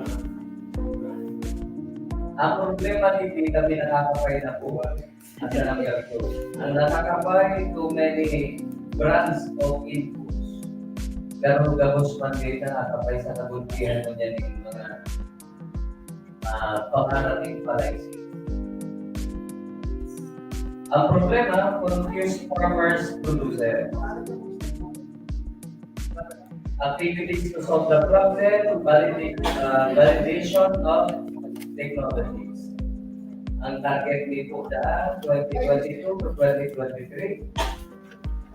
Resource needed, yun na talaga. Sa kapag na para kung ito din ang problema, financial. Ang person responsible, PA, and magaraw po. Nasa doon. Kaya si Sir, pag nahilig dito sa likod, may problema kami, ito na kopya sa Loswa ko yan. Siya na si JC Forensic. Number 3, poor quality of water. Ay, ito kami sa Tagapili, nasa intro. Ayan, na-raise for that. Low quality of produce. Activities to solve the problem, SPA for pump, water pump, Nandiyan mati, ang bago pang water pump, talagang dyan mati. Request from ATI processing chopper. Ang timeline po, 2022 to 2023. Research needed, equipment. Tapos po, ang person responsible, Mushroom Association, lima. Ang pangapat po, insufficient operation. Low quality ng mushroom production. Activities to resolve. Request from DTI itong sa ilang mga problema. Ang plano 2022 to 2023. Pareho po ang naging resource needed saka si person tagay makaw mag-irata. Turn next page. Number 5 po. Masakit ang maestrang iling. Pero bagaan nakasulat, pero doktor. Enhance in urban agri. Sabi ko. Problem, lack of technology, lack of inputs. Ang nakalaan sa baba, seeds and fertilizer. Activities to resolve the problem. Training on urban gardening and organic development. Ang plano 2023, ang problema ay human sana, kwarta sa technology. Ang resource person responsible, solo parent, nagkakalawa, nagkasipi, NDA. Sunod number 6, unutilized farm equipment. Duman po ni sa tulong diversyon ng pinamili na gamidor. Ang problema po si transplanter, hindi ni thresher and harvester. Ang naging problema, low utilization, no vehicle pulling the equipment.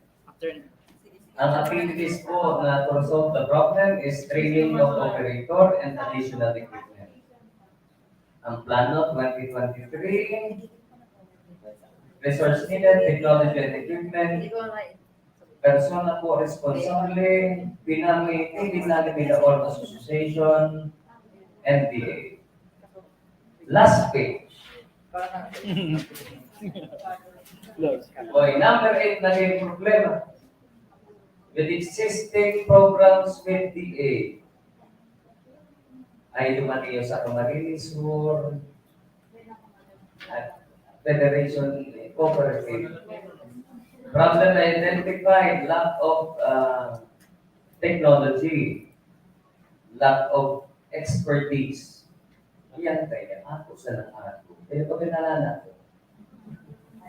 Activities to resolve the problem, halawin training, intervention, agri-equipment, organic urban farming, swine production, coconut food processing, vegetables production, value, corn production, value adding, may adding ito pa multiplication. Divided by agri-entrepreneur. Okay, ang plano po 2022 to 2023, resource needed, technology and trainings, may nakaarap pala. Ang problema niya, ang resource needed is technology and trainers. Sini expertise naman sa mga problema niya. Resource person responsible, CMFC, sabi ko na, tama rin gusto. Yan po ang report ng Group 3. Dumang po sa District 3. Diyos mamalas po ang maray na hapon sa pagdala niyo.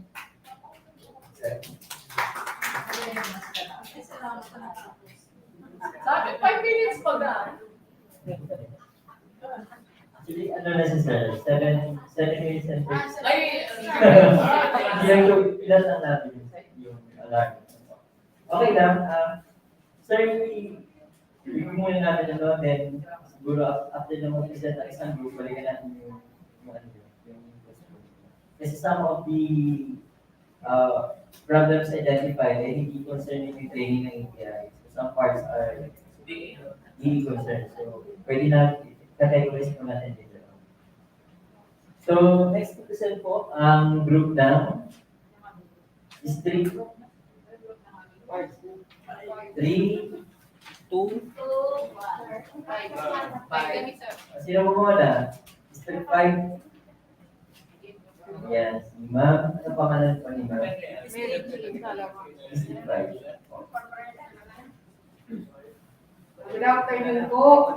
Kami po sa Group 5, suruwayan po kami ng City Gumapangis.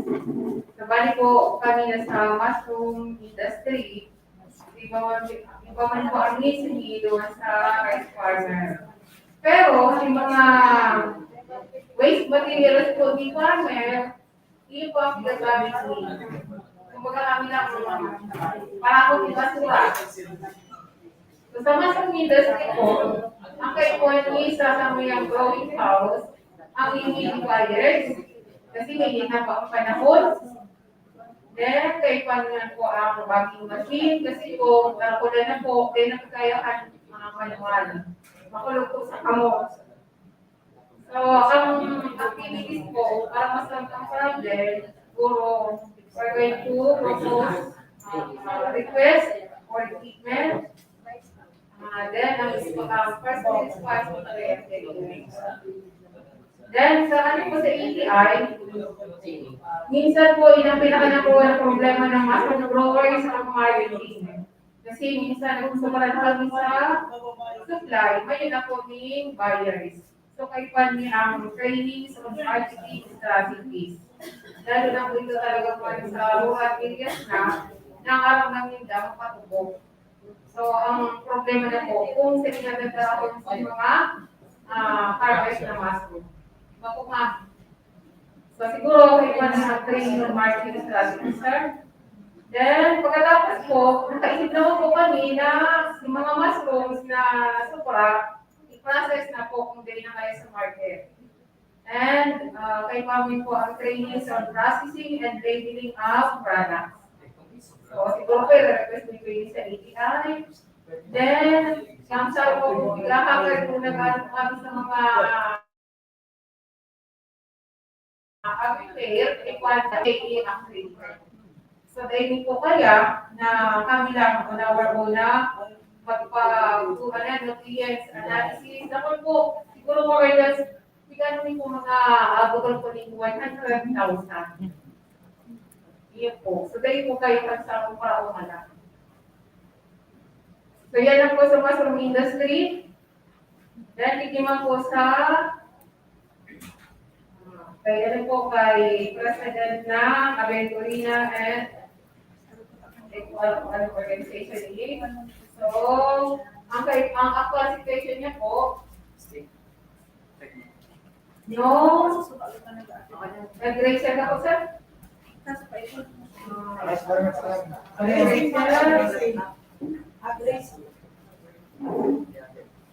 problem sa identify, lack of egg racer. Kulang po ang raising eggs. Activities to solve the problem, egg chicken production. Ang timeline niya po is January 2023. Resources needed, resource person, training support. So, as soon as possible, ATI daily. Then number 2, situation, high cost of ano po, ma'am? Meat? Meat. You doing pig farming. So, hobby lang na po ang nag-raise ng pig. Then, activities to solve the problem, pig production, fattening. So, ang timeline is June 2023. Resources needed, chicken, pigs, square up API. Duck, you doing duck farming. So, ang activities to solve the problem, duck raising, timeline different, for as possible day. Then goat raising activities or goat raising, ang timeline is November per ab day. Kay Sir Paulino Berinya po. Then, we naman po kay Sir Jose, ang actual situation, seeds production, rice and corn, problems identified, shortages of seeds, activities to solve the problem, supply, trainings, and seminars. Timeline, 3 days, resources needed, resource speaker, a person responsible, API. Then, another situation, mechanical, operation, dryer. Ang problems identified, no rice, corn, dryer. Activities to solve the problem, farm operation skills, resources needed, ATI Bicol. Next, harvester, tractor, no harvester, no tractor. So, resources needed niya, machine, dryer, care of ATI Bicol. Next po kay Sir Franco, actual situation, mismanagement of funds, problems identified, loss of funds, bankruptcy, activities to solve the problem, training seminar on how to manage finances. Timeline, 3 days, resources needed, resource speakers, PTR. Then another actual situation, difficulty in administration in SEC-BIR applications. So problems identified, lack of knowledge in the procedure, processes, technical requirements. So activities to solve the problem, training, seminars, workshops on registration. Then timeline, 3 days, resources needed, land agency, resource speakers, of ATI. Then registration to land agency, problems identified, ang activities to solve the problem, registration, renewal with line agency. Siguro sir, dapat naka-specify kung anong line agency. Ito ba? Then ito kung saan sa membership, siguro, ang nire-request ko siguro ay sa CDA, o kaya sa SEP, yung ATI. Ito sir. So, ayan lang po. Wala na pong iba. Thank you very much.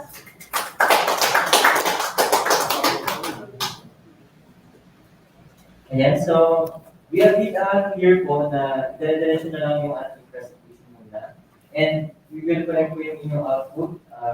Present po muna and later on, we will present po yung aming tinitingnan natin na inahanin po ng present po sa inyo. That will have na priority na pwede po siya ma-address agad. Lalo na kung kailangan na yung proposing ko yung intervention. So next po to present is, anong street po ang ready na? Street 2. Baba pa natin sa street 2. Sir.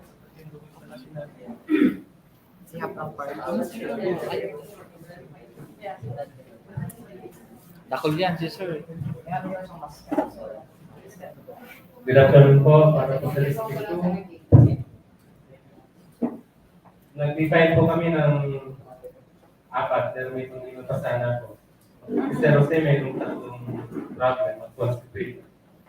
Number 1 po, actual situation is burning of crisis stock. Yung pong nagamit, itutulo po ng mga farmers. Problema na encountered, nag-degrade po yung soil. Ayun po, wala pong pahinga ng lupa dahil kaya sinusunog dahil gusto nila makatanim agad. Activity to solve the problem, training on mushroom production na kung saan kaipuan po yung crisis stock. So gagawin natin pera yung dayami, yung buhod, sa hanip na sunogin.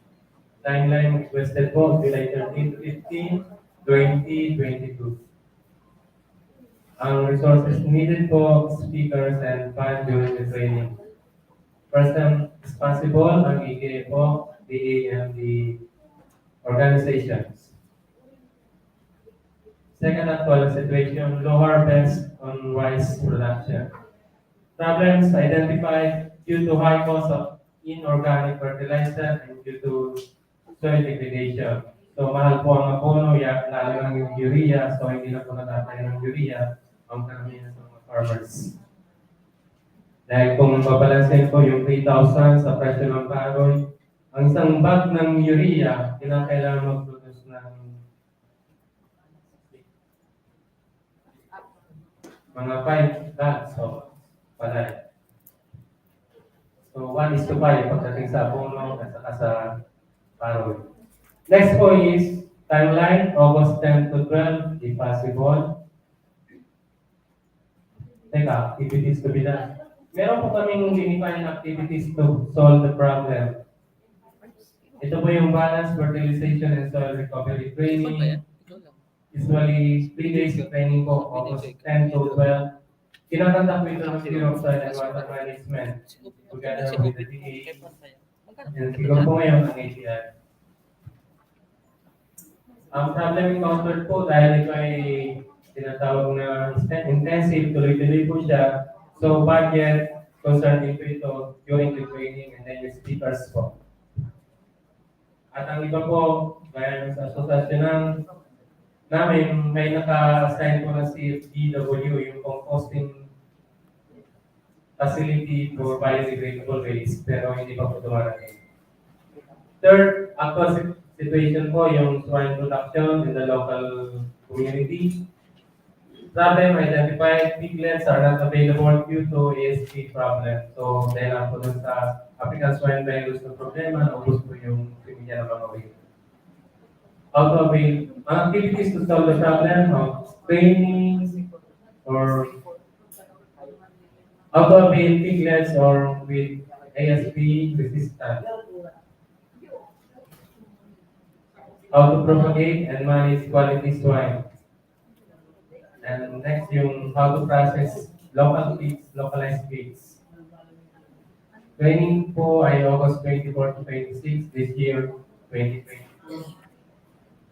Ang resources needed po, sana kaya makapag-provide ng quality piglets ang DE or ang ATI. At saka, farmer training po on the production of tinatawag natin na yung hybrid na swine. Next po yung farm machineries. So may mga susceptible po kami na walang facility at yung tinatawag na machineries. Ano po yung problems identified?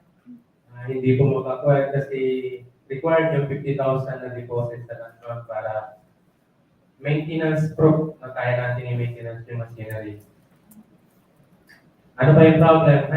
Identify yung high cost of hauling and of commodities and yung product. So, nagbabayad tayo ng malaki pag magpapaayos ng mga bahay o kaya ayos ng dam, magkakapon papunta doon sa site.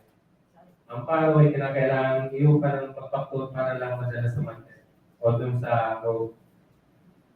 Activities to solve the problem. Ang isa po ay seminar po yung sa farm machineries po, kailangan po talaga training sa operator. Ito po ay usually kinakandak ng TESDA o ng LSA learning site. And then, ang DA po, resources needed, siyempre po, yung machinery na magagaling po sa DA. Meron ako naisip na last na problema po namin. Actually, hindi ko na po naisulat. Pero ito yung ano po, actual situation. Present generation uninterested in agriculture. Sino po sa anak nyo nakakahilig sa agriculture? Ang anak ko po ayaw pong mag-engage sa agriculture.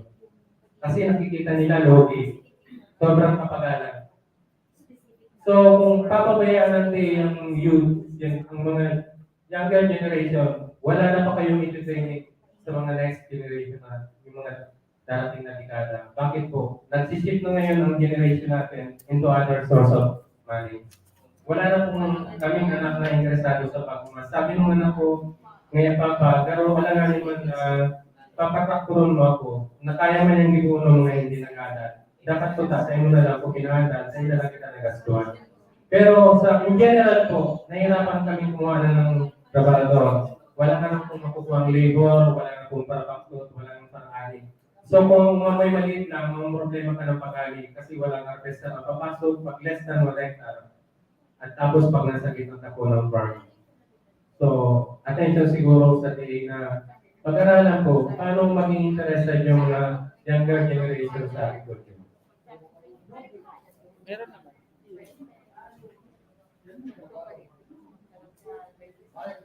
Si partner namin sa grupo, si second district, farmers plant only specific variety, yung common na variety. Reso set, ito na yan ano, problems identified, low basable production, activities to solve the problem, training on basable production and diversification. Nag-allocate po ng timeline, November 2022. Resources needed, seedlings and ano yung partner?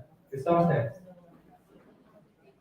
Person responsible is ATI and DA.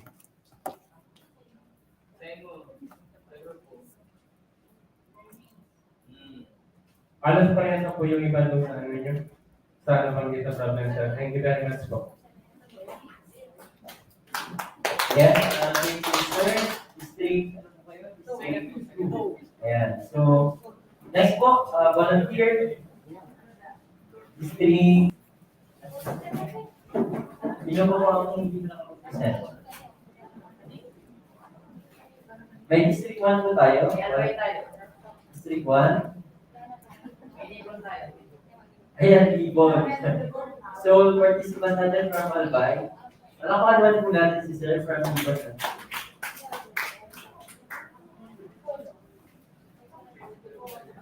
Wow. Alam mo, good afternoon. Kala ko makakaligtas ako. Di pala. Kasi na-mention kanina from District 1 to District 5 lang. So sabi ko, nang nag-start yung activity, salamat. Ligtas ako pag isa ako sa Albay. Pero nalapitan ako ni Sir, binigyan ako ng papel, kumuha na ulit ako ng report. So ngayon, andito po ako sa inyong harap. So, by the way, isa lang po yung na-include ko muna when it comes to actual situations na meron po ang aming cooperative. So, ang cooperative po namin is from Libon Albay. And nagpo-process po kami ng Coco G-Unex. Sino po dito yung medyo merong idea when it comes to Coco Coir production? Ayun si ate. O di ako nag-isa, dalawa kami. So, bigyan ko lang po kayo ng konting background. Before po, way back 2017 to 2019, main product po namin is Coco Coir. We have Coco Pit and also yung G-Unex. So, anong time po yun, hindi man po masyado si G-Unit production. Ang naging problema lang po ng cooperative namin when it comes nung pagpasok ni pandemya. Kasi yung main product po namin is G-Unit. Pagpasok ni pandemya, nabaliktad. Yung mataas po yung volume ng Cocopit namin, pagpasok ni pandemya, yung net namin is na-disregard. So, nung na-disregard po si G-Unit, nagkaroon po kami ng high volume ng inventory pagdating sa fiber. And yung nangyari naman sa Cocopit, yun naman po yung na-market namin. So, ang naging major concern namin dito is yung problem identified, lack of knowledge in terms of coconut byproduct using cocoa fiber and integration for whole nut processing. Kasi sabi nga namin, nakafocus po kami sa twines and G-Unit. So meron pa naman ibang other byproduct na pwede gamitan si fiber like cocoa bowl, and meron po tayo yung mga ginagawa na yung mga baso-baso po na made po sa cocoa fiber. Ang problema naman po is yung machineries na kailangan and also yung knowledge na yung trainings na kailangan ng mga members namin. So yun po yung talagang nakikita ko doon na-identify nung problem ng cooperative namin.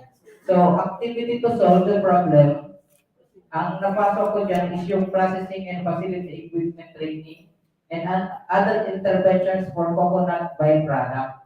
Kasi po, bukod po doon sa G-Unit processing, nag-whole nut buying din po kami. So, medyo hirap din po kami when it comes sa pag-market ng whole nut. Kumbaga, naisip namin na mas maganda na yung nut, yung bako niya, pwede natin gamitin sa charcoal, yung meat, sa other, kumbaga interventions, kung kakayanin po, yung makapag-create na rin kami ng BCO, yung Virgin Coconut Oil. So, medyo mataas as medyo madaming proseso nga lang po siguro yung pagdadaanan ulit namin. So, timeline po namin is 2023 onwards. Resources needed, we have Department of Agriculture, concerned agencies since coconut po ang byproduct siguro, pwede din po namin ipasok si PCE, si Philippine Coconut Authority, and also other concerned agencies who have specialty to subject matter. So, persons responsible po, we have GUNet processing personnel, so yung nasa GUNet production po namin, and also the TTLPC members na engaged din po doon sa processing ng GNet. So yan lang po muna yung na-include ko po dito. So once again, good afternoon and thank you po.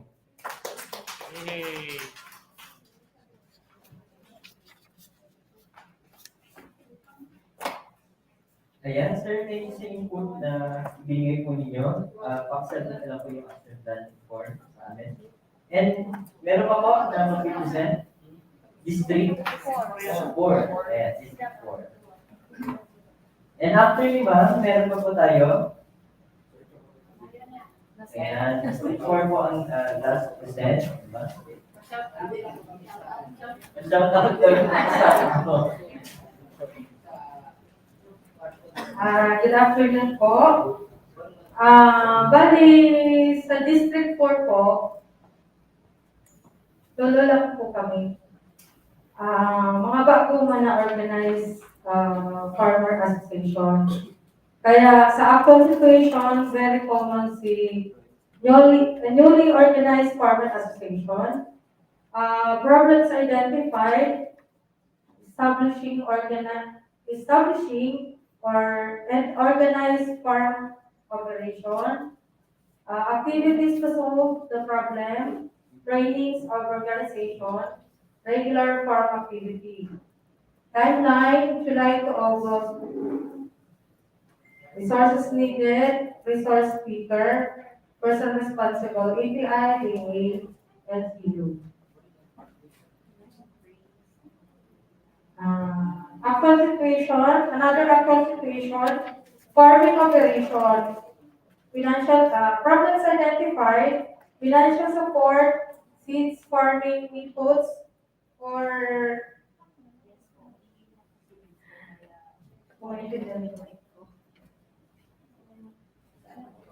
farming organic practices. Leadership activities need to solve the problem. Leadership training, conduct livelihood project, solicit to daily intervention support. Ang timeline is from August 2022 to 2025. Resources needed, the association members, ATI and DA. Person responsible, ATI and DA, and the members of the association. Another actual situation is to apply as SLA this year, 2022.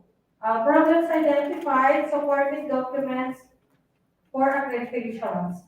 Activities to solve the problem is to apply for SLA as regular program of the association for continuous technology development.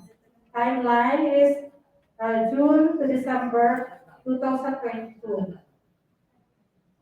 Resources needed, a farm profile, person responsible, LGU, ATI 5, DA, and the association. Another situation is as newly organized association like Rice Farmers Group, problems identified are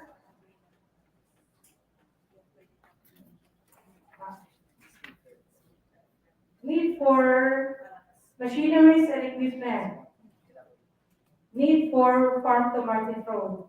Activities to solve the problem, request for daily programs and services, timeline, 2022 to 2023. Resources needed, DA responsible staff or the responsible division, ATI training, a person responsible, association officers and members. Another problems identified, bookkeeping, high cost of fertilizer,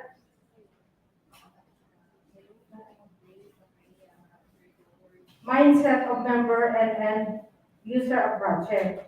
The activities to solve these problems are, of course, training or information dissemination, particularly on farming, bookkeeping, or other trainings regarding fertilizer and herbicides and insecticides. And another is training and values formation. Same timeline. Responsible resources needed, DA staff and ATI training staff. Person responsible, of course, the association officers and the members. Thank you. Wow.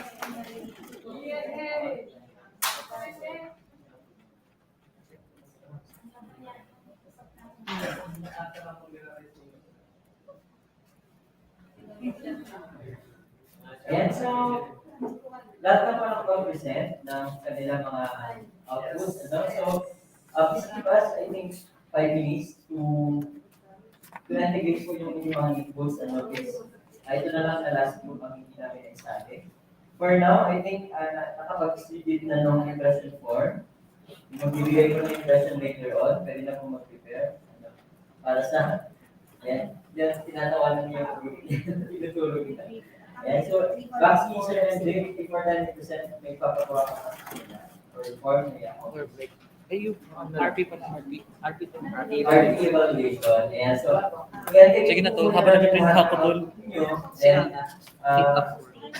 we will present the findings RP muna. May time pa man.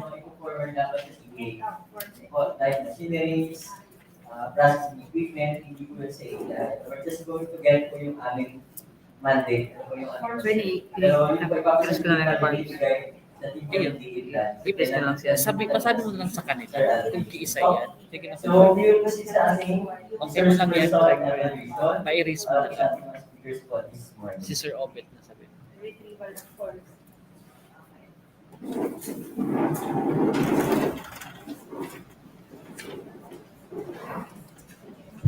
Thank you so much, Sir Obet. So, while are we waiting? While we are waiting po, para kay NP po.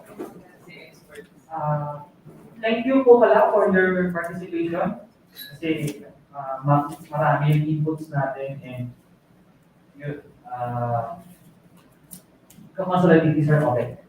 So, ngayon po mga oras na ito, magpapa-evaluate po kami ng evaluation part po.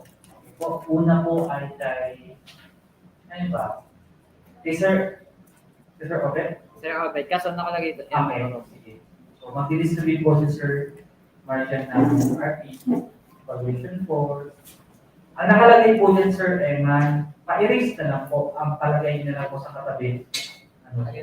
Robert Santos Street. Okay ba? Katabi na lang. Robert. To.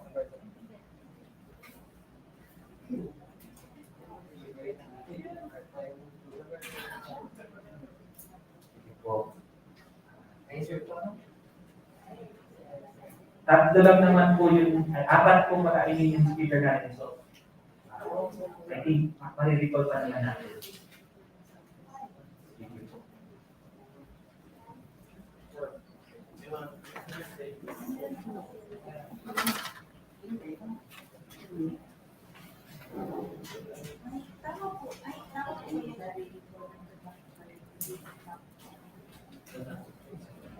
Kasi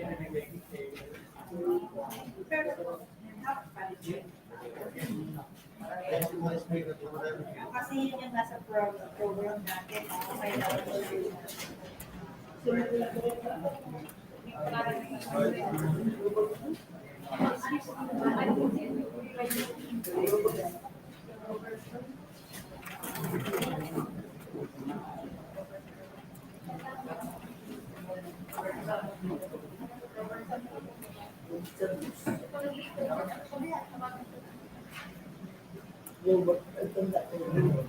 Kailangan ano pong pangalan, sir? Communicate po natin sa pag-sustain good interest of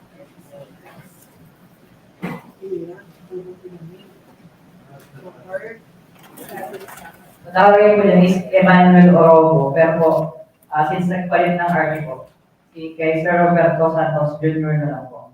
Palagay naman po sa katalis mga Sir Edman. Roberto Santos Jr.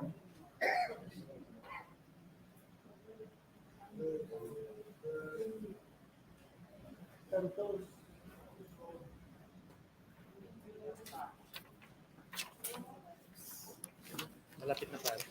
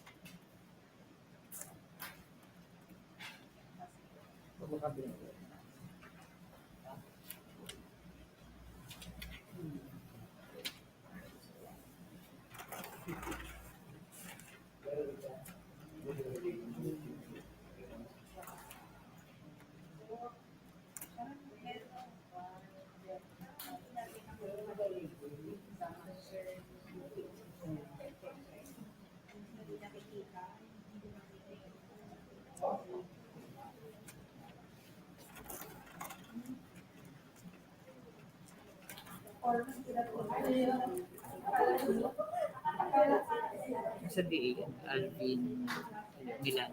So, mama siya ka. Extension. Tayo.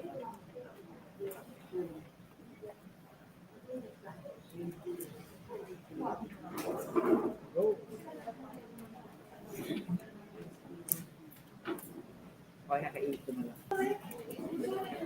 Siguro ko na naisip.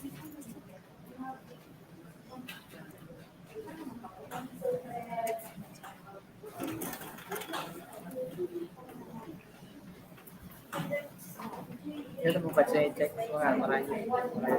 Ay, yun. Yung ibang dain na, yun na. Ano ko na, pasunod ko na kasi. Marisahan. Pasunod ko na, akala ko. Diyan mo na.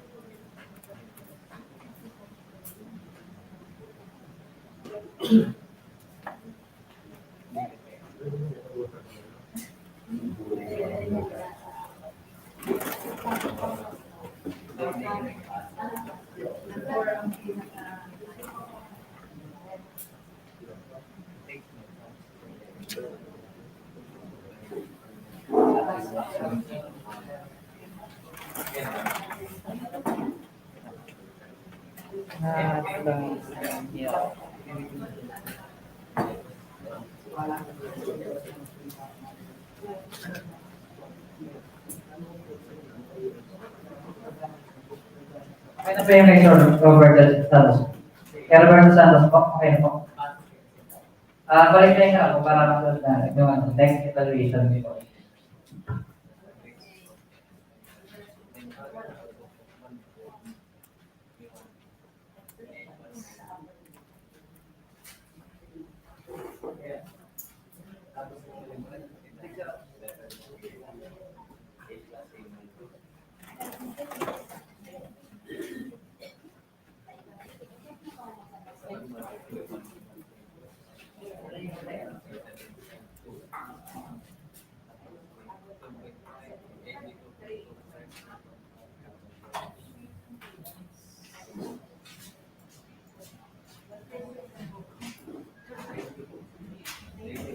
Ano ka ba?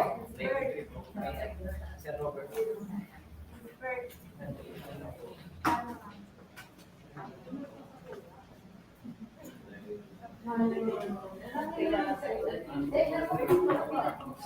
Next po kay Ma'am Regina Pardapan.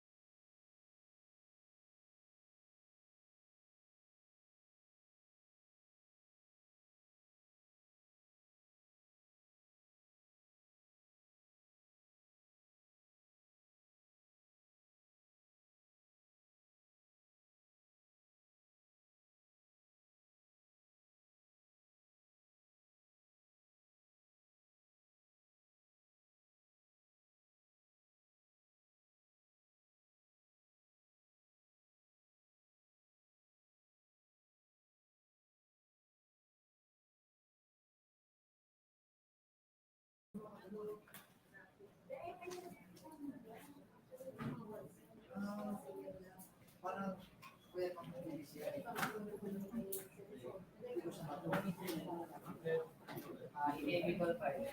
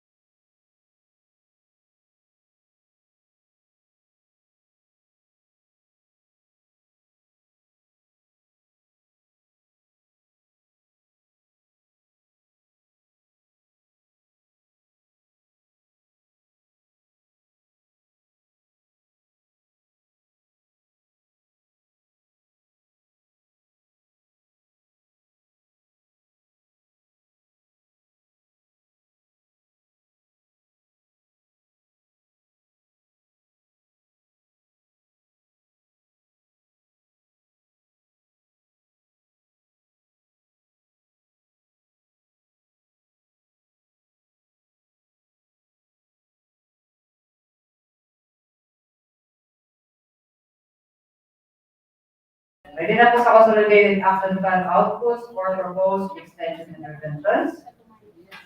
Okay, so ito po yung na-consolidate namin na from your outputs po kanina sa activity output po. So nag-identify na kami ng training na pwede doon i-layout doon sa mga binigay niyo po. So, okay po.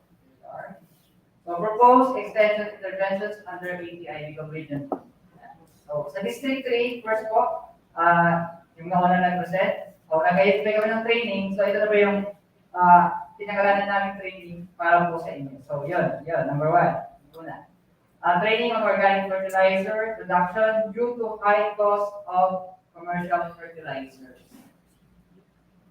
Then next, we have training on mushroom production, processing, packaging, and labeling and marketing. Agree. So, yeah. Mushroom processing equipment will be forwarded to the kasi sila po yung nagpo-provide ng equipment na angkop dun sa training na yun. Then, training on urban agriculture. Next, we have training on farm operation and maintenance. Next, we have training on production of various commodities. And we have specialist training. Ito po yung sa LGU. So, training of trainers. Sa LGU po siya binababa. Tapos, after po nito, pwede kayo mag-conduct ng FFS po sa community na. Or Farm Field School. So, District 5 po. Next. So, training on mushroom production, processing, packaging, labeling, and marketing. Similar to sa District 3. So, training on financial management. We have training on poultry production, meat and egg. Yeah. And then, training on swine production. Another one, training on goat production. And training on duck production. One more is organizational development training. So, ito po nakapokus sa association registration processes. So, ito na po yung process ng pag-register, like sa VIR, and then sa SEP. So, pag-ano po tayo ng speaker for that, para ma-elaborate yung process. And layman's term po, para mas madali natin maintindihan. Then, we have training on seed production, and training on operation and maintenance of machineries. For District 2, we have training on rice production, training on swine production, engagement of youth in agriculture. So ito po, kinakantak na po namin siya, like pinhi ng pag-asa program. So last year po, 2021, nagkantak na po kami ng simultaneous training din sa pinhi ng pag-asa, Albay and Camarines po. But now po, this next semester, sa Kamlo, din po yung kinakantak na. Then meron din po kami Easy Agri Scholarship Program, yung scholarship program po for youth. Next, we have development of farm to market growth will be referred to Diego. Then, training on vegetable production and value adding technologies. And last one, we have skills training for members. Yeah, livelihood. For District 4, we have training on organizational management with focus on value discrimination. And training on bookkeeping. Farm to market growth also will be forwarded to DA. And machineries and equipment will be forwarded to DA also. Training on organic fertilizer production and natural insecticide production. And leadership training. Financial support will be provided to DA also. Conduct of livelihood training and application for NSA. Meron tayong isang from Libon. So, training on value adding for coconut / development of coconut byproducts. Perfect. Okay. Nakapicturean ko na. I-send na lang natin sa GC. Send na lang po sa GC natin kung ano. Nagawa na tayo ng bagong GC para sa activity. Okay na. Agreements. Ayun po yung consolidated. Wait lang for agreements. Wait lang for agreements. Chika-chika ka muna. By the way po, nabanggit ko sa inyo kanina yung ITC materials. So, si project sa agad doon sa ISS. Okay. Yeah, tapos nakakabalik na sa agad kami ng ITC. So, later on, i-distribute namin ng ITC kits. Yeah. Meron na siyang bag. Yung agreements. Wala po pong seats kasi nakalock daw, sabi ko. Kasi wala po yung vocal person sa uwi ko. Wala si Justin nasa Masbate. Nag-chat. Ibig sabihin po kailangan niyo po bumalik. Kaya bumalik. Para may... Anong training na naman yan? May invitation na. Kaya pero may active po ang messenger niyo po. Para at least updated. Tsaka i-follow niyo po yung ATI Bicol. Follow ATI Bicol page po. Sa YouTube po may Sarabay channel po. ATI Bicol Sarabay channel. YouTube channel.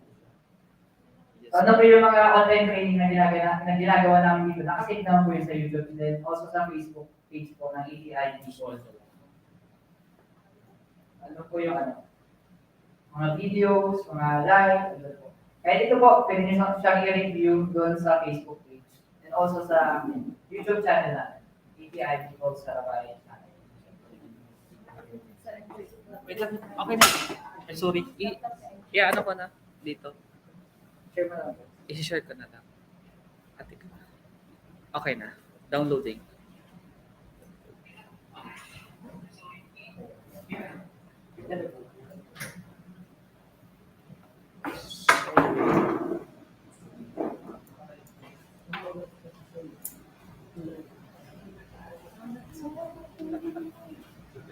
Okay na. Agreements.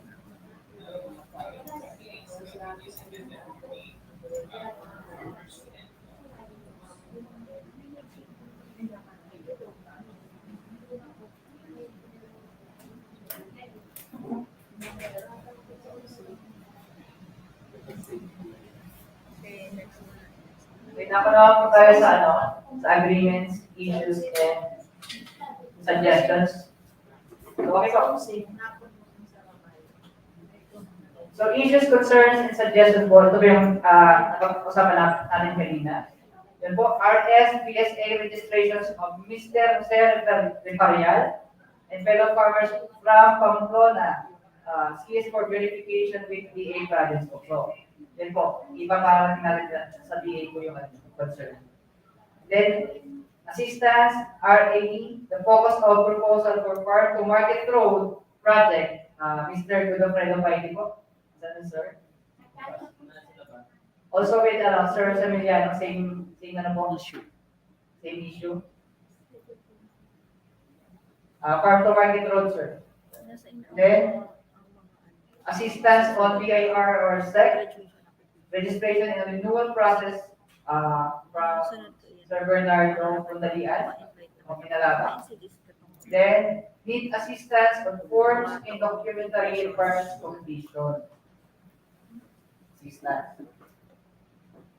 Then, suggestion from Mr. Romeo Bunyaga for the FAs and FCs to hire consultants or experts that can prepare and process various documents for submission to different agencies. So, yan.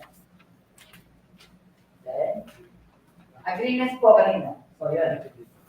To invite representative from SEC or BIR in the next activities for FAs and FCs. So, para ma-elaborate natin kung ano ba yung process in layman's term na hindi tayo mahihirapan sa interview. So, next. To forward a copy of the highlights of the activity to DARFO. So, yung highlights po ng activity natin is i-forward po natin siya para magawa naman kung ano man yung dapat gawin po. RS3SA concerns, request for machineries, processing equipment, etc. And then, farm to market road proposal concerns.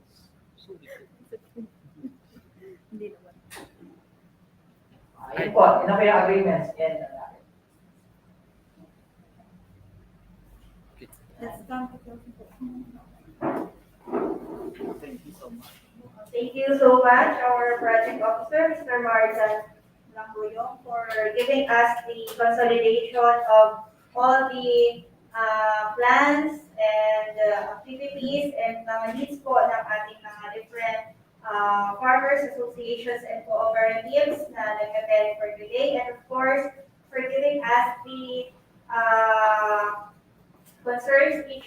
issues and concerns, as well as the suggestions and our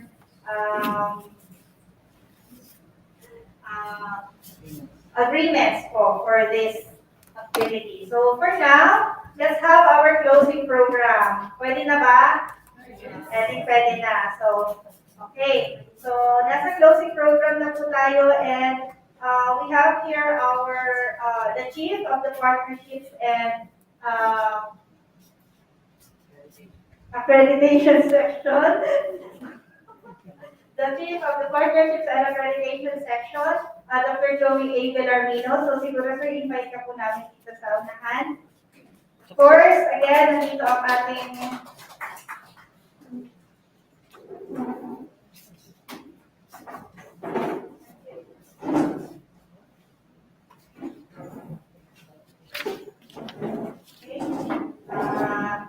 our project officer, Mr. Marjan Ramboyong.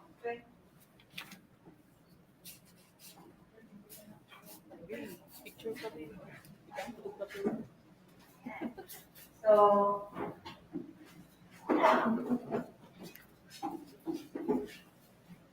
okay, to continue with our closing program, let us hear the expressions of learnings and insights from our selected participants. So to start with, we will hear from Mr. Franco Vicebre.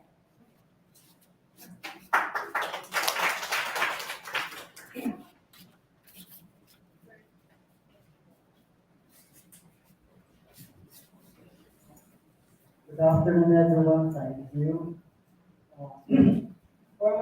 For my learnings, I learned the clear purpose of ATI, its mandates and missions and visions. I also learned the procedures in requesting training seminars to be conducted by ATI and the concerns of FAs and FCs and action plans to be assessed and evaluated for planning and development of ATI. And the priorities of PAs, services, and planned projects or programs. I also learned to identify different needs or concerns of FAs and FCs and policies. For my insights, it is a good and a productive way of like this activity to conduct consultative forum with the concerned FAs and FCs, to empower them, to empower us, make us a part of the process in the planning and solution of the problems or concerns of FAs and FCs, the needs of FAs and FCs. So, in this consultative forum, it's like a participatory activity. It's for a process, participatory process that is well observed and activated during this consultative forum. Thank you for ATI and thanks for the excellent job. Sir, wait. Please stay. Thank you. May ano kasi kanina, eyesore. Okay, thank you.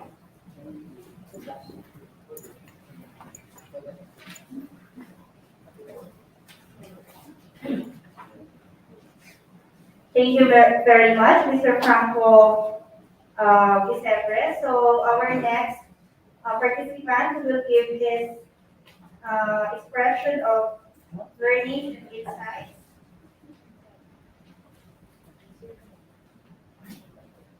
Mr. Jerome E. Pedrosilio. Nag-iisang taga-Albay.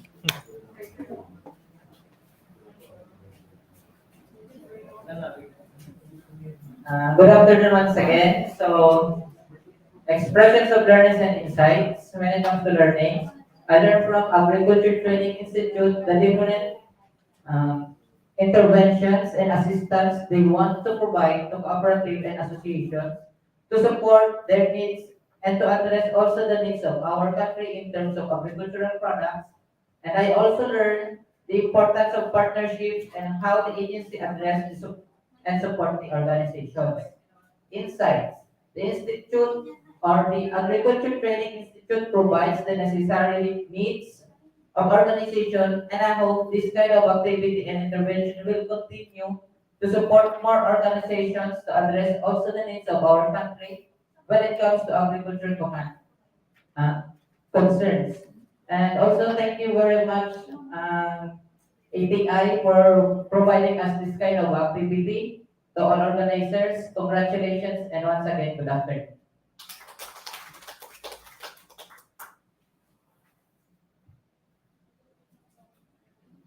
Thank you, Sir Jerome. So, another participant who will share with us is expression of learnings and insights. Let's hear from Mr. Jose Rifaria.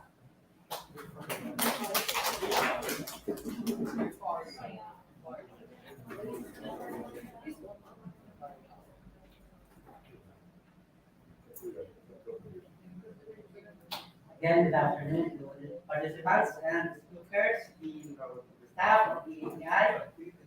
I'd like to share with you my learnings and insights on this forum on Farmers Association and Farmers Cooperative Day, or this activity. In this activity, we have learned that there are numerous opportunities and trainings that will enable farmer associations and farmer cooperatives to be productive and effective in their field. This training will surely help associations to make their members more active and productive if relayed and reacted effectively in their respective communities. Consultative forum like this that involves the actual farming community is vital in the future planning and enables any government entity or institutions. For the insights, information dissemination and rigorous education and information campaigning is essential in order for individual organizations to be aware of the programs and projects, the different lineages of the government. What we need is to set an example, to be active and proactive as catalysts to change if you would like to promote genuine total development. Thank you. Gracias.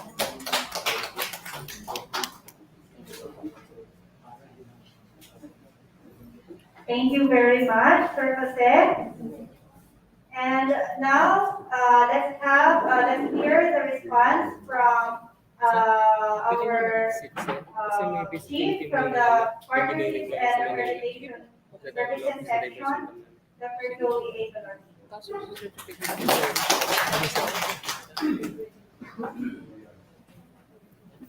Salamat, Carl. Diyos maraming hapon po sa Gabos.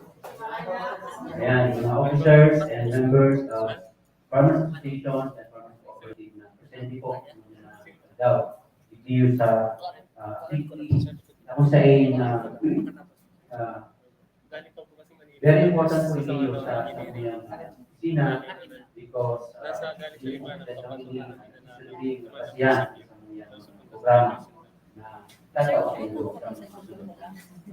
But first of all, I would like to thank ito po mga nagtawag impression, si Mr. Vicedre, Mr. Isidro, and Mr. Stefaria.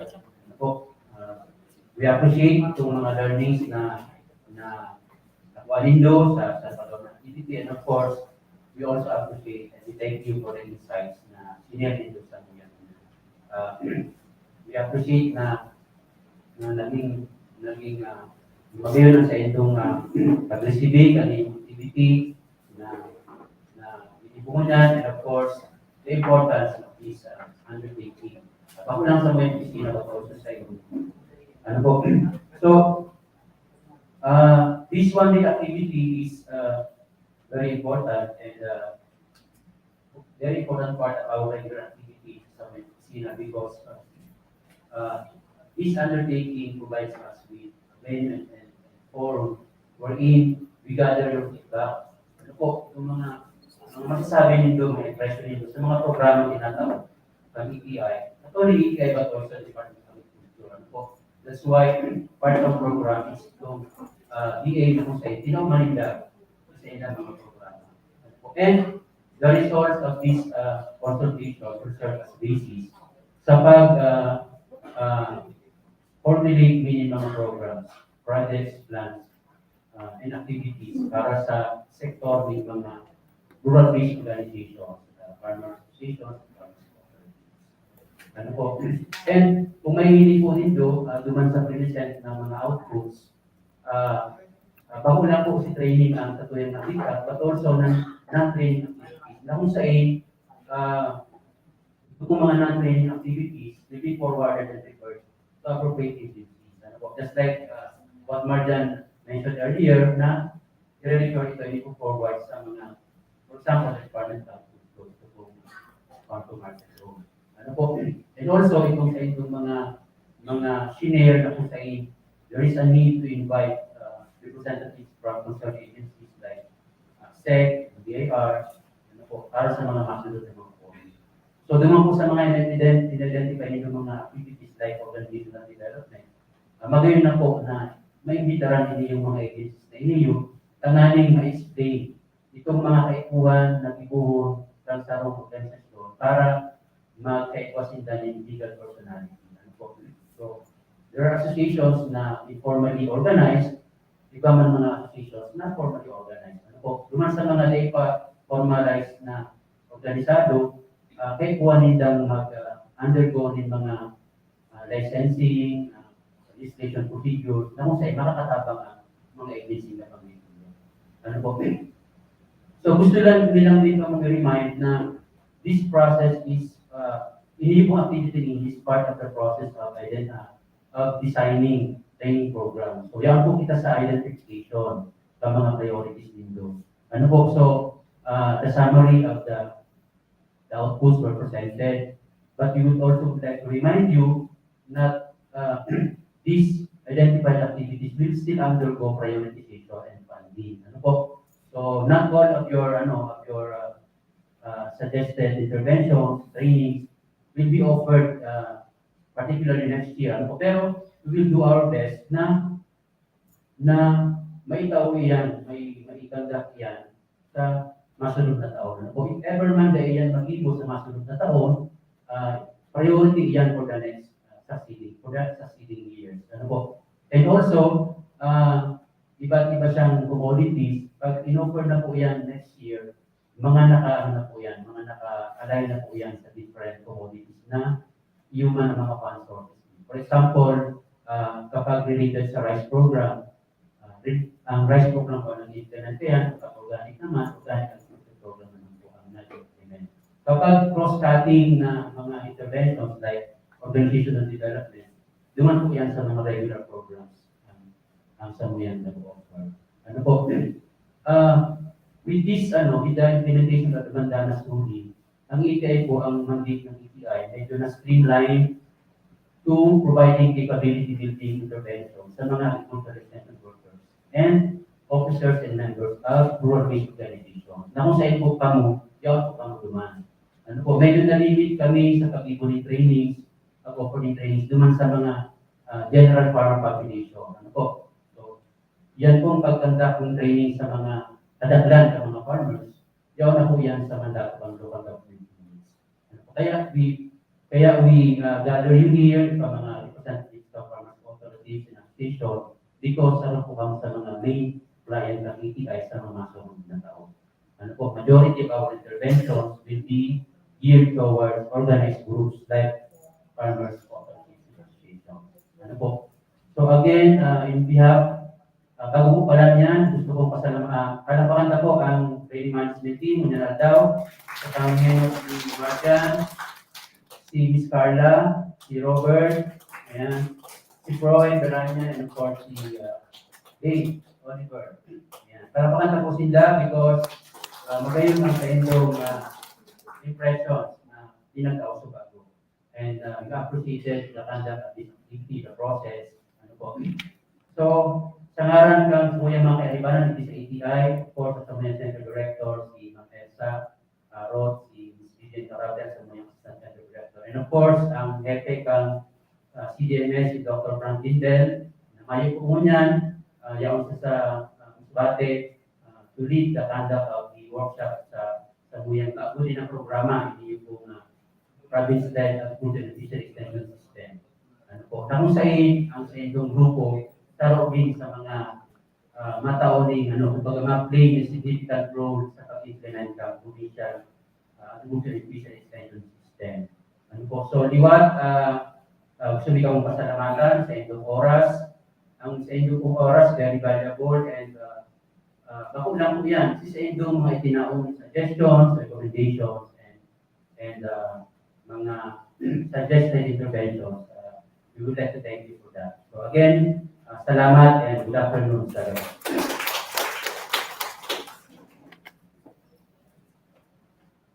Thank you very much, Dr. Joey A. Villarino, for giving us a wonderful response and closing message. So siguro mag-aaral sa atin ang lahat na ang araw na ito ay successful and fruitful for each and every one of us. Ano po? Ayan. So for now, let's come to the awarding of the certificates to all of our participants.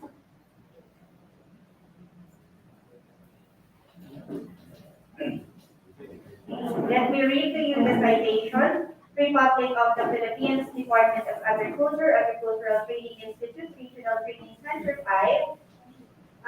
Certificate of attendance is granted to for actively participating the Farmers Associations and Farmers Cooperatives Consultative Forum held on June 15, 2022 at the Malacos Hall, ATI Bicol, San Jose City, Camarines Sur, given this 15th day of June 2022 at ATI Specified sa Lagos City, Camarines Sur, signed by our Center Director, Ms. Elsa A. Parrot. Of course, we have here Mr. Engineer Joey A. Villarino and Mr. Martin Rapoyong to award to you the certificate of attendance. So, this certificate of attendance is granted to Elvira B. Vitao.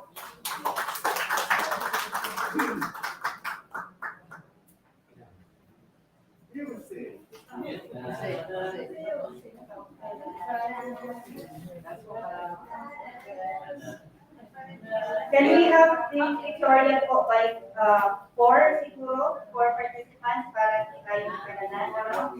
Okay, this is stay, ma'am. Okay, the same certificate is granted to IBC Fabricante.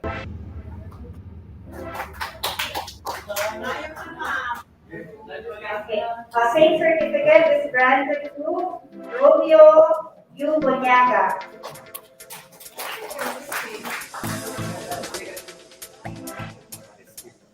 The same certificate is granted to Nieves Sestimo.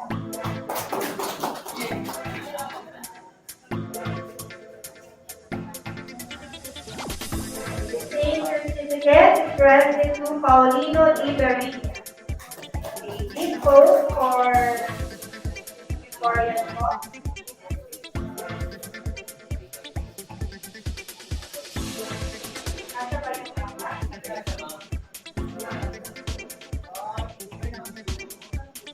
Congratulations. Okay, next one. This same certificate is granted to Raquel M. Benamera.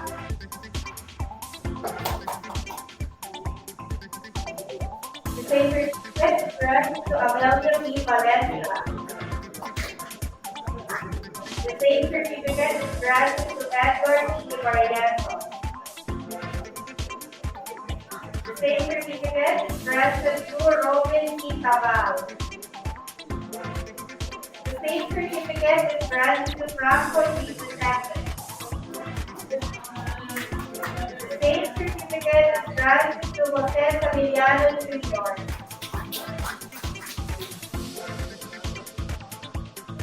The same certificate is granted to Jose Ireparian.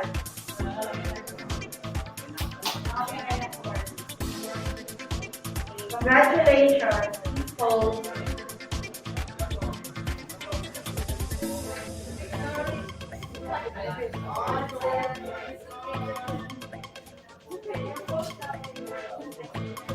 Michael. One more. You cannot think of our math. It's not yet saved up. Okay, the same certificate is granted to Mary J.P. Salamanque. The same certificate is granted to Maria Fe and Emilia Fernandez.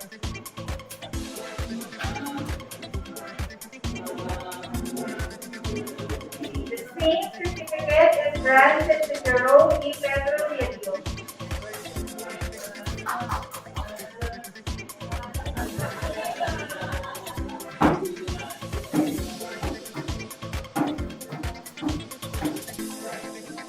Congratulations, people.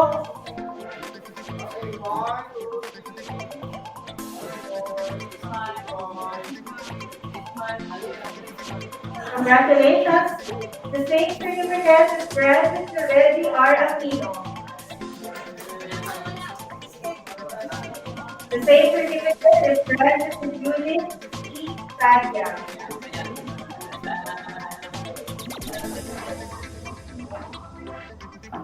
The same certificate is granted to Nathaniel C. Ray. Guys, for the music. The same certificate is granted to Jose S. Diaz.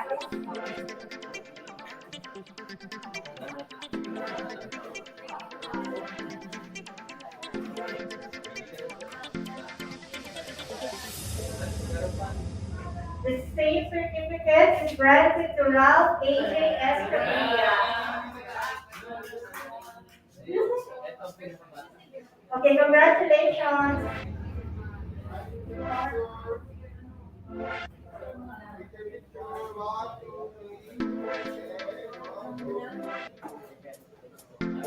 Okay, the same certificate is granted to Alan C. Castaneda. The same certificate is granted to Ernesto J. Avan Jr.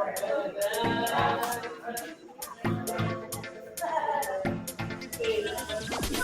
The same certificate is granted to Eusebio A. Oliva.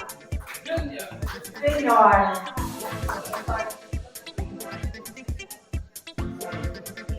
Same certificate is granted to Wilfredo F. Paide Jr.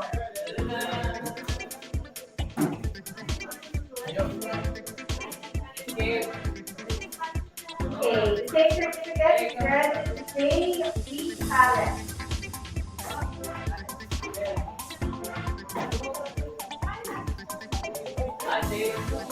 Sure.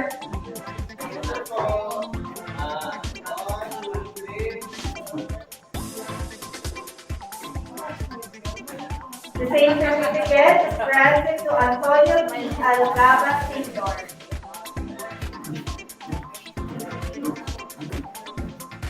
The same certificate is granted to Cora E. Galicia.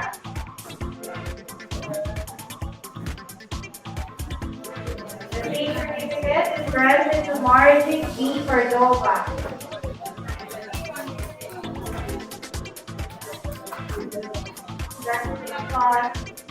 The last but not the least, Miguel S. Rosales.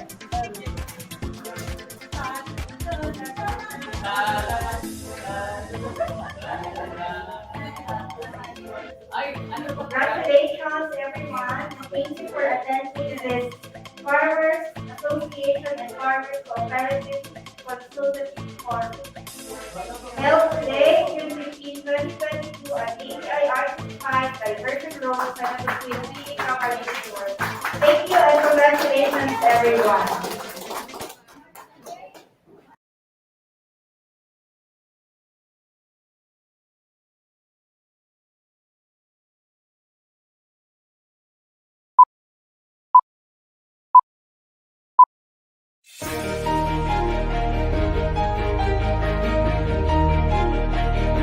Ano ang nagtutulak sa amin na gawin ang mga bagay na nagbibigay inspirasyon upang maging maliwanag ang pananaw at makamit ang higit pa. Kami ang Agricultural Training Institute Regional Training Center 5, ang ahensya para sa pagsasanay at siya ring extension arm ng Department of Agriculture sa Rehiyon 5. Pangunahing tungkulin namin ang maghatid ng mga pagsasanay upang palawakin ang produksyon sa agrikultura at pangingisda. Ang aming tanggapan ay matatagpuan sa bayan ng Pili sa probinsya ng Camarines Sur. Ang aming mga training facilities ang nagsisilbing daan tungo sa pinaigting na produksyon, pagproseso at pangangalakal sa larangan ng agrikultura at pangingisda. Saklaw ng aming operasyon ang mga lalawigan ng Bicol Region.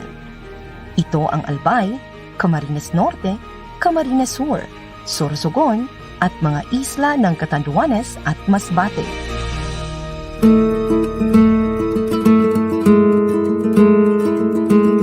Hangarin ng ATI na patuloy na maiangat ang kapabilidad at kakayahan ng mga nasa sektor ng agrikultura at pangingisda.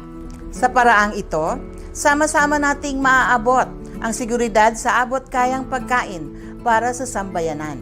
Upang matupad ito, nakikipagtulungan ang ATI sa iba't ibang ahensya at individual. Sila ang mga kalahok sa National at Regional Agriculture and Fisheries Extension Systems. Layunin naming makapagbigay ng mataas na antas ng kaalaman tungkol sa pagsasaka sa pamamagitan ng mga teknikal na pagsasanay para sa agricultural extension workers ng pamahalaang lokal, maging sa city, municipal at provincial agriculturists at veterinarians. Isinusulong namin ang Bicol Agriculture and Fisheries Network. Nakikipag-ugnayan din kami sa mga rural-based organizations, mga pamantasan at iba pang ahensya, pribado man o pampublikong sektor. ATI ang pangunahing ahensya para sa nagkakaisang pagkilos ng extension services sa pagsasaka at pangingisda sa buong bansa. Ayon sa Agriculture and Fisheries Modernization Act or AFMA, ang major extension services ay training, technology demonstration, farm and business advisory services, at information, education, and communication services. Dito nakaangkla ang 5 thematic areas ng DA-ATI Extension LEADS or LEADS.